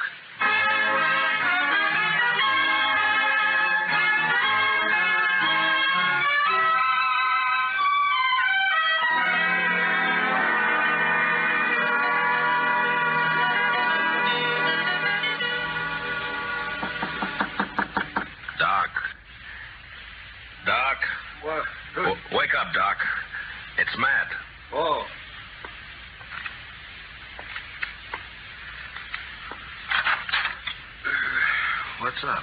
Trouble. Lots of trouble. Big Jack Finley's organizing a little citizens committee of his own hand-picked men coming to escort you out of town. On a rail? Yeah, that's the general idea. Here, take a shotgun. Yeah, I'll hide it under the covers, modest like. I'll wait against the wall here. Good. That'll put him in a crossfire. It comes to that. There's enough of them, we're in a spot. Yeah, likely we are. You're risking your neck to save me some bruises. One I owe you, friend Matt. It's my job. Still one I owe you. There he is. Wrap him up. All right, stop right there. I'll shoot the man who takes another step. You think you're going to stop us, Dillon? I think so. Me and Doc. Doc. Show him, Doc. Sure thing, Marshal. Look, boys, surprise. I sure do love surprises. Dillon, I've got a dozen men with me. Well, sure, about 6 of them will die, Finley, if you don't crawl out of here fast. And guess who'll die first, Big Jack? You there, Moncrief. Always figured you for some brains. Get your boss out of here, quick. Sure talking sense, Big Jack. Shut up, Moncrief. You showing yellow. Oh, but, man, there's nothing here for us to die over. Listen to him, Finley. That greener Doc is holding has 18 buckshot in each barrel. He'll get slaughtered if he triggers that thing. And I'm getting edgy, Finley. And me, if I get a coughing spell, I'm liable to shoot without meaning to. All right. This is twice you have made a Finley back down. You'll never get a third chance. Let's get out of here.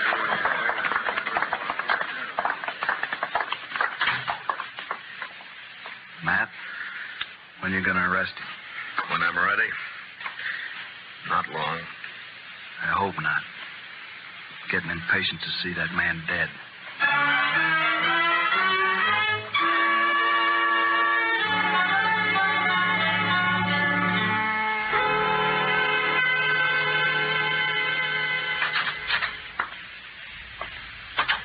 I got your message, Marshal. I hope it's important. It is, Moncrief. How long you been foreman for Big Jack? 15, 16 years. You know him pretty well. Would he be the kind to kill a girl? No, of course not. Guess he'd kill a man if he got mad enough, but he wouldn't kill no girl, Marshal. Well, I have proof that he did. A girl and her brother, but it doesn't set right. I'm hoping you can help. What's your proof, Marshal? The letter that names Finley as the man. Ruth Davis wrote it before she died. Ruth Davis? And this watch chain was found with her belongings. It's engraved on the back. I know. I was with Big Jack when he bought this chain in Chicago. It was right after his wife died. Big Jack wear it all the time? You rode the right hunch, Marshal. What? Thorne is your man, just like you figured. He had a yen for the Davis girl, but he kept it quiet. Guess he didn't want it known she throwed him over.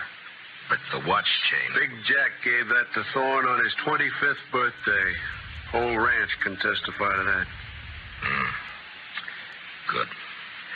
All right, thank you, Moncrief. You, gonna try and arrest Thorne? Why? If Big Jack believes Thorne killed that girl, it'll break his heart. Broke her neck. If he don't believe it, then he'll protect Thorne. And, Marshal, there's not enough lawmen in the state of Kansas to make Big Jack give up his son.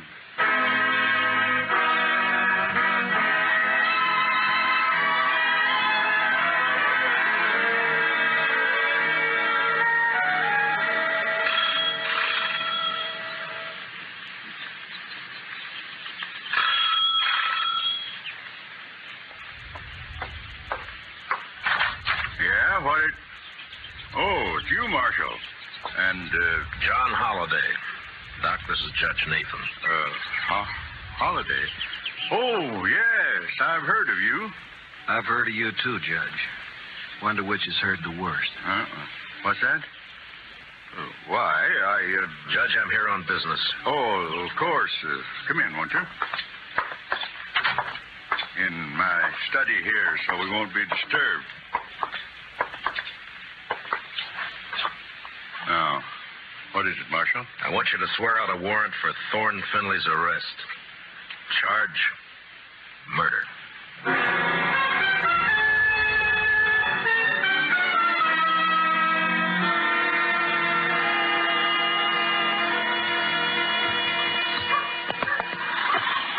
want to go with me, Doc? I'm sure. All right, hold up your right hand.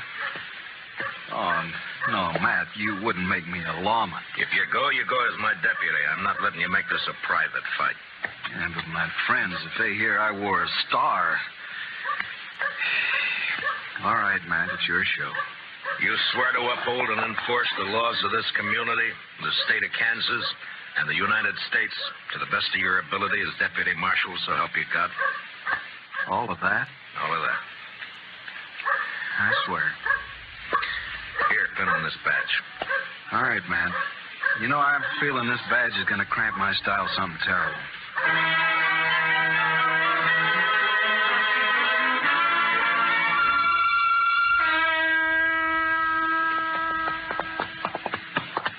Better breathe our horses going up through this pass. We still got a good ride ahead. How far? Oh, about 10 miles.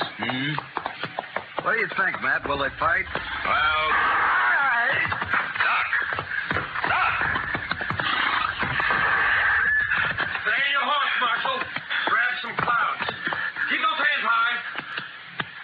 Queen's on the other side of the pass behind you.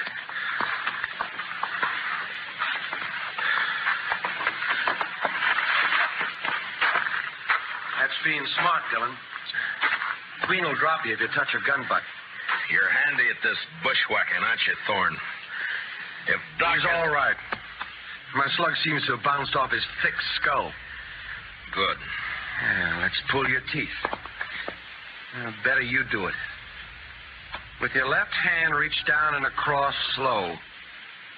Pull your gun out with your fingertips and toss it away. Nervous? Just cautious. Or maybe this queen doesn't exist, huh, Thorne? Queen! Queen's one of Dad's men, but I pay him extra to work for me. Any more questions? I guess not. There's my gun. The rifle next.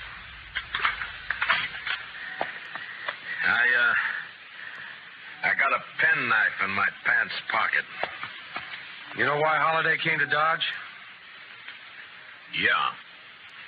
I guess you do. You wouldn't be riding with him. Well, he's not going to tell any stories to my dad or anyone else. You can't kill us, you stupid... Not planning on killing you. And what have you got planned? Queen's kind of a magician.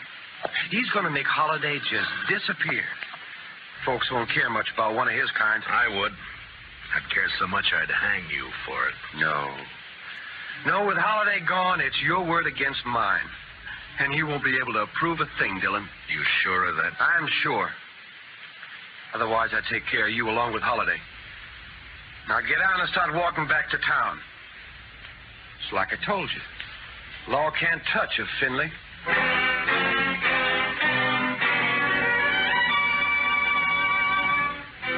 It was no time for heroics, so I walked. When I reached a turn, I cut back through the rocks, but it was too late. They were gone. And with them, the horses, guns, and Doc Holliday. 2 miles up the road, I found my horse turned loose. And with a mind full of cold hate, I raced onto the star in a box. On the front porch of the ranch house was one of Big Jack's men. Hold it right there. Out of my way, mister. I'm in no mood to shake hands. Where are you heading, lawman? You don't hear well.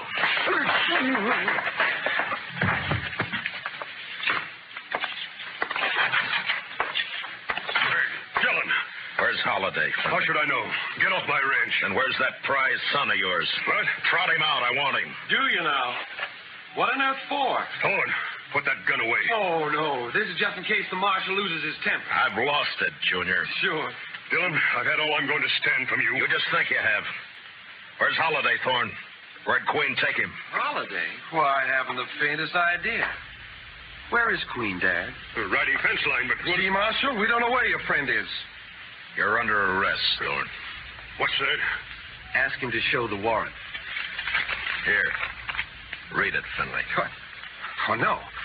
No, that's not possible. The judge wouldn't issue a warrant without proof. He has proof, Thorne.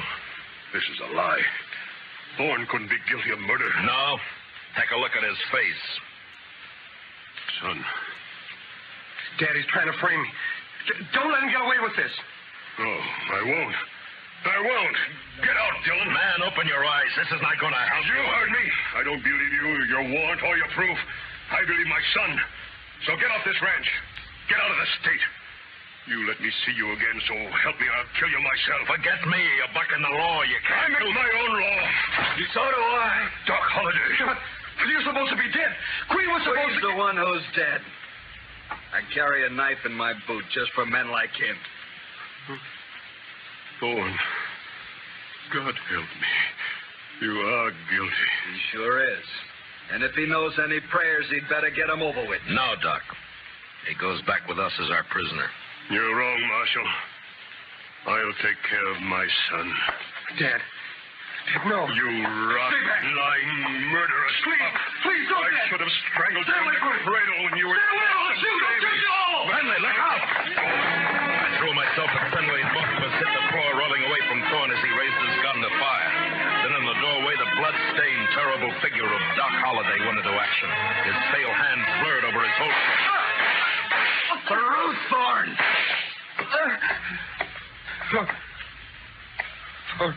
Ruth?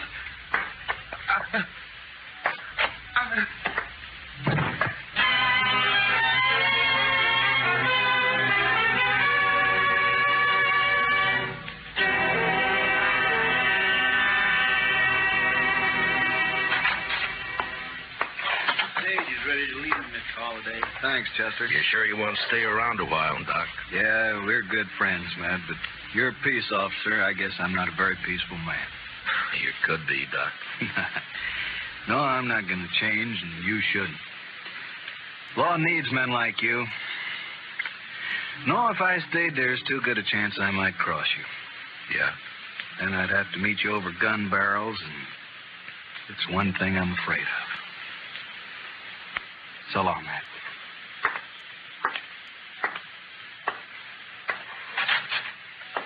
Good luck, Doc. My. I never would have thought Doc Holliday was scared of meeting anyone in a gunfight.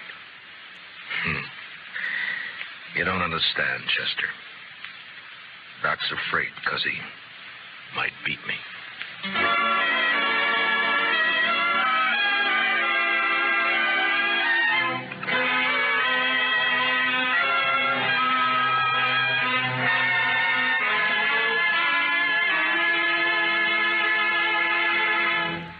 GUNSMOKE, under the direction of Norman MacDonald, stars William Conrad as Matt Dillon, U.S. Marshal. Tonight's story was specially written for GUNSMOKE by Herb Purdom, with music composed and conducted by Rex Corey. Featured in our cast were Harry Bartell as Doc Holliday, with Lee Millar, Nestor Paiva, Ralph Moody, and Tom Tully. Parley Bear is Chester. Join us again next week as Matt Dillon, U.S. Marshal, fights to bring law and order out of the wild violence of the West in GUNSMOKE.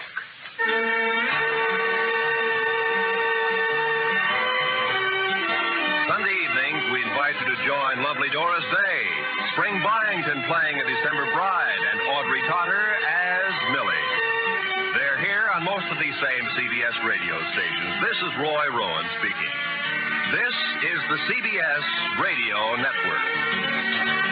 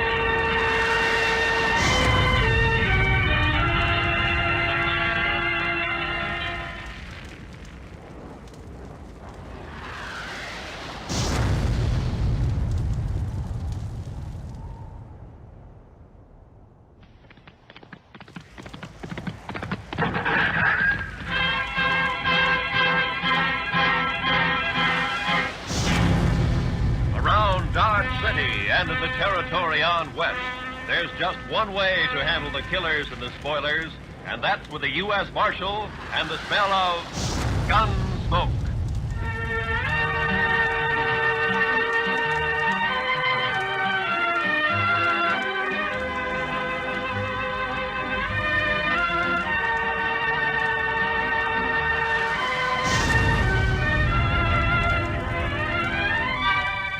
Gunsmoke, starring William Conrad.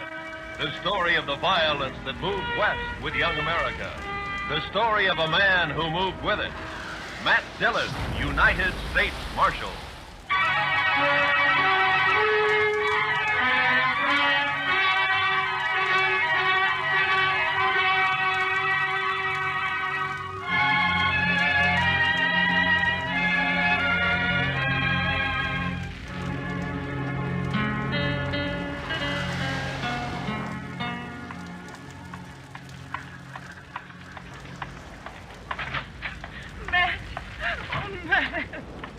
Jeannie, what's the matter?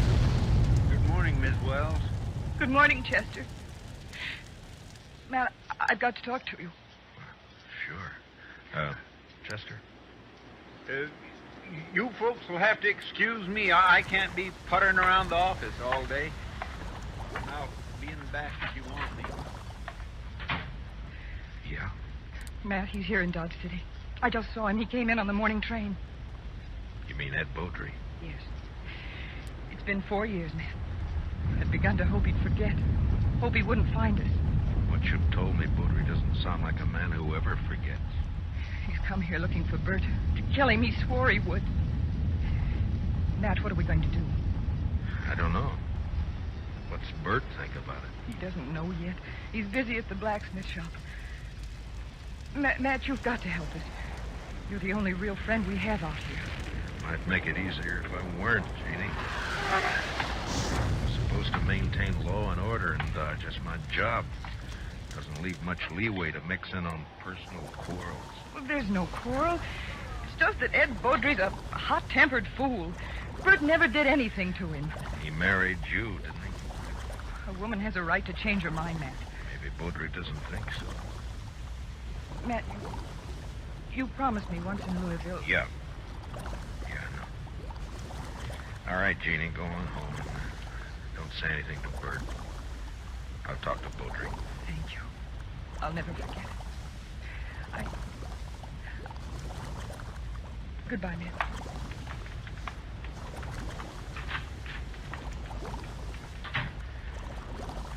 Chester. Yes, sir. I'll be right there, Mr. Dillon.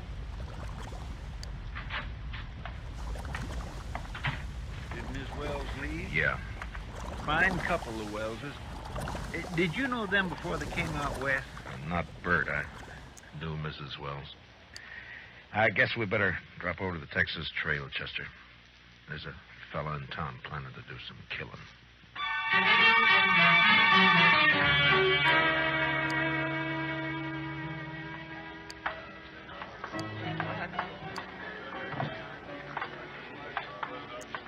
Matt, it's been a long time. Hiya, Kitty. Hello, Chester. Miss Kitty?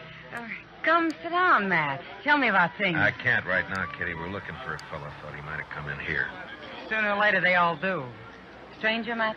Yeah. He came in on the morning train. His name's Ed Beaudry. Oh, him. There, the bar, Matt.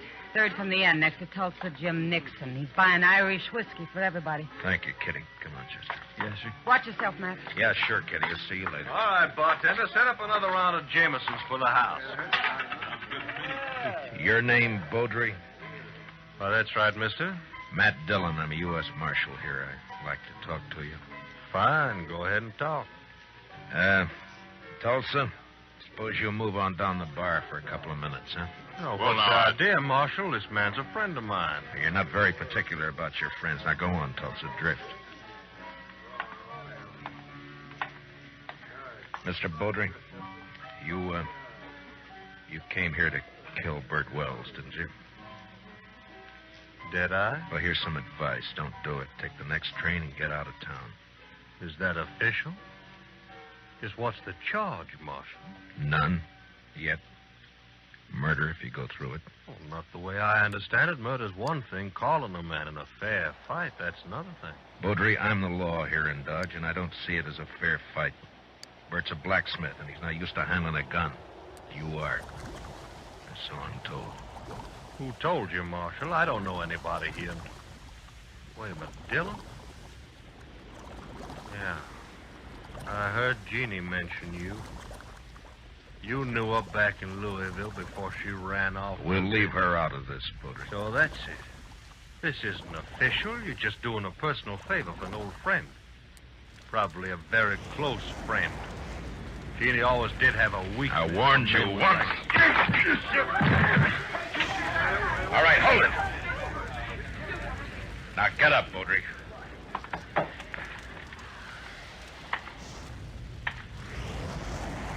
That was a mistake, Dillon.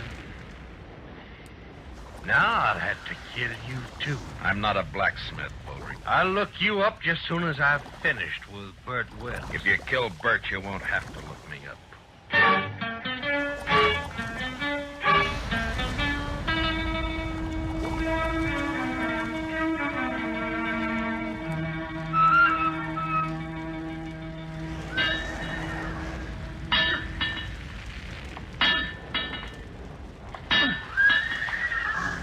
Bert? Bert? Huh? Oh, Matt. Didn't see you come in. I wanted to talk to you, Bert. About what, Matt? Ed Baudry's in town. Baudry. Well, it was bound to happen sometime. Has he been bothering Jeannie? No, she just happened to see him get off the train this morning. She came and told me. She shouldn't have done it, Matt. It's not your problem. Maybe it is, Bert. I'm the law in Dodge, and the law doesn't like the idea of personal grudges ended up in a killing. What do you aim to do? Prevent it if I can.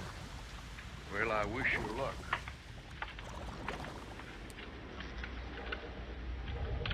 You haven't worn that gun for 2 years, Bert. Why start now? I've got no choice, Matt. You know that. You mean you got no chance? If you let Baudry call a showdown, he'll kill you. Maybe. Look, Bert, why don't you take to the prairie, hole up for a week or so while I figure some way of running Baudry out of town, huh? Would you do it, Matt? Hide out and let somebody else do your fighting for you? What I do That's is... beside the point, Bert. Jeannie. There's a law against killing. It's Matt's job to enforce it. If you went away, there wouldn't be any. Wouldn't be much honor in it, either.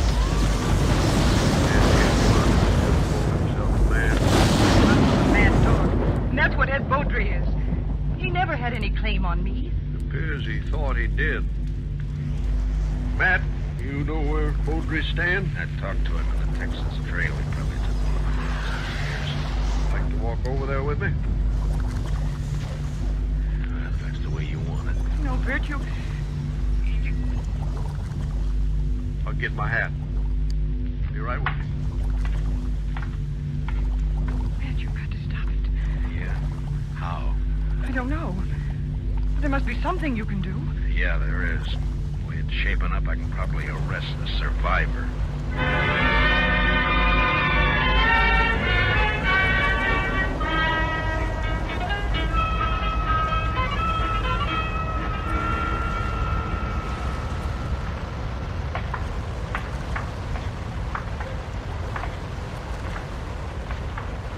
Still time to turn back, Bert. Afraid not, Matt. Should have had it out with Baudry back there in Kentucky 5 years ago. Jeannie wanted to run away and avoid trouble, and she was so beautiful it was hard to argue with her. Yeah, I know. Be hard on her if anything happened to you. Life's always hard on a woman, I guess. Worse out here on the prairie. Look out for her, Matt, in case I mean if anything. Mr. Dillon? Huh? Oh, what is it, Chester? Baudry left the saloon a little while ago. Went over to the livery stable to hire a horse. Oh? I think he's riding out to your place, Mr. Wells. He's been doing a lot of talking. Jeannie will be there alone, Matt. I better get back home. Won't be necessary. Here comes Baudry now. I won't draw unless he does. Heads up, Chester. Yes, sir.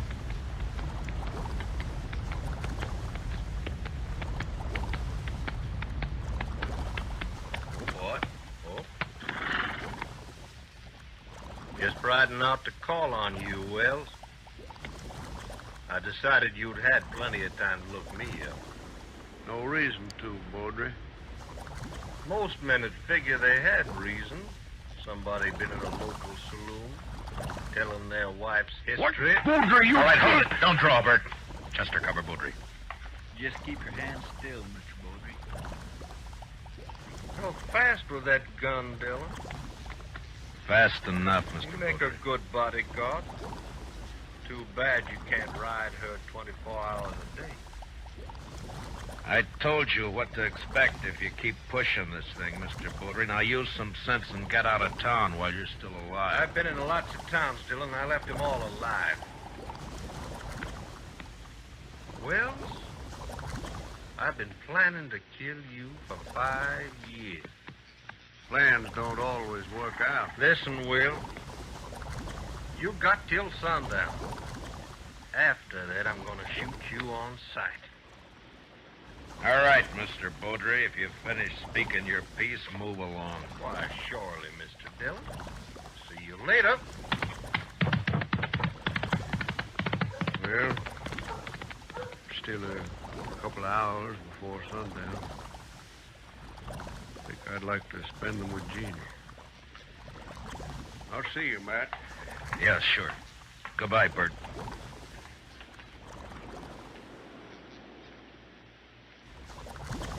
I declare I just can't see any way of stopping it, Mr. Dillon. I can't either. I'd sure hate to be in Bert Wells' shoes. I'd hate worse to be in Baudry's. He'll never submit to arrest. Chester, I'm going to have to kill him.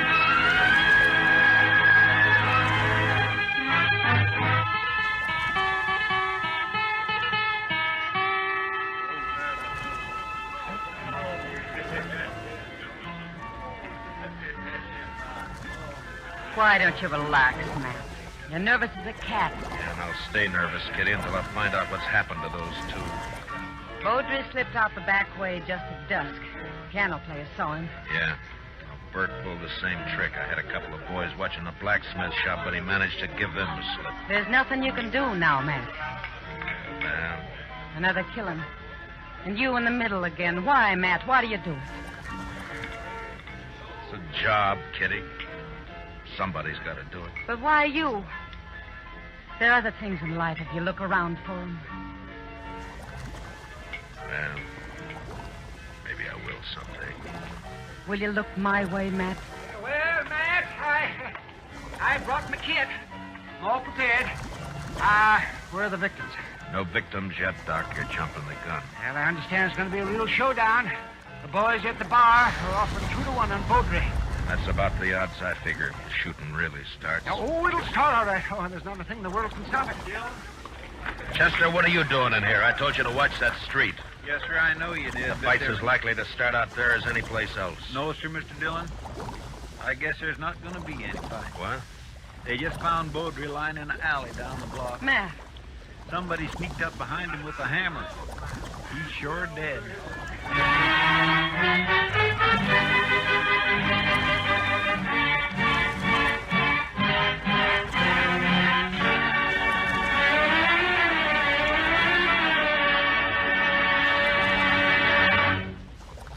We'll return for the second act of Gunsmoke in just a moment. But first, what is the connection between the statue in the square and a pair of thugs who are definitely not on the square with the law? Tonight on Gangbusters, hear the complete details of this exciting case taken from actual police files. Remember, it's Gangbusters later tonight on most of these same CBS radio stations. Don't miss it. Now, the second act of Gunsmoke.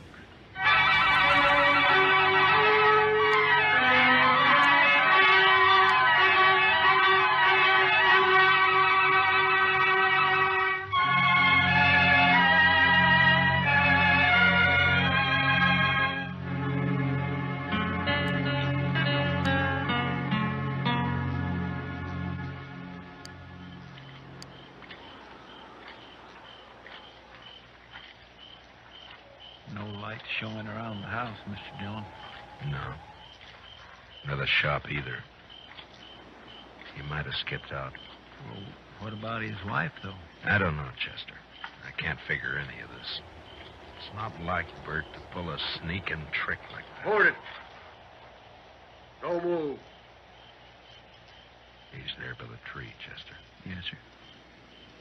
Bert? Who is it? Who's there? Matt. Chester's with me. You better put away the gun. All right, Matt. I thought it was somebody else. Who, Bert? Well, you know who. Beaudry, of course. Guess I better take your gun. Official, Matt? Official. Well, I got no quarrel with the law. Here. Thank you. Now, why did you do it? What do you mean? If it had been a gunfight, the law couldn't have touched you. The circumstances are all in your favor. But this way they'll call it murder, and they'll be right, because that's what it was. Matt, what are you talking about? It's no use. You left the hammer lying right beside his body. It's got your shop brand carved in the handle. Whose body you talking about? You mean Beaudry? Yeah, sure, Beaudry. Matt, you're making a mistake. I went looking for Beaudry, yes, but I didn't find him. Then I come back here. I was afraid to leave Jeannie there in the house alone. I didn't do it, Matt. You're wrong. It's not up to me, Bert. It's the court's job. All I can do is take you in. The evidence is too strong, and I got no choice. No choice. I didn't have a choice either. We must have had a choice somewhere back down the line. When? Where was it we could have stopped and turned back? I'm a marshal, not a philosopher. Now, let's go. What about Jeannie? I got to tell her. Chester will take care of it. Be better if you do it, Matt. You're a friend. That'd make it easy. I'd rather not if you don't mind. Now, come on, let's go.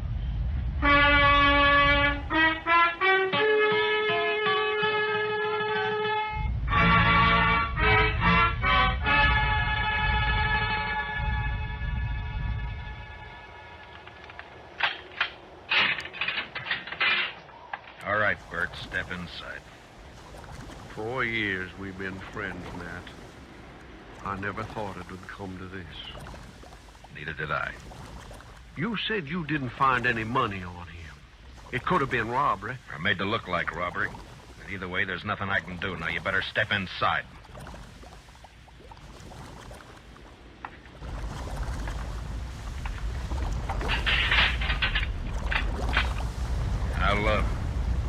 I'll bring you some blankets and tobacco. If you want anything else, let me know. Wish I knew how Jeannie was taking it. She'll be all right. She's a fine girl. Matt, look out for her, will you? Bert, a man's job is one thing, friendship's another. This prairie country is rough and tough and wild at the best. And without the law, nobody could survive in it. And that means putting friendship aside sometimes.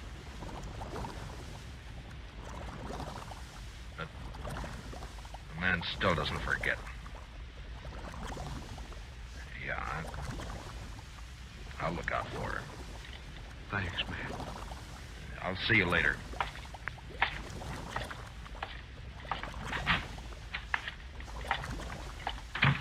Well, you get your prisoner tucked in safely, Matt? What about Beaudry? He's dead. Absolutely dead. In fact, I never saw anybody any deader. Blacksmith hammer makes a mighty fine weapon. Yeah, at least for sneaking up behind. I can't figure Bert doing that's not like him. Sometimes a man changes under pressure, Doc. Yeah, I can't figure it either. What would you say his chance? Bad. Straws all point one way. Maybe somebody's been messing with the straw stack. Who? That's a good question. The court will ask it. Yeah, if he ever gets there. What do you mean? I just come from Texas Trail a while ago, and some of the boys are kind of riled up. They're talking real loose. The law against talking. Doubt if they aim to leave the talking, Matt. They figure the evidence is a little on the weak side. a court might turn Bert loose. So they're saying it's up to them. Yeah, they're just mad because they've lost their source of free drink. Well, maybe so, but you better keep your eyes. Yeah, I know that fact, Doc. They hunt in the dark and pull down stragglers. Mostly they just talk. So don't worry. Bert's in jail, and that's where he's gonna stay.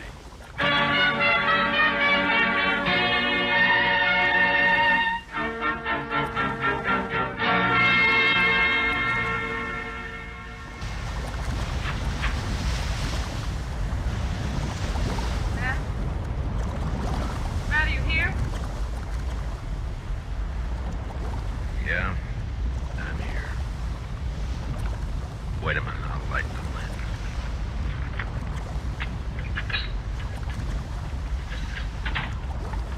What were you doing sitting here in the dark?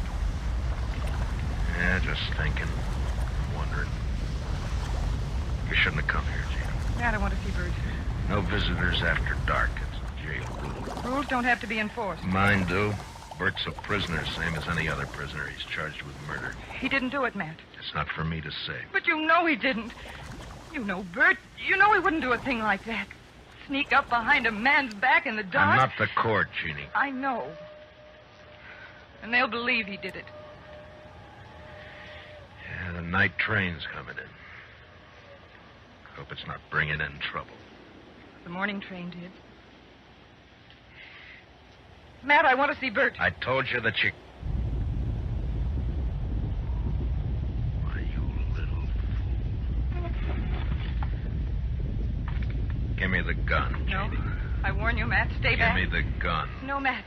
So help me, I said hand it over.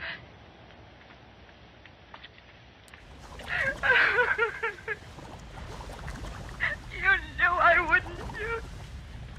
Yeah. Now, what did you hope to gain by I that? don't know. Get Bert out. Maybe I don't know. None of this is his fault. Something's got to be done. Matt, you've got to help me. Mr. Dillon? Yeah, what is it, Chester? I just come from the Texas Trail. I think there's going to be some trouble. Trouble? The bunch that hangs out around there are doing a lot of drinking and talking up the idea of coming over here to the jail. Oh, no. Well, maybe we ought to go over there and do some talking ourselves. Ginny, I think the best thing for you to do is to go back home and stay there till morning. Now, don't worry about this. Nothing's going to happen. Oh, but, Matt, you can't handle that crowd alone. I've been handling things alone for a long time. All right, Chester.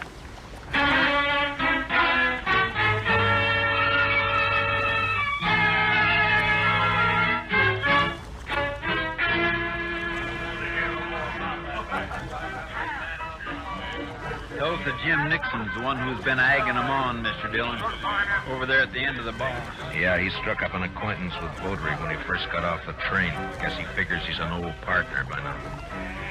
Well, come on. Yes, sir. Matt, wait.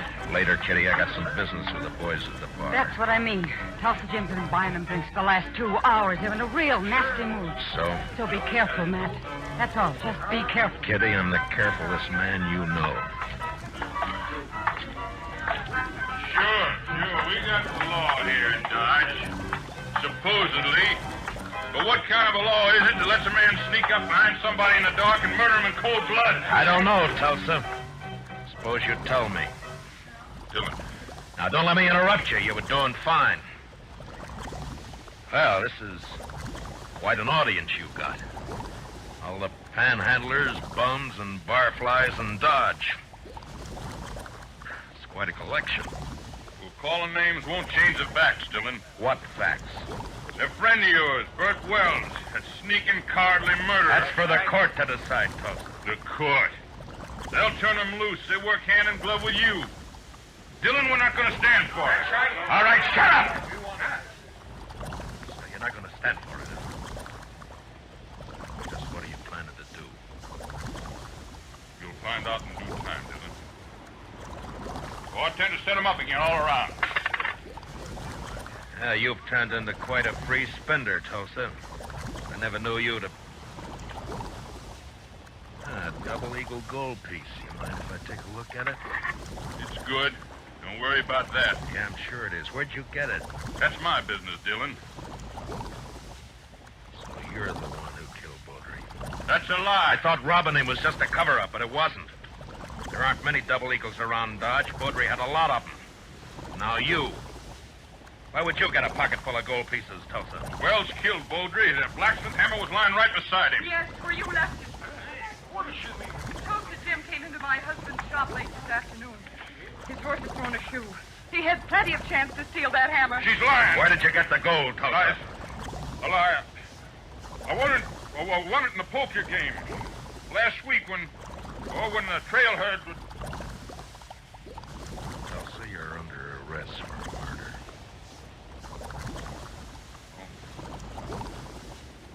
No, you'll never take me! Get down! All right, Doc. You better get up an inquest.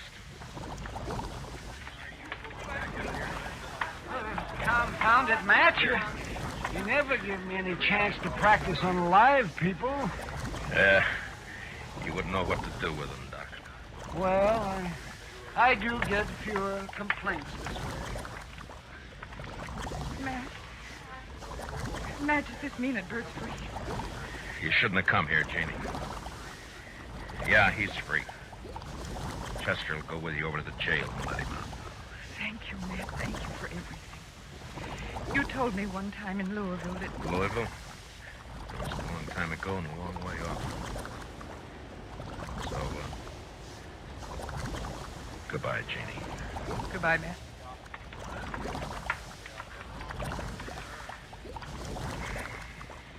What's it all about, Matt? What? What's anything all about, kidding? Professor, what do you say we'll have a little tune, huh? Why, sure thing, Mr. Dillon. What'd you like to hear? Oh, how about that one of Foster's? Jeannie. Jeannie with the light brown hair. You bet. You knew her before, didn't you, Matt? Yeah, I met her in Louisville one summer. Saw her quite a lot for a couple of months. And then I drifted out west. A man misses out on things by drifting. I told her then if she ever needed help to call on me.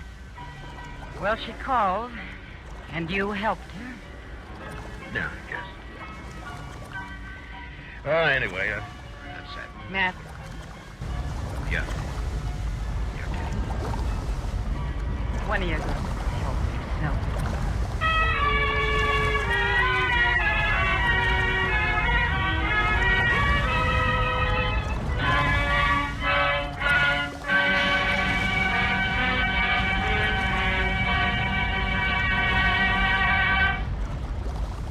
Gunsmoke, under the direction of Norman MacDonald, stars William Conrad as Matt Dillon, U.S. Marshal.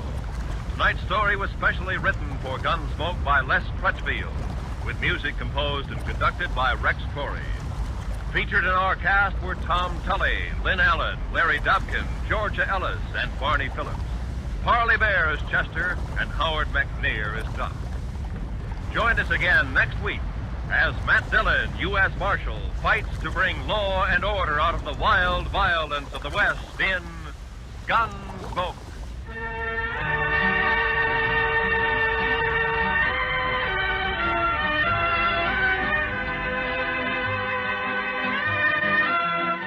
What are the tunes most people like best? For the answer to that question, listen to Robert Q. Lewis's Waxworks later tonight over most of these same CBS radio stations. Stay tuned now for Broadway is My Beat, which follows immediately over most of these same radio stations. Roy Rowan speaking. On a Sunday afternoon, the music's delightful on the CBS Radio Network.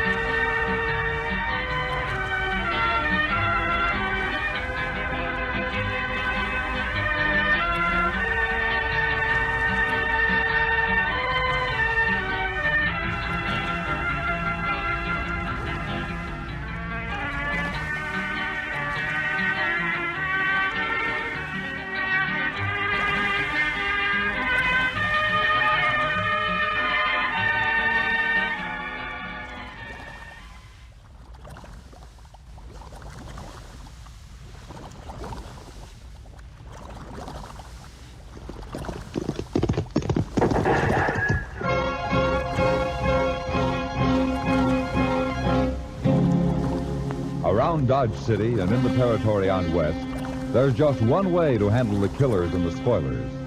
And that's with a U.S. Marshal and the smell of gun smoke.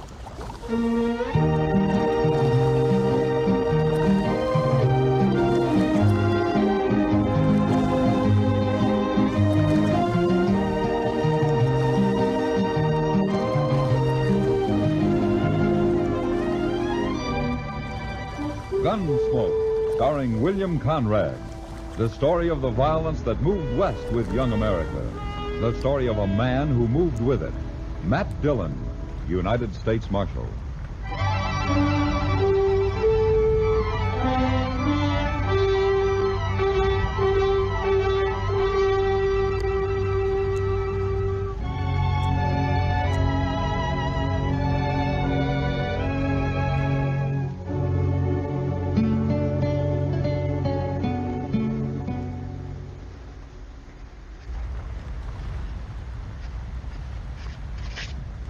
There. Report's finished, Mr. Dillon. Good. You better go on home now, Chester. It's getting late. Yes, sir. Oh, what about these new Dodgers? I'll just leave them there. I'll look them over. What's the matter, Mr. Dillon? We got company at the back door.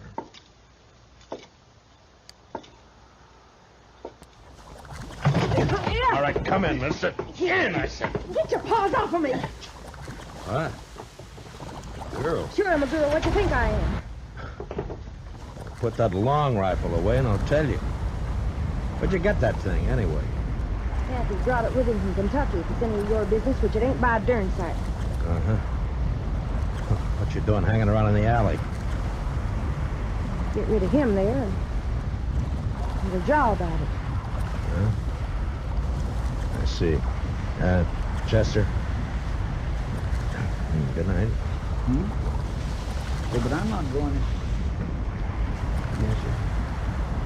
Good night, Mr. Dillon.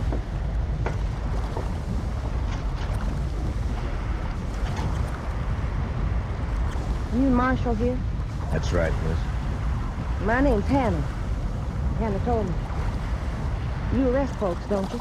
Well, if they've committed a crime, yeah. Uh-huh. Well, then I got somebody for you to arrest. Oh, who? Pappy. Why? 'Cause I said to, that's why. Somebody's been trying to kill him. I figure about the safest place for him is in jail. Oh, wait a minute. Slow down. Let's start at the beginning, huh? A few days ago, Pappy was bushwhacked up in the hills near our place. Oh? Was he hurt? No.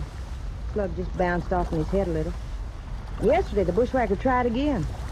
He missed. Sounds like a bad shot. Sure. But if he keeps trying, he may get lucky. So you put Pappy in jail until I can run down this ambushing gent, okay? You plan to cross guns with him yourself? I may be a girl, but I was barking squirrels while you was still trying to dent a tin can. Well, you better let me take care of it, miss.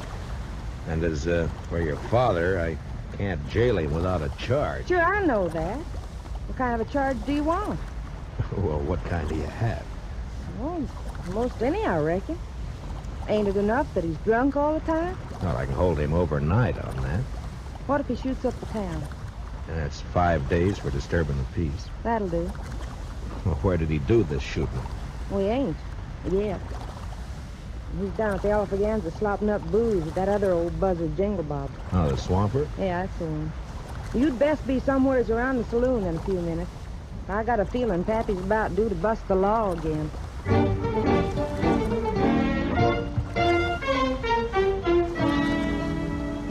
Her story didn't make much sense, but there was something about the mountain girl's gleaming black eyes and the set of her pretty but stubborn face that made me go to the Alfreganza. At the bar, I ordered a glass of rye and watched two bewhiskered old-timers trying to outlie each other over a rapidly emptying bottle. Yes, Jingle Bob. You just wait and see. Ed Tolman's gonna have the biggest darn horse ranch in Kansas come spring. Sure you are, absolutely. And me, why, I reckon I'll just buy up this here saloon. Oh, you're lying. Well, sure I am. Ain't you? What's my money was spending in it. How many times I gotta tell you I'm getting rich? Pappy, are you drunk?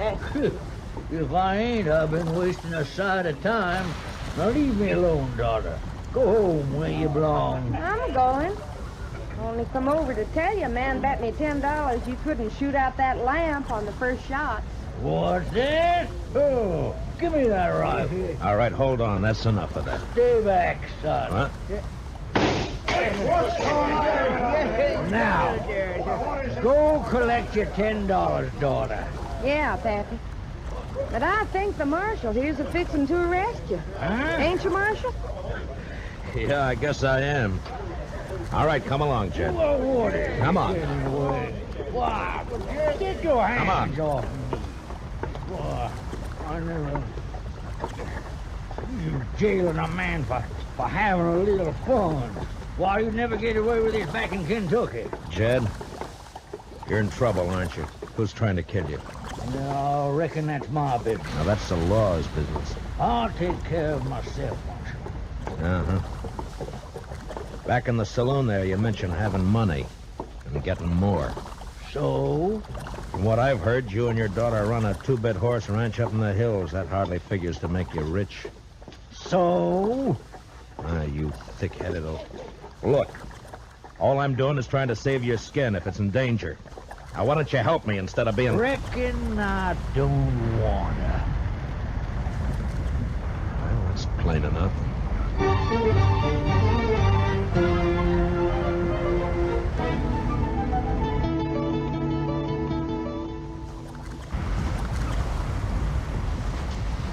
Morning, Chester. Morning, Mr. Dillon. You better take a look at this new Dodger. Huh? Wanted for robbery and murder? Vic Tolman. So that murderous gun hawk is loose again, huh? Broke out of prison last week. Yeah. If he's kin to Jed Tolman, he'll likely be heading this way. Yeah, likely. I'll give you a hunch, Chester. I think he's here already. You do? You know where he is? No, not exactly. But I expect Hannah Tolman may have an idea. That's where I'm heading.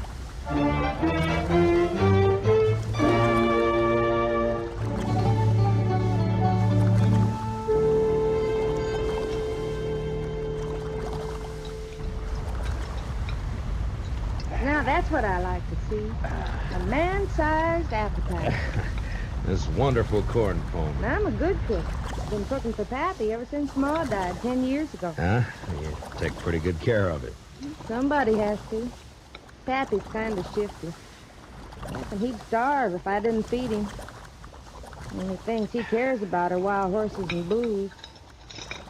In a pinch, he'd give up horses. You know, you're quite a woman, Hannah. You're pretty, brave, and with more courage than most men I know. Too quick, Marshal. What? You're sweetening me up for some reason. Not that I mind, you understand. I'm partial to a strapping fella like you. And Pappy's always after me to get hitched up. Says it ain't fitting for me to be 22 without a man. Oh, you're still young. Not the mountain folk. I'm an old maid. And I'm agreeable for some sweet talk. Only I don't trust yours. What are you after, Marshal? All right, Hannah. I only want the truth. About what? Where's your father getting this money he's spending? I wish I knew. Who shot at him? I don't know, but I'm aiming to find out. Where's Vic? Where's he hiding, Hannah? Who? Vic Tolman, your brother. Or maybe he's your cousin. Brother. Where? I don't know. Hannah, be sensible. Vic's a murderer. Vic's my kin. We Tolmans don't turn on each other. If you shelter him, you're guilty of... Marshal, I reckon you just wore out your welcome.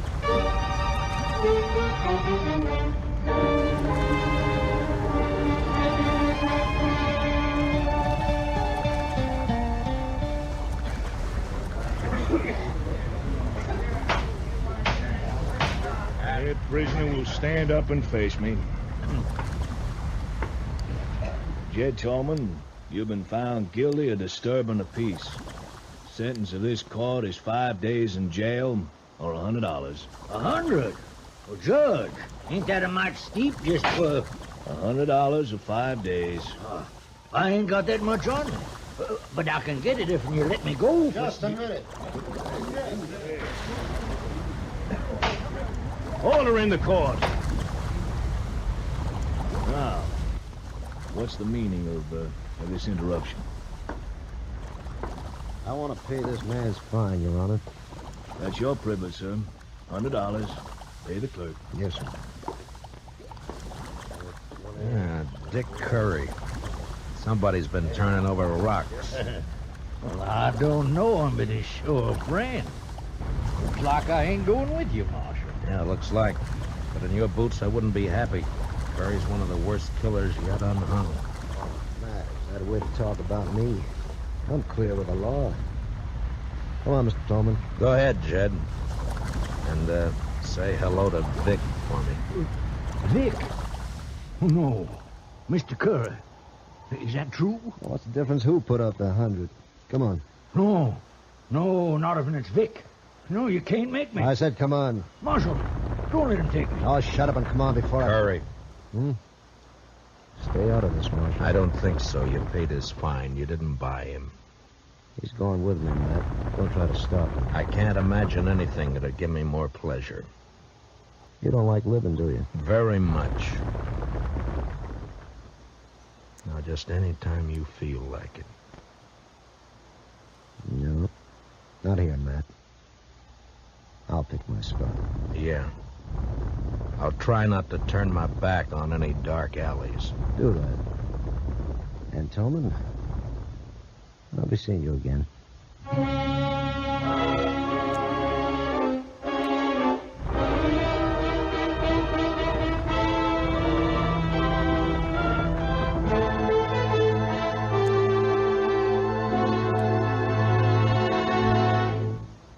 We'll return for the second act of Gunsmoke in just a moment. But first, strength against aggression calls for guns, tanks, planes, and explosives in tremendous quantity.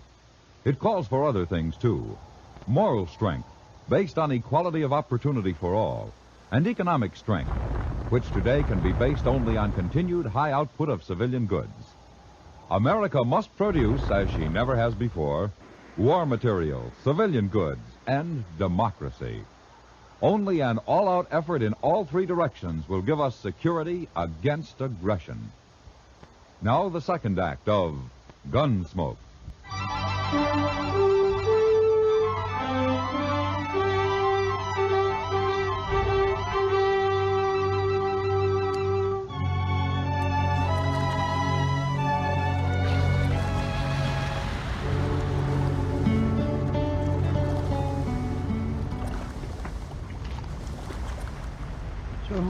Start, Marshal? Why don't we play while we wait? No thanks, Jingle Bob. You needn't wait with us. Jed's my friend, Mr. Dillon. Sure.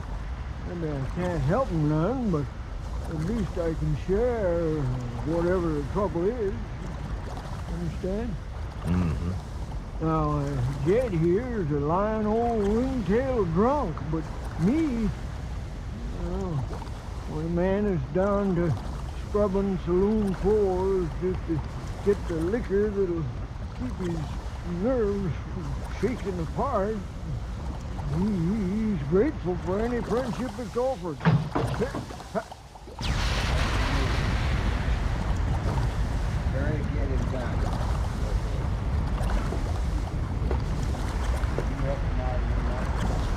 Yeah. Vic Tolman. There are Dodgers out on you. You're a cool one, Dillon. Too bad you're on opposite sides. Yeah, it's too bad. Real quick. Now I'm going to enjoy this job. What job? Don't you know? Vic's taking his paw away from him. You won't mind. He'll be dead. Barry, you stick there and take care of these two. Jed and I'll go on ahead. Oh, son, I don't want to go nowhere. Now, Paul, don't rile. You're going with me. None of you are going anyplace, Vic. Check. What? Window. Reach high, both of you, and let go of that hard gun. You better do as he says. Chester's a little nervous with that shotgun. There's mine. Looks like the odds are with you, so... You might as well get rid of that spare in your boot, Vic, before you run into any temptations. You got sharp eyes, Marshal. The law gets a lot of backing up. Your mistake, Vic. Sometimes people just don't give Chester enough credit.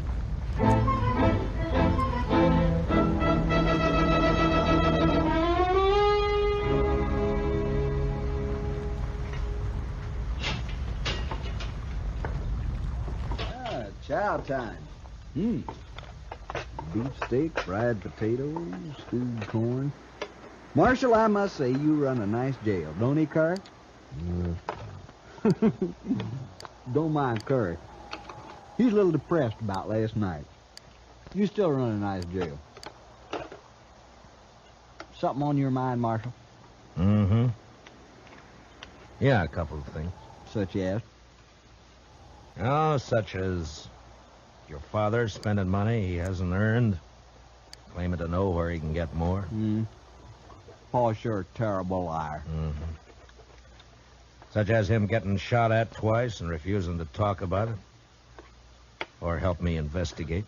Paul's a little bashful, too. Yeah. Such as his being afraid of you. I guess Paul's getting old, little dottery. Yeah. Then, of course, there's you. Well, now you're on my favorite subject. Go on. Well, you're a killer and a thief. But you're cool and smart. Smart enough to educate yourself. I had lots of time to read in the pen. Lots of time. You're going to have more. But not much more. Because you're going to hang for those guards that you killed. Maybe. Curry, ain't you going to eat that? Now, go on about me being smart. You're smart enough to know the most dangerous place for you to go after you escaped was here. Well, it looks like I ain't as smart as you think. It depends on what reason you had for risking coming here. Boy, that's sure good coffee. First jail I was ever in where the coffee was fit to drink. Oh, thank you. Okay, Marshal. Now, just what was my reason? The reason was money. Money? Cash. It's the only thing that'd give you a chance to get out of the country. You're in for robbery as well as murder. How much of the loot was recovered? You know how it is, Marshal. Easy come, easy go. I spent it as fast, well, nearly as fast as I got it. So nothing was recovered, huh? No, it was all gone. It was all hidden, you mean? Hidden until Jed found it. Paul? Sure. That's his source of money. It's also why he was afraid to go with you.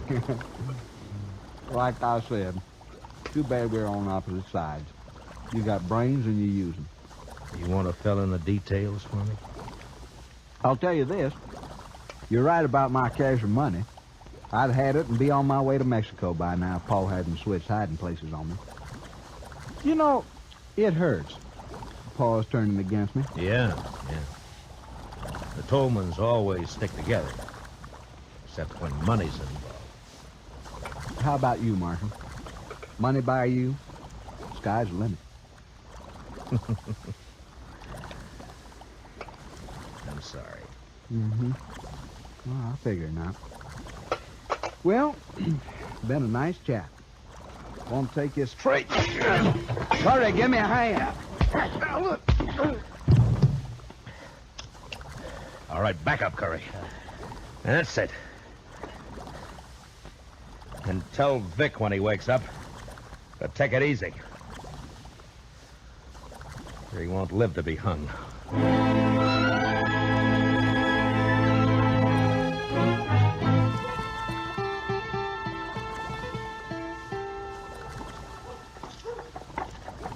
Hey, Jingle Bob. You seen Jed? Sorry, Marshal. I don't know where Jed is. Been looking for him myself. Golly, I'm cold. He must have left town last night. Ain't you cold? I got an old jacket you can have. I'd rather have a shot. Better steal 2 shots. You got the jumps? Always got 'em. Except when I'm full of booze. Funny, you won't believe it, but there was a time when I couldn't stand the taste of hard liquor. Made me sick. No, can't live without it. Yes, you can. Well, maybe, let's say I don't want to. Let's say that... Here. Go buy yourself a drink. Hey, that's enough for a whole bottle. Well, thanks.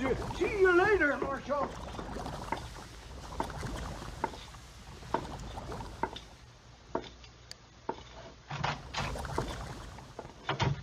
Supper time, Chester. Chester. Chester, you all right? The prisoners? Gone. Hannah Tolman slipped him a gun. And they made me open up the cell and Vic slugged me. I don't know where they'll go. Please, Mr. Dillon, take me along. It was my fault they escaped. All right, Chester. Ask Doc to put a quick patch on that head, and we'll go after him together.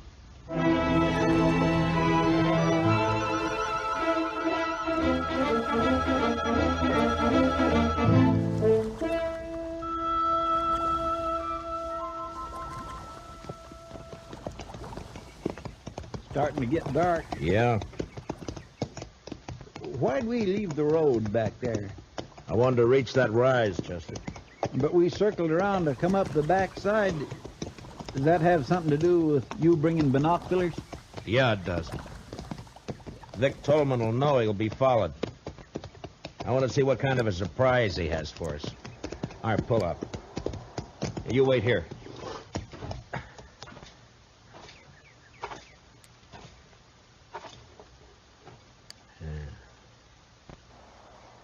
See anything? No. Not yet. Now, wait. I knew now. Yeah, it's Curry, all right. He's holed up in some brush just beyond the turn in the road down there. Well, what do we do, Mr. Dillon? Take the horses and circle back the way we came. Start up the road, but don't make the turn. I understand. Now, be sure. As long as you don't make the turn, you'll be safe. But, I do want you to make some noise.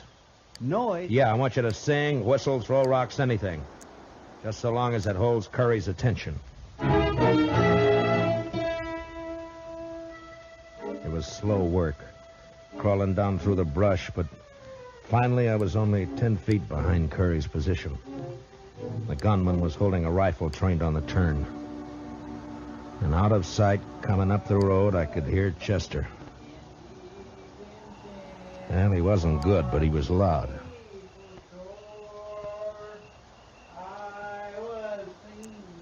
Going around that turn, blast you.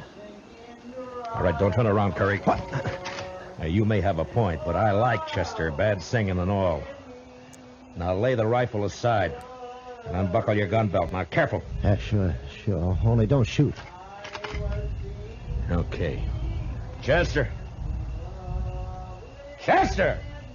I didn't mean no harm. I was only going to scare him. Yeah. Now, where's Vic? At the Tolman house. Waiting for Jed to show up. Uh-huh. All right, put your hands behind your back. I'm going to tie you up and leave you here. What?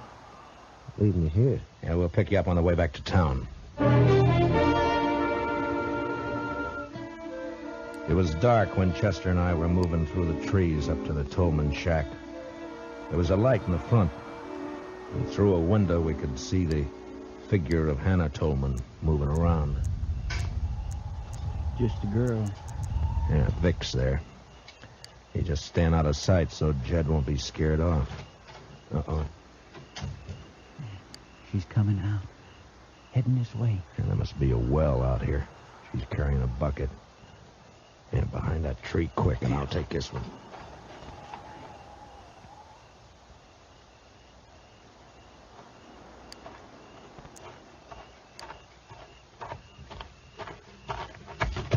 What do you think you're... All right, now quiet down. We're not going to hurt you. Stop fighting. Chester, grab her legs quick. Yes, sir. I was saving these handcuffs for Vic, but I guess they'll do for you. There. you promise to be quiet, or do we gag you? All right, have it your way. Chester, give me your bandana. Yes, sir. Here. There, that should do it. All right, stay with her, Chester. I'm going for Vic. I was halfway to the shack when inside Vic Tolman became suspicious. Suddenly the lights went out, and the door opened, and a shadowy figure slipped out to stand, listening. Hannah? Hannah, answer me. Drop him, Vic. Who is that? I can't see. Matt Dillon. Throw down those guns. You're under arrest. Not this time.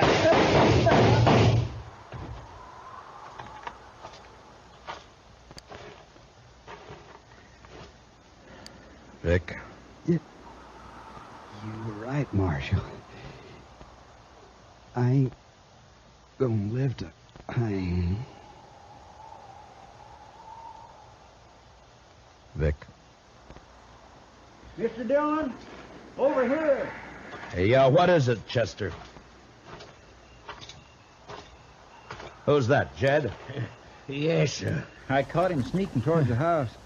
He was carrying this bag. Here, let me see. That's the money. I was taking it to Vic. Is he... Yeah. You're too late, Jed. Oh, no. I'd have given him his money. If only he hadn't taken them shots at me. He didn't. Until he found out where the money was hidden, he was the last person in the world to want you dead. But, I don't understand. He must have... No. Only the person who knew where you had the money would have shot at you. Nobody knew that. How could they? Who You could... talk a lot when you get drunk, Jed.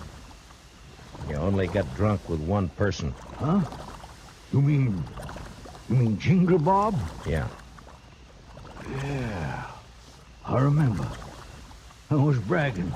Told him all about finding it and switching hiding places. Why, that low-down snake. And him pretending to be my friend. Come on, Jed.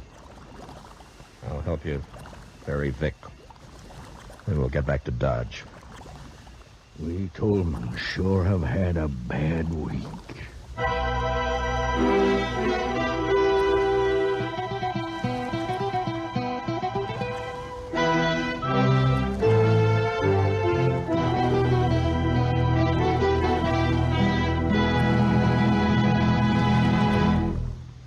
Gunsmoke, under the direction of Norman Macdonald, stars William Conrad as Matt Dillon, U.S. Marshal. Tonight's story was specially written for Gunsmoke by Herb Purdom, with music composed and conducted by Rex Corey. Featured in tonight's cast were Virginia Gregg, Joseph Kearns, and Junius Matthews, with Harry Bartell, Lou Krugman, and Peter Leeds. Parley Bear is Chester. Join us again next week as Matt Dillon, U.S. Marshal, fights to bring law and order out of the wild violence of the West in...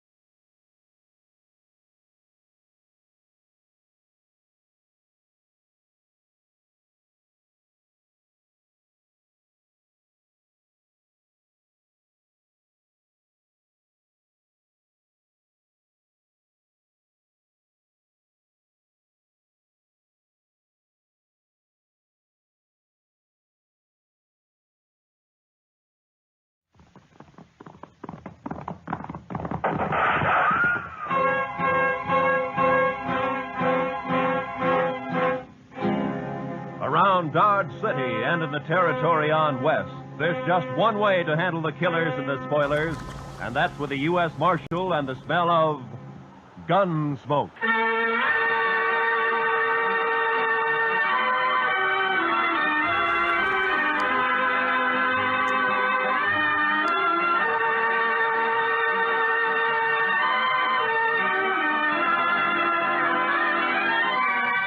GUNSMOKE, starring William Conrad. The story of the violence that moved west with young America. The story of a man who moved with it. Matt Dillon, United States Marshal.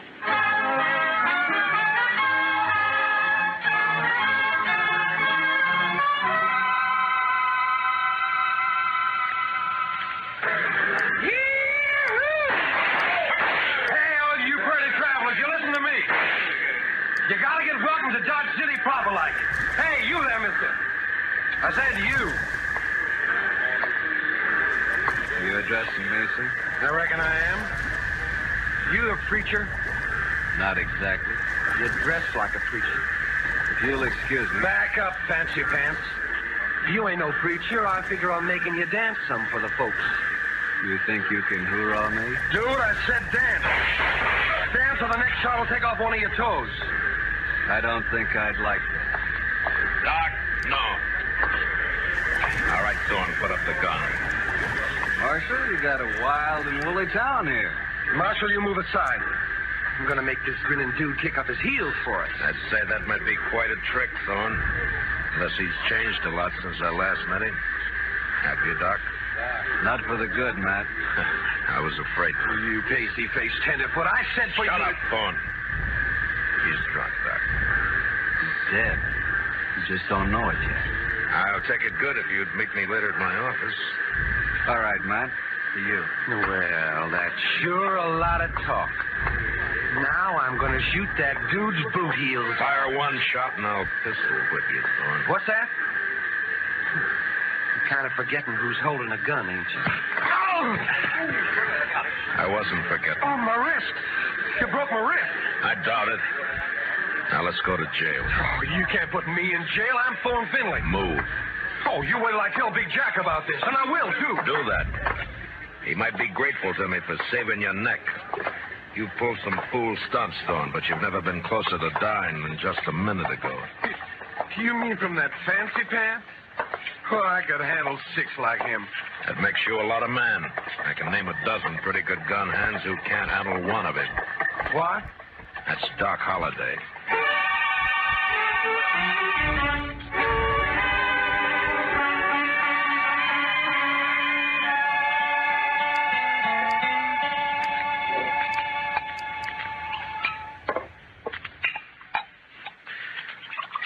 There you are. Salute, Matt. Salute, Doc.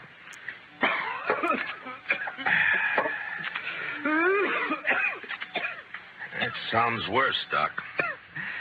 Yeah, I got orders to go to Arizona. Air's dry there, better for my lungs. Going? Thought I might. Wyatt invited me to visit him.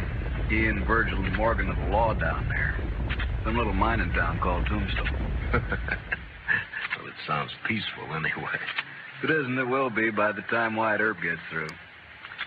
He is the peacemakingest man I ever met outside of you. Matt, who was the tellerhead down at the depot anyway? No, Thorne. He's a spoiled kid. Kid? Couldn't be much younger than you. Sure, but Thorne never grew up. His father has coddled him and protected him and gotten him out of scrapes ever since he was a pup. He's never had to be a man. Not with Big Jack wet nursing him. Big Jack? Big Jack Finley? Oh, you know him? I've heard of him. Well, that figures he owns about half of Kansas. Star in a box runs more cows than he can count. Swings a lot of weight in Dodge? Yeah, too much. Mr. Dillon? Mr. Dillon, somebody said that Doc Holliday had come into town today and he... Oh, excuse me. It's all right, Chester. Why don't you shake hands with him? Don't mind if I shake with my left hand. It's a kind of habit. Yeah, I know. Mr. Dillon has the same habit. He would. How about dinner tonight, Matt? Sure. How long will you be in Dodge? Not long. Just till I finish a chore. Oh? That, chore have anything to do with Big Jack Finley? I'd say so. Gonna kill him.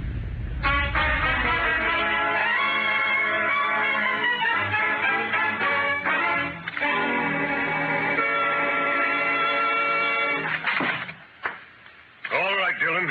Turn him loose. You, forgot to close the door, Mr. Finley. You going to turn my boy loose? Or I'm going to have to do it for you. You got a writ of habeas corpus? Writ? Thorne didn't commit no crime. The charges are drunken, disorderly, disturbing the peace, and attempted assault with a deadly weapon. I was. You still need a writ. But, man, Judd Nathan does what I say, and you know it. Don't you think I can get a writ? I'm sure you can and will. You always do. Then what's the point, Dillon? It's just a lot of useless red tape. It's a law. Close the door on the way out.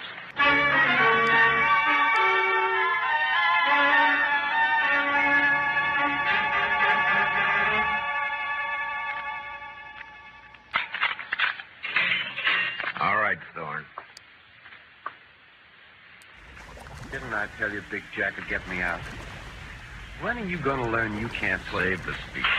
The law can't touch a Finley. You ought to get smart, Marshal. Like you? Sure, like me. Hi, Big Jack. You okay, son? Fine.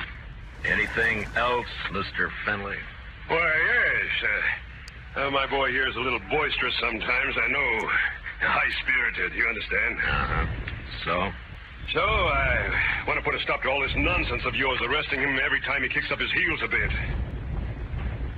Go on. Well, I'm offering you a job. Let's say, protecting my interests.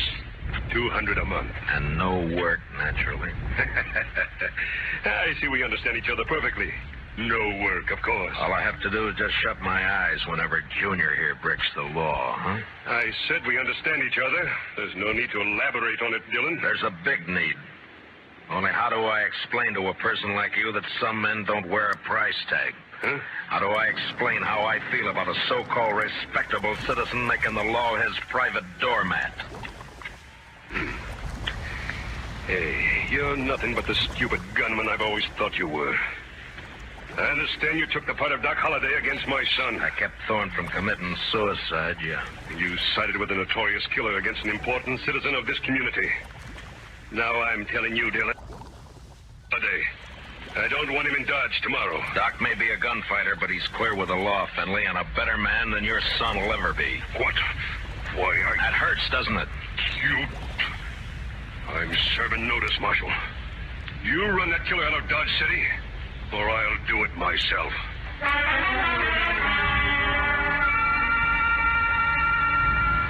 Big Jack Finley, cattleman and self-made king of southern Kansas.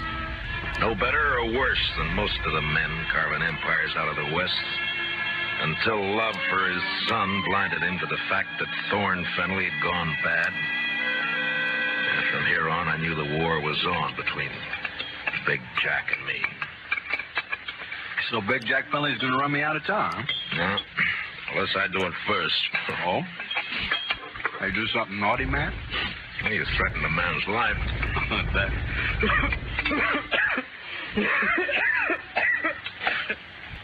And just between friends, man. Anything else, Doc? Not murder. Murder? I give him an even break. With you, that's still murder. Don't you think you better tell me about it? Mm-hmm. What if I don't tell you?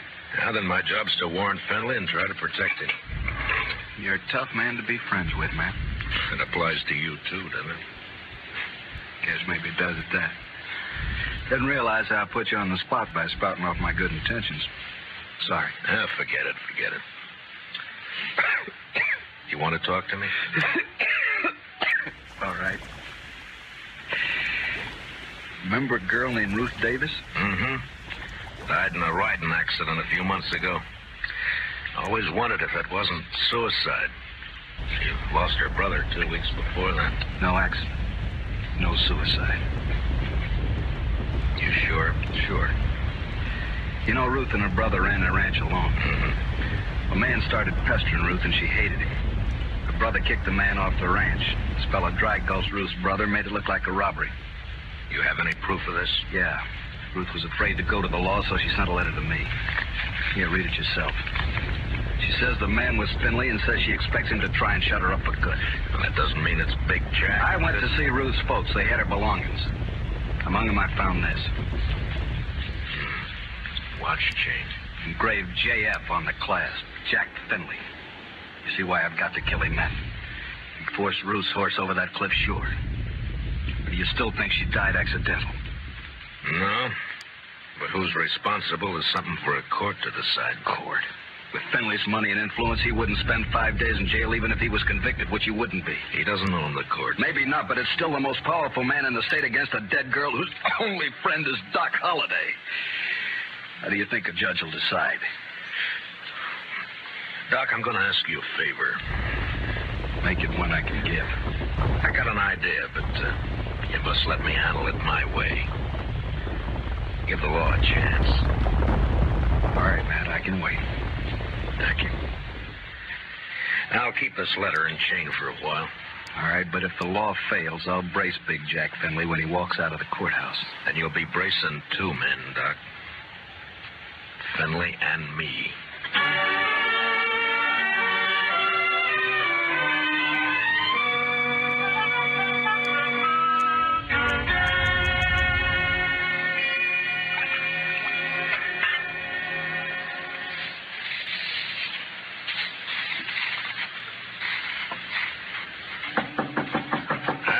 Come in.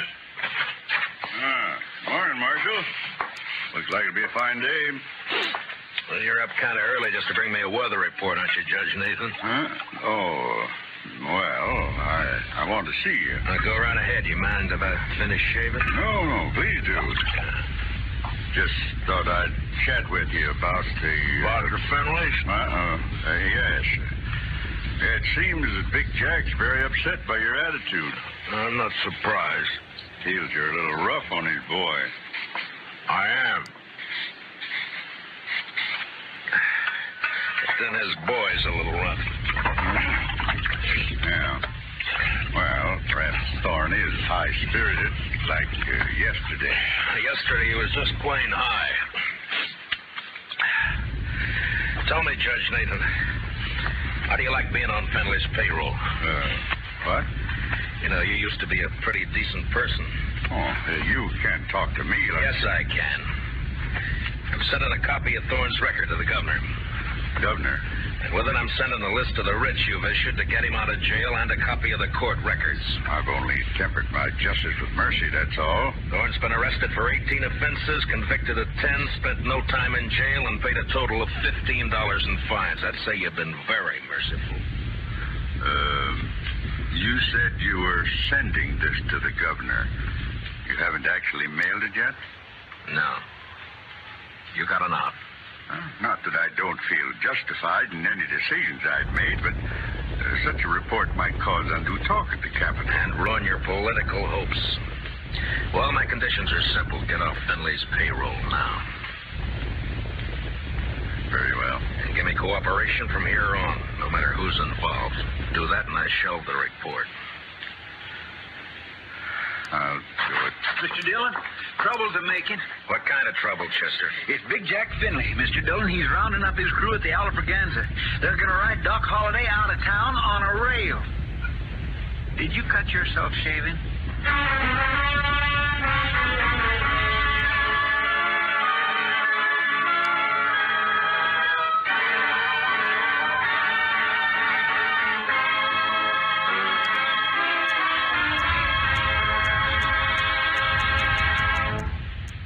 We will return for the second act of Gunsmoke in just a moment. But first, don't forget, starting Monday, CBS Radio's tremendous news staff will start bringing you the complete coverage of the Democratic Convention in Chicago.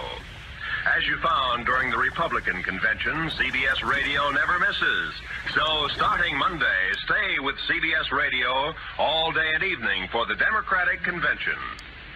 Now, the second act of Gunsmoke.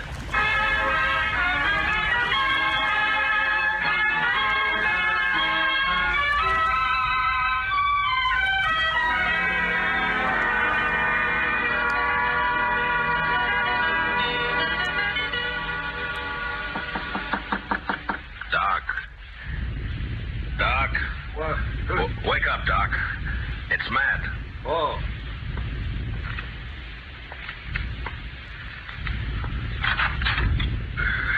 What's up? Trouble. Lots of trouble. Big Jack Finley's organizing a little citizens committee of his own hand-picked men coming to escort you out of town. On a rail? Yeah, that's the general idea. Here, take a shotgun. Yeah, I'll hide it under the covers, modest-like. Yeah. I'll wait against the wall here. Good. That'll put them in a crossfire. If it comes to that. There's enough of them, we're in a spot. Yeah, likely we are. You're risking your neck to save me some bruises. One I owe you, friend Matt. It's my job. Still one I owe you. There he is. Wrap him up. All right, stop right there. I'll shoot the man who takes another step. You think you're going to stop us, Dillon? I think so. Me and Doc. Doc. Show him, Doc. Sure thing, Marshal. Look, boys, surprise. I sure do love surprises.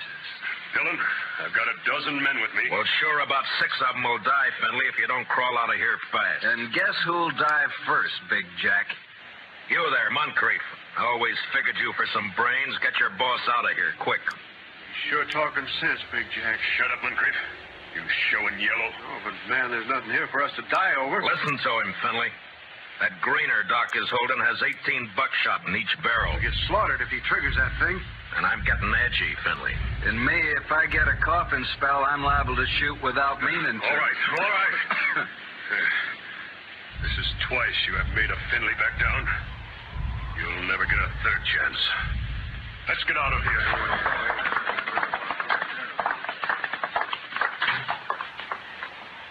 Matt, when you gonna arrest him? When I'm ready.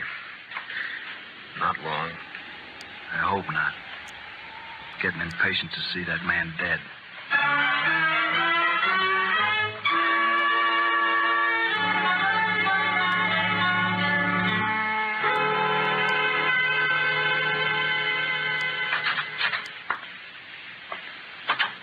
I got your message, Marshal.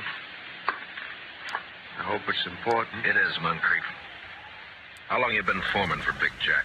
15, 16 years. You know him pretty well. Would he be the kind to kill a girl? No, of course not. Guess he'd kill a man if he got mad enough, but he wouldn't kill no girl, Marshal. Well, I have proof that he did. A girl and her brother, but it doesn't set right. I'm hoping you can help. What's your proof, Marshal? A letter that names Finley as the man. Ruth Davis wrote it before she died. Ruth Davis. And this watch chain was found with her belongings. It's engraved on the back. I know. I was with Big Jack when he bought this chain in Chicago. It was right after his wife died. Big Jack wear it all the time? You rode the right hunch, Marshal. What? Thorne is your man, just like you figured. He had a yen for the Davis girl, but he kept it quiet. Guess he didn't want it known she throwed him over. But the watch chain... Big Jack gave that to Thorne on his 25th birthday. Whole ranch can testify to that. Good. All right, thank you, Moncrief. You, gonna try and arrest Thorne? Why? If Big Jack believes Thorne killed that girl, it'll break his heart. Broke her neck. If he don't believe it, then he'll protect Thorne.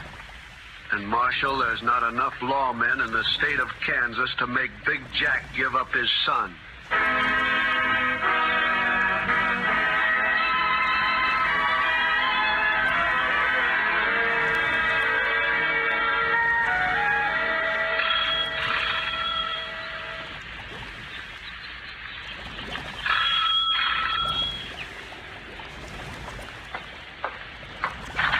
Yeah, what it... Oh, it's you, Marshal. And, John Holliday. Doc, this is Judge Nathan. Holiday? Oh, yes, I've heard of you. I've heard of you, too, Judge. Wonder which has heard the worst. What's that? Why, Judge, I'm here on business. Oh, of course. Come in, won't you? In my study here, so we won't be disturbed. Now, What is it, Marshal? I want you to swear out a warrant for Thorne Finley's arrest. Charge, murder.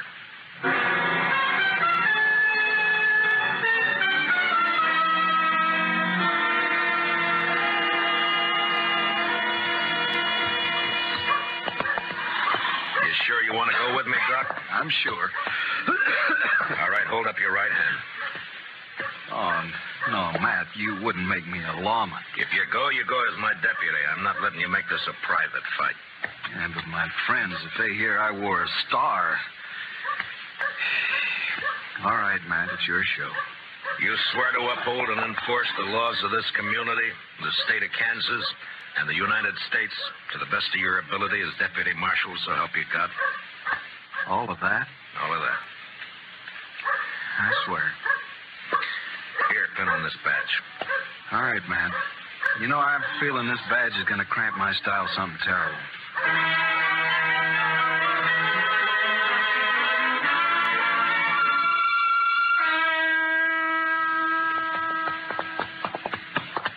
Better breathe our horses going up through this pass. We still got a good ride ahead. How far? Oh, about 10 miles. Hmm? What do you think, Matt? Will they fight? Well...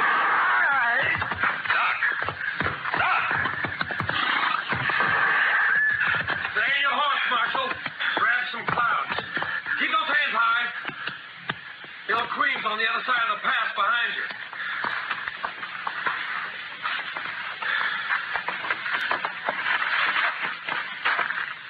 That's being smart, Dillon. Queen will drop you if you touch her gun butt. You're handy at this bushwhacking, aren't you, Thorne? If Doc... He's all right. My slug seems to have bounced off his thick skull. Good. Yeah, let's pull your teeth. Better you do it. With your left hand, reach down and across slow. Pull your gun out with your fingertips and toss it away. Nervous? Just cautious. Or maybe this Queen doesn't exist, huh, Thorne? Queen! Queen's one of Dad's men, but I pay him extra to work for me. Any more questions? I guess not. There's my gun. The rifle next.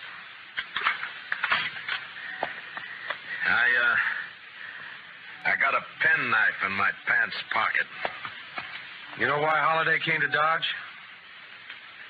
Yeah. Yeah, I guess you do. You wouldn't be riding with him. Well, he's not going to tell any stories to my dad or anyone else.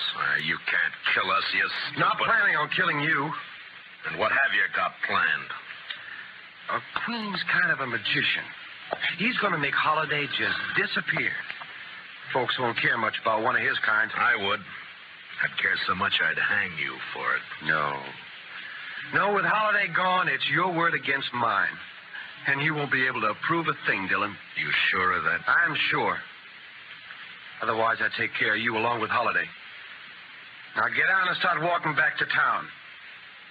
It's like I told you. Law can't touch a Finley.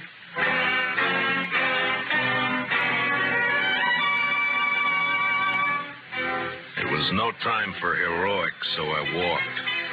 When I reached a turn, I cut back through the rocks, but it was too late. They were gone. And with them, the horses, guns, and Doc Holliday. 2 miles up the road, I found my horse turned loose. And with a mind full of cold hate, I raced onto the Star in a box. On the front porch of the ranch house was one of Big Jack's men. Hold it right there. Out of my way, mister. I'm in no mood to shake hands. Where you heading, lawman? You don't hear well.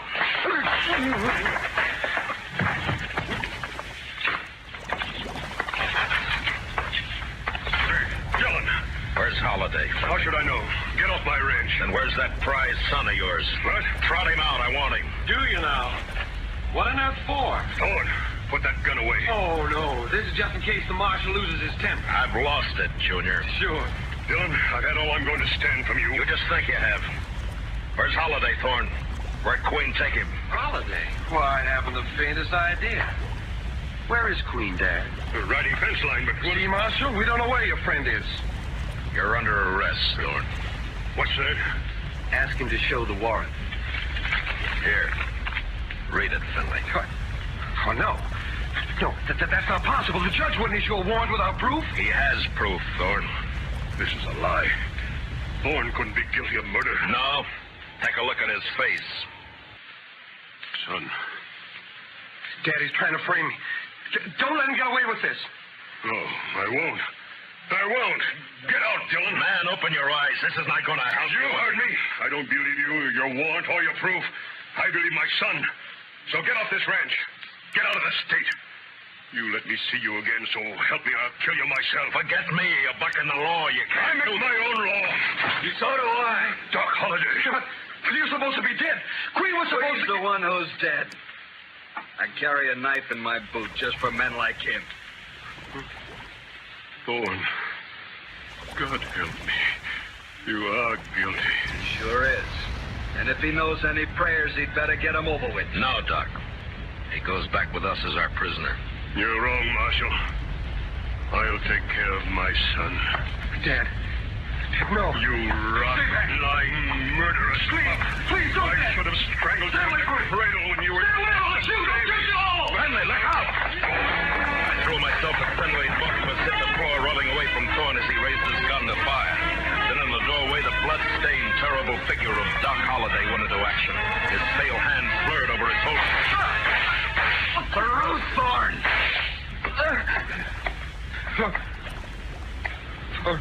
Ruth?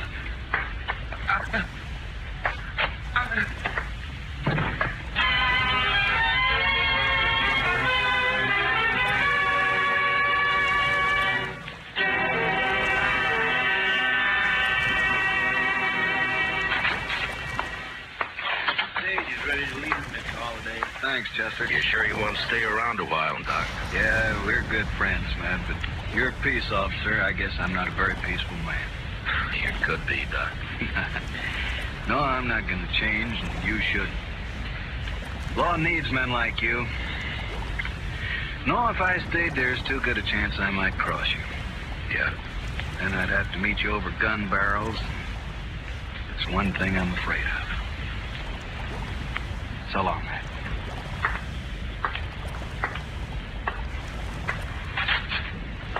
Good luck, Doc. My. I never would have thought Doc Holliday was scared of meeting anyone in a gunfight. You don't understand, Chester. Doc's afraid because he might beat me.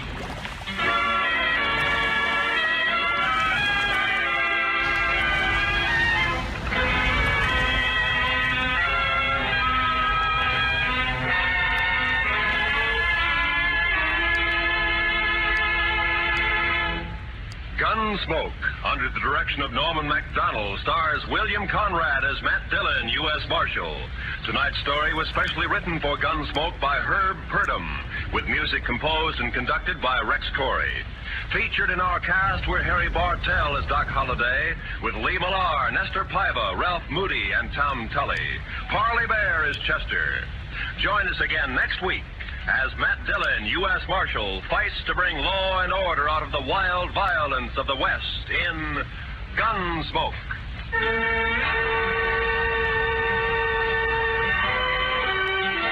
Sunday evenings, we invite you to join lovely Doris Day, Spring Byington playing a December Bride, and Audrey Totter as Millie.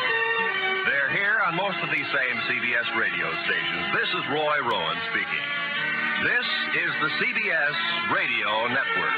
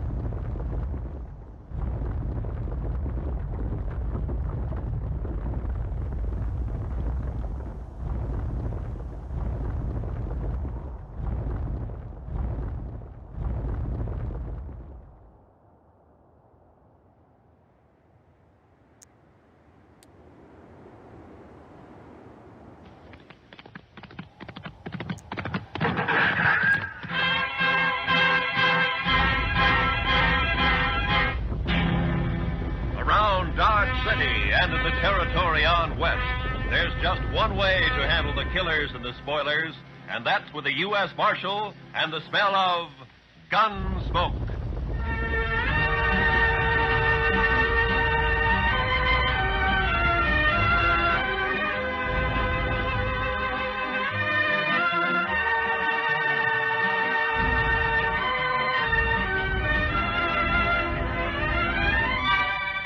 Gunsmoke, starring William Conrad.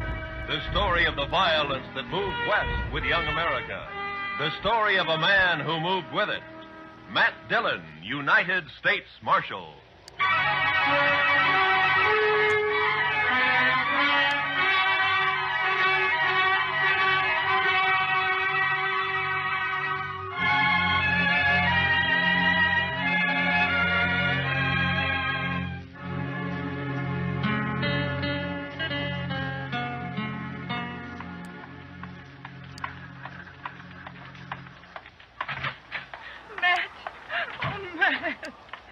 Jeannie, what's the matter? Good morning, Miss Wells. Good morning, Chester.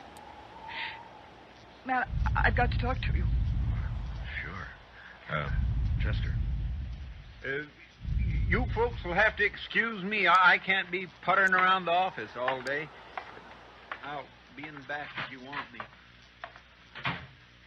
Yeah? Matt, he's here in Dodge City. I just saw him. He came in on the morning train. You mean Ed Beaudry? Yes. It's been 4 years, Matt. I'd begun to hope he'd forget. Hope he wouldn't find us. From what you've told me, Beaudry doesn't sound like a man who ever forgets. He's come here looking for Bert. To kill him, he swore he would. Matt, what are we going to do? I don't know. What's Bert think about it? He doesn't know yet. He's busy at the blacksmith shop. Matt, you've got to help us. You're the only real friend we have out here. It might make it easier if I weren't, Jeannie. I'm supposed to maintain law and order in Dodge. That's my job. Doesn't leave much leeway to mix in on personal quarrels. Well, there's no quarrel. It's just that Ed Beaudry's a hot-tempered fool. Bert never did anything to him. He married you, didn't he? A woman has a right to change her mind, Matt. Maybe Beaudry doesn't think so. Matt, you promised me once in Louisville. Yeah. Yeah, I know. All right, Jeannie, go on home and don't say anything to Bert. I'll talk to Beaudry. Thank you. I'll never forget it. Goodbye, Matt.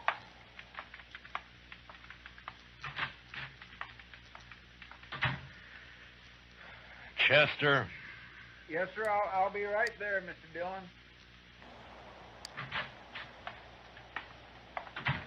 Did Miss Wells leave? Yeah. Fine couple, the Wellses. Did you know them before they came out west? Not Bert. I knew Mrs. Wells. I guess we better drop over to the Texas Trail, Chester. There's a fella in town planning to do some killing.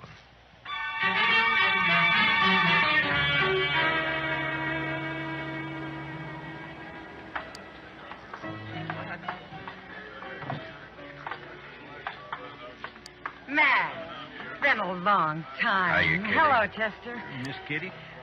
Come sit down, Matt. Tell me about things. I can't right now, Kitty. We're looking for a fella. Thought he might have come in here. Sooner or later, they all do. Stranger, Matt? Yeah. He came in on the morning train. His name's Ed Beaudry. Oh, him. There, the bar, Matt. Third from the end, next to Tulsa Jim Nixon. He's buying Irish whiskey for everybody. Thank you, Kitty. Come on, Chester. Yes, sir. Watch yourself, Matt. Yeah, sure, Kitty. I'll see you later. All right, bartender, set up another round of Jamesons for the house. Your name, Beaudry? Well, that's right, mister.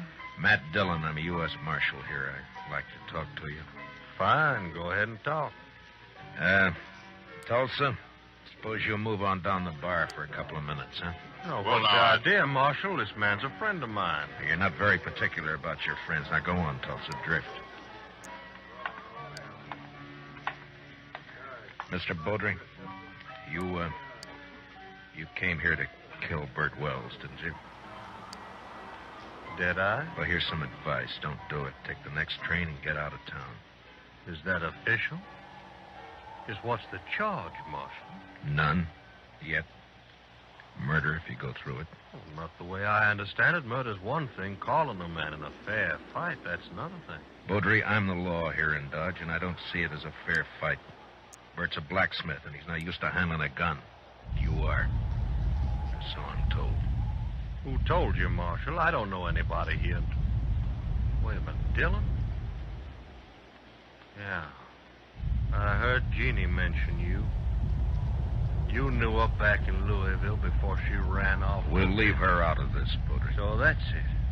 This isn't official. You're just doing a personal favor for an old friend. Probably a very close friend. Jeannie always did have a weakness. I warned you once. All right, hold it. Now get up, Baudry.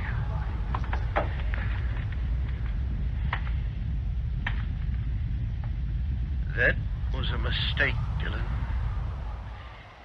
Now I'll have to kill you, too. I'm not a blacksmith, Baudry. I'll look you up just soon as I've finished with Bert Wells. If you kill Bert, you won't have to look me up.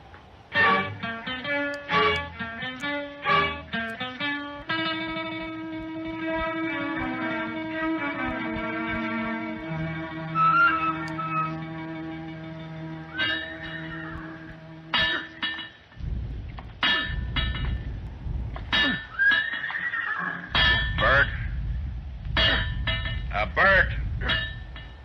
Huh? Oh, Matt. I didn't see you come in. I wanted to talk to you, Bert. About what, Matt? Ed Baudry's in town. Baudry? Well, it was bound to happen sometime.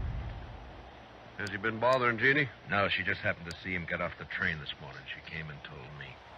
She shouldn't have done it, Matt. It's not your problem. Maybe it is, Bert. I'm the law in Dodge, and the law doesn't like the idea of personal grudges ended up in a killing. What do you aim to do? Yeah, prevent it if I can. Well, I wish you luck.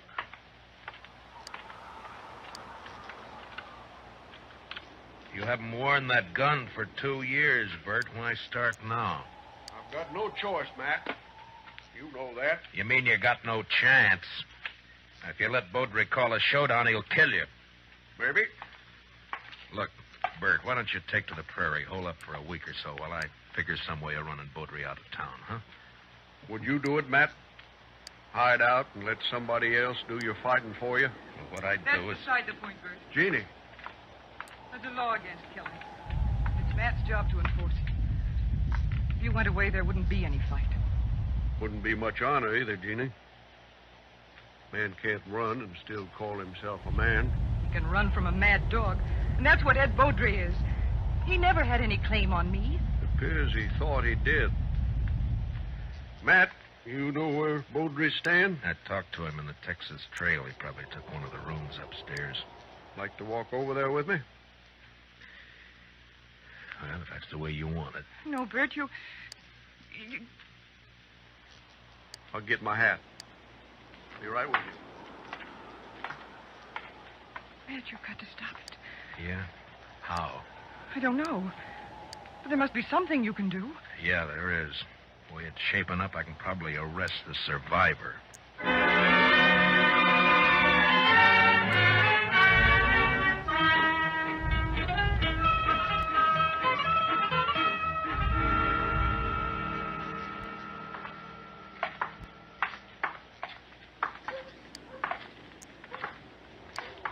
There's still time to turn back, Bert. I'm afraid not, Matt. I should have had it out with Baudry back there in Kentucky 5 years ago. Jeannie wanted to run away and avoid trouble, and she was so beautiful it was hard to argue with her. Yeah, I know. Be hard on her if anything happened to you. Life's always hard on a woman, I guess. Worse out here on the prairie. Look out for her, Matt, in case I mean, if anything. Mr. Dillon? Huh? Oh, what is it, Chester? Baudry left the saloon a little while ago. Went over to the livery stable to hire a horse. Oh? I think he's riding out to your place, Mr. Wells. He's been doing a lot of talking. Jeannie will be there alone, Matt. I better get back home. It won't be necessary. Here comes Baudry now. I won't draw unless he does, man. Heads up, Chester. Yes, sir.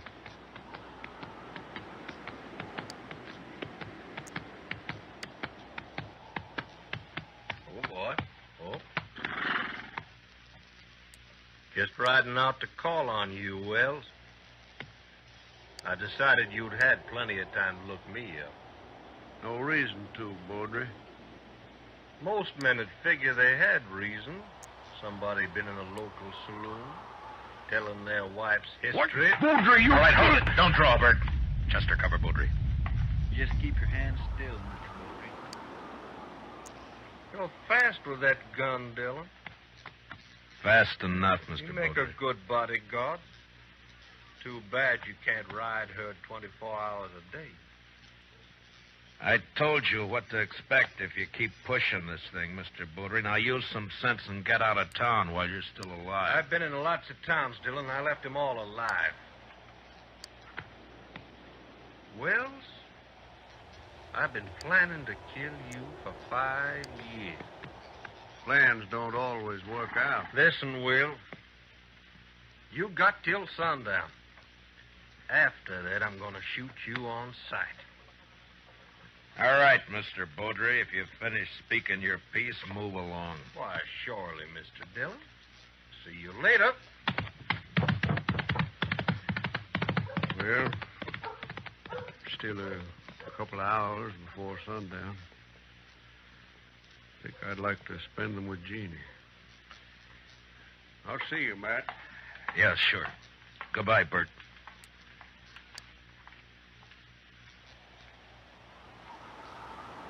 I declare, I just can't see any way of stopping it, Mr. Dillon. I can't either. I'd sure hate to be in Bert Wells' shoes. I'd hate worse to be in Baudry's. He'll never submit to arrest. Chester, I'm going to have to kill him.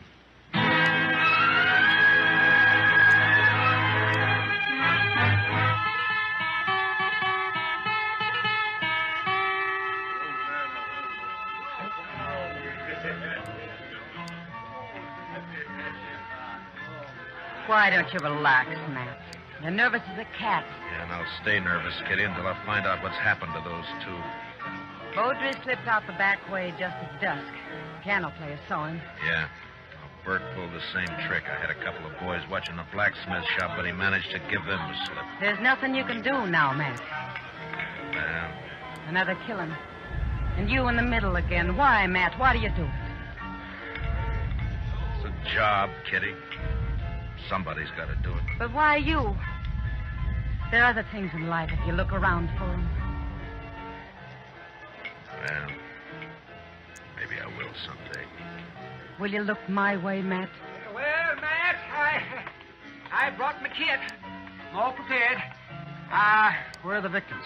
No victims yet, Doc. You're jumping the gun. Well, I understand it's going to be a real showdown. The boys at the bar are offering 2-1 on Baudry. That's about the odds I figure if the shooting really starts. Oh, it'll start all right. Oh, there's not a thing in the world can stop it. Chester, what are you doing in here? I told you to watch that street. Yes, sir, I know you did. The but fight's there- as likely to start out there as any place else. No, sir, Mr. Dillon. I guess there's not going to be any fight. What? They just found Baudry lying in an alley down the block. Matt. Somebody sneaked up behind him with a hammer. He's sure dead.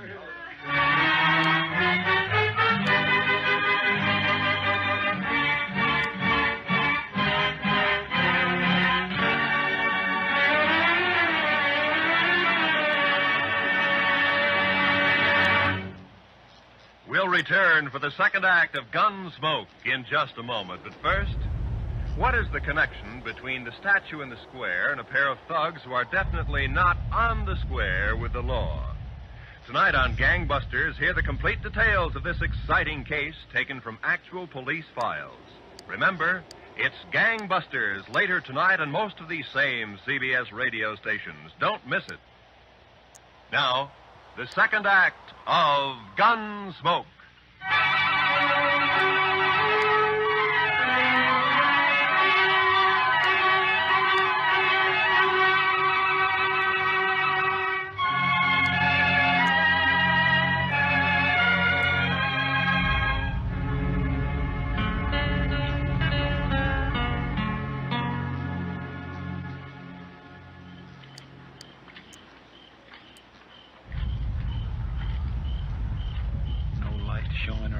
house, Mr. Dillon?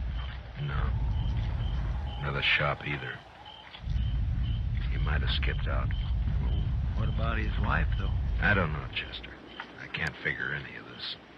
It's not like Bert to pull a sneaking trick like that. Hold it. Don't move. He's there by the tree, Chester. Yes, sir. Bert? Who is it? Who's there?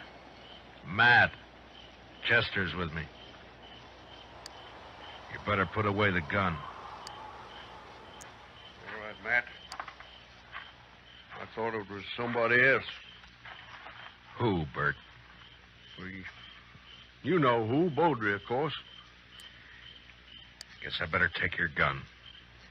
Official, Matt? Official? Well, I got no quarrel with the law. Here. Thank you.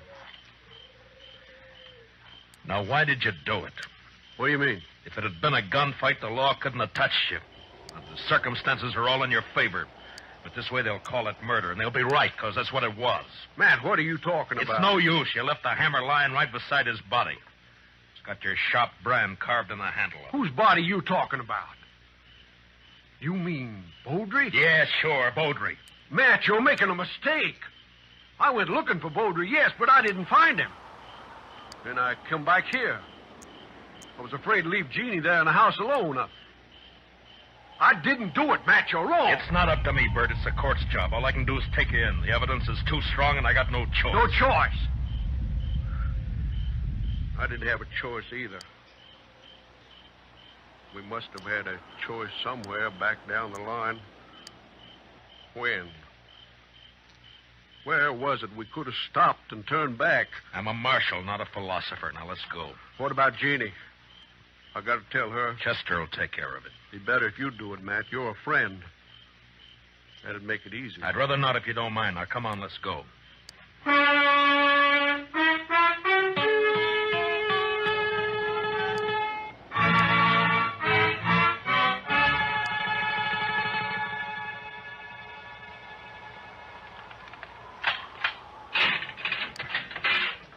All right, Bert, step inside. 4 years we've been friends, Matt. I never thought it would come to this. Neither did I. You said you didn't find any money on him. It could have been robbery. I made it look like robbery. And either way, there's nothing I can do. Now, you better step inside.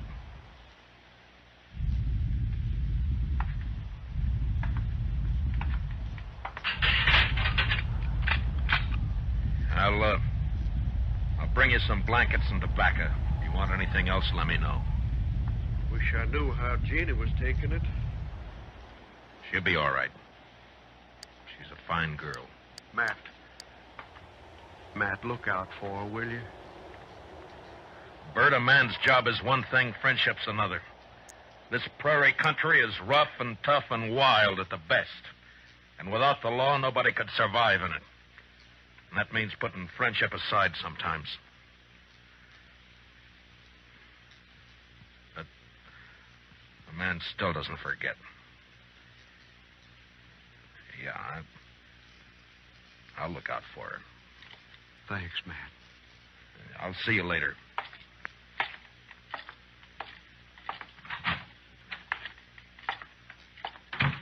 Well, you get your prisoner tucked in safely, Matt? What about Beaudry? He's dead. Absolutely dead. In fact, I never saw anybody any deader. Blacksmith hammer makes a mighty fine weapon.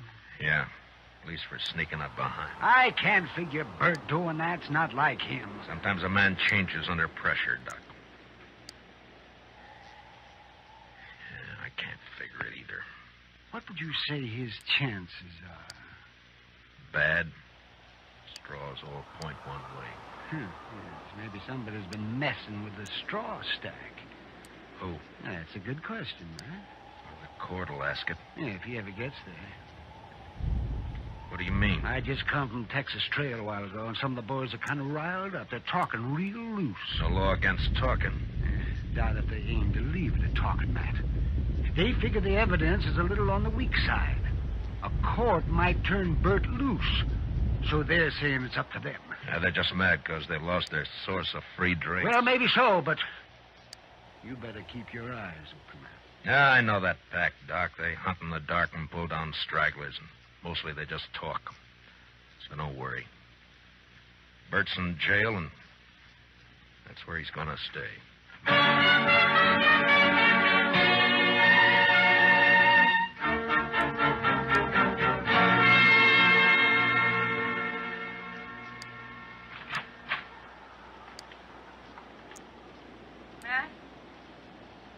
Matt, are you here?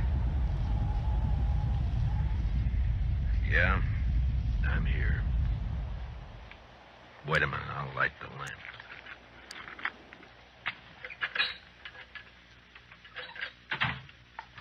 What were you doing sitting here in the dark?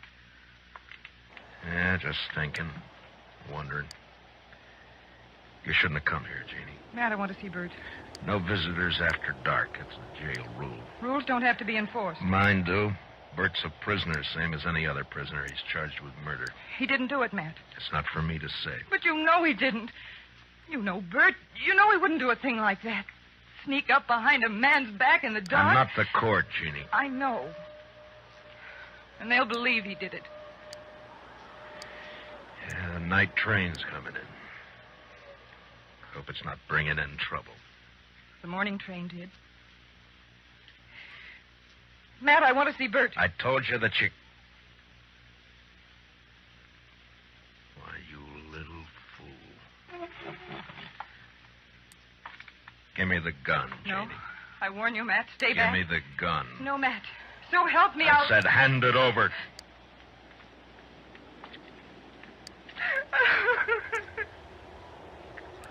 You knew I wouldn't shoot.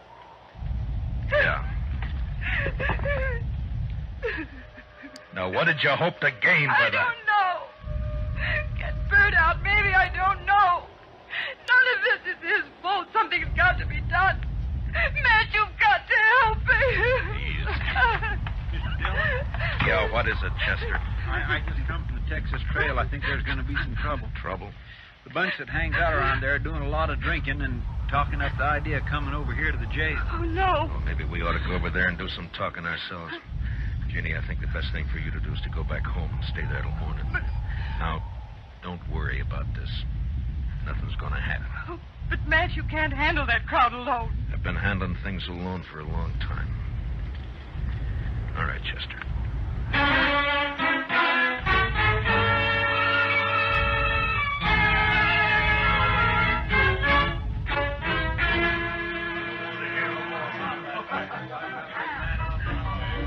Knows that Jim Nixon's the one who's been egging them on, Mr. Dillon. Over there at the end of the bar. Yeah, he struck up an acquaintance with Beaudry when he first got off the train. Guess he figures he's an old partner by now. Well, come on. Yes, sir. Matt, wait. Later, Kitty, I got some business with the boys at the bar. That's what I mean. Tulsa Jim's been buying them drinks for the last 2 hours. They're in a real nasty mood. So? So be careful, Matt. That's all. Just be careful. Kitty, I'm the carefulest man you know. Sure. We got the law here in Dodge. Supposedly. But what kind of a law is it that lets a man sneak up behind somebody in the dark and murder him in cold blood? I don't know, Tulsa. Suppose you tell me. Dillon. Now, don't let me interrupt you. You were doing fine. Well, this is quite an audience you got. All the panhandlers, bums, and barflies in Dodge. It's quite a collection. Well, calling names won't change the facts, Dillon. What facts? A friend of yours, Bert Wells, that sneaking cowardly murderer. That's for the court to decide, Tulsa. The court. They'll turn him loose. They work hand in glove with you. Dillon, we're not going to stand for it. All right, shut up! So you're not going to stand for it, huh? Well, just what are you planning to do? You'll find out in due time, Dillon. Oh, I intend to set him up again all around. Yeah, you've turned into quite a free spender, Tulsa. I never knew you to... double eagle gold piece. You mind if I take a look at it? It's good. Don't worry about that. Yeah, I'm sure it is. Where'd you get it? That's my business, Dillon. So you're the one who killed Baudry. That's a lie. I thought robbing him was just a cover-up, but it wasn't. There aren't many double eagles around Dodge. Baudry had a lot of them. Now you. Why would you get a pocket full of gold pieces, Tulsa? Wells killed Baudry. The blacksmith hammer was lying right beside him. Yes, where you left it. What does she mean? Tulsa Jim came into my husband's shop late this afternoon. His horse had thrown a shoe. He had plenty of chance to steal that hammer. She's lying. Where did you get the gold, Tulsa? A lie. I won it in the poker game. Last week when the trail herd would... Tulsa, you're under arrest for murder.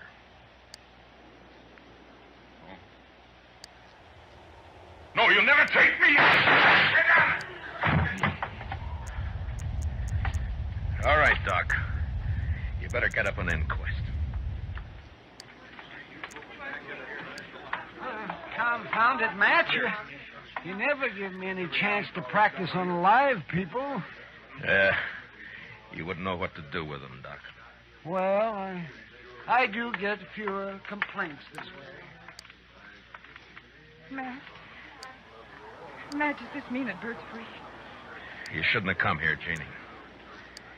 Yeah, he's free. Chester will go with you over to the jail and let him out. Thank you, Matt. Thank you for everything. You told me one time in Louisville that... Louisville? That was a long time ago and a long way off. So, goodbye, Jeannie. Goodbye, Matt.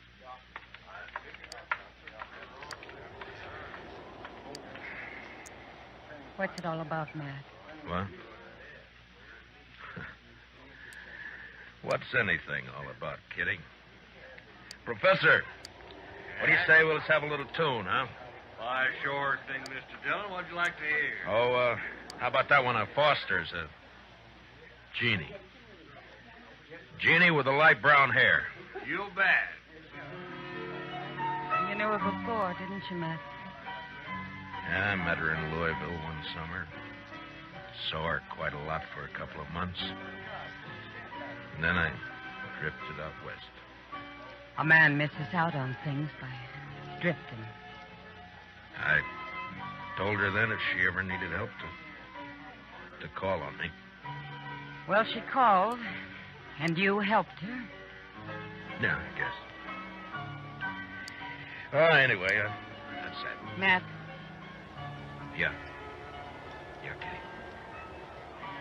When are you going to help yourself?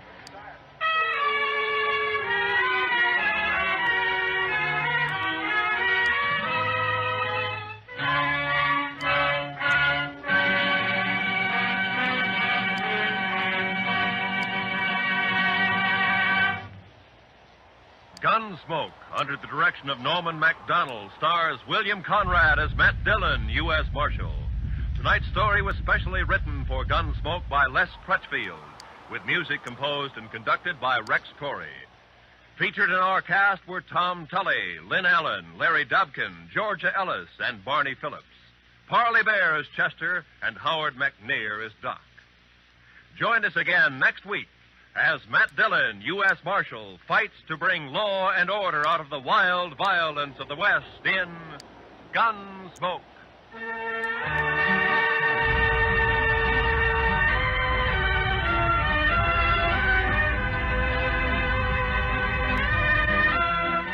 What are the tunes most people like best?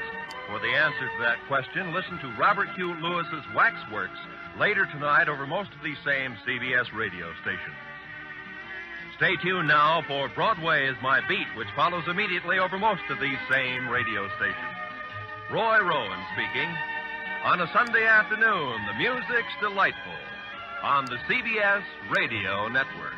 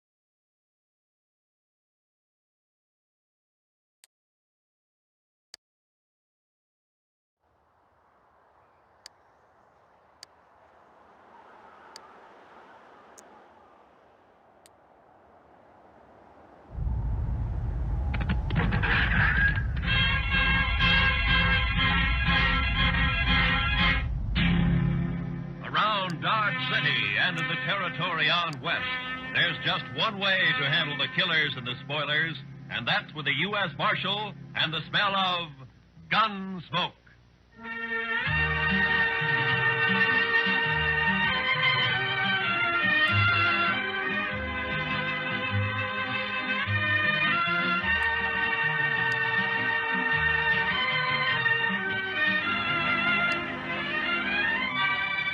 Gunsmoke, starring William Conrad. The story of the violence that moved west with young America. The story of a man who moved with it. Matt Dillon, United States Marshal.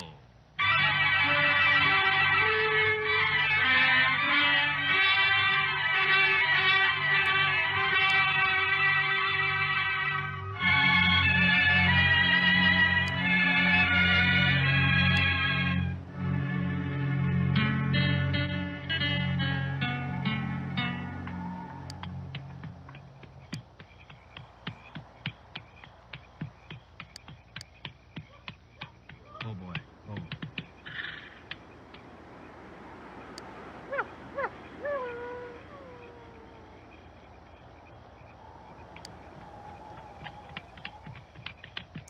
Wild Hog? Wild Hog, that's you? Wild Hog, you there?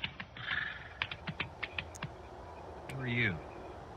Put that spear down. Listen, Wild Hog and me are friends, big friends. You'll make much noise. You're Cheyenne, ain't you? You must be with Wild Hog. What name, you white man? Ward Spicer. Ward Spicer, you hear? You bother me and you'll be in big trouble with Wild Hog. No trouble. Tell these other redskins to put their spears down. I need more room. Come, white man. Are you with Wild Hog or ain't you? Much talk, come. All right. Any tricks, I'll shoot you first.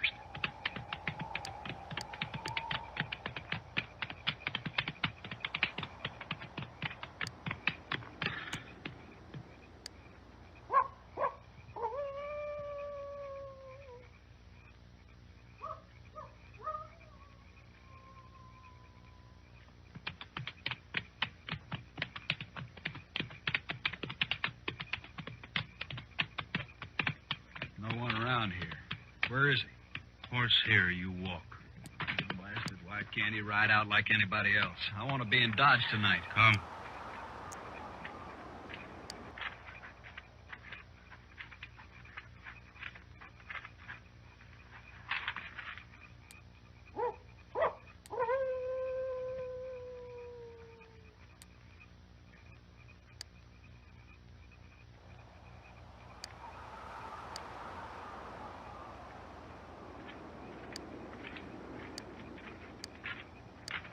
Wild Hog? It's me. It's Ord Spicer, all right. Yes. These braves of yours sure keep you covered. You can't tell one from another, except you, of course. I even thought maybe I'd run into the wrong Indians. No moon tonight. Oh, I recognized them as Cheyennes, all right, but you never know with... With what, Spicer? Nothing, Wild Hog. Forget it. You never know with Indians. Now, Wild Hog, you and me are friends. Don't get so touchy. I didn't mean nothing. We are not friends. I pay you. That is all. Sure we're friends. You're about the most educated Indian I ever met, that's why. I learn only English from the white man. Nothing else. Well, you sure had a good teacher, fellow.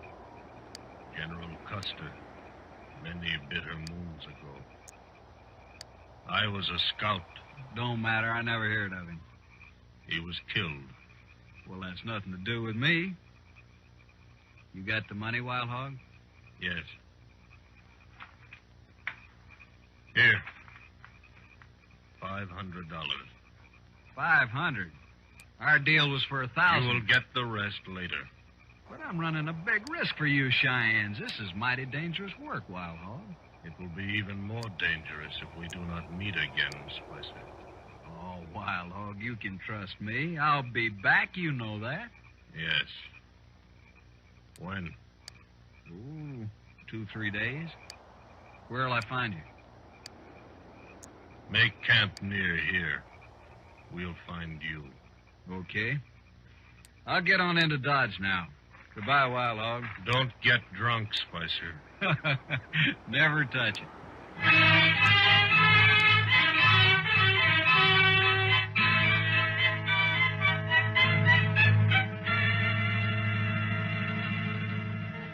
Hey, bartender.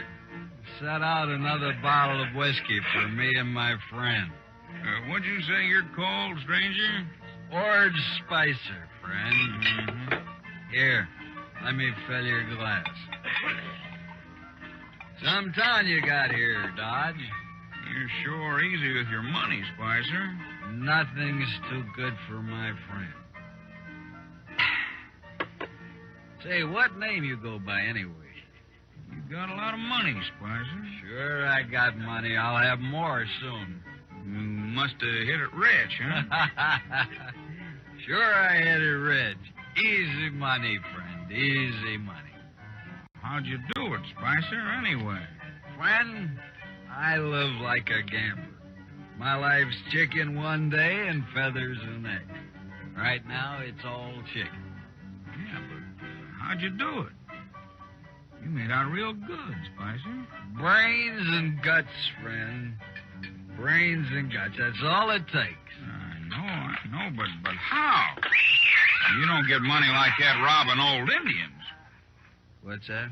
Huh? What'd you say about Indians? Oh, it's just a way of saying it back home. Don't get on the prod about it. Maybe you talk too much.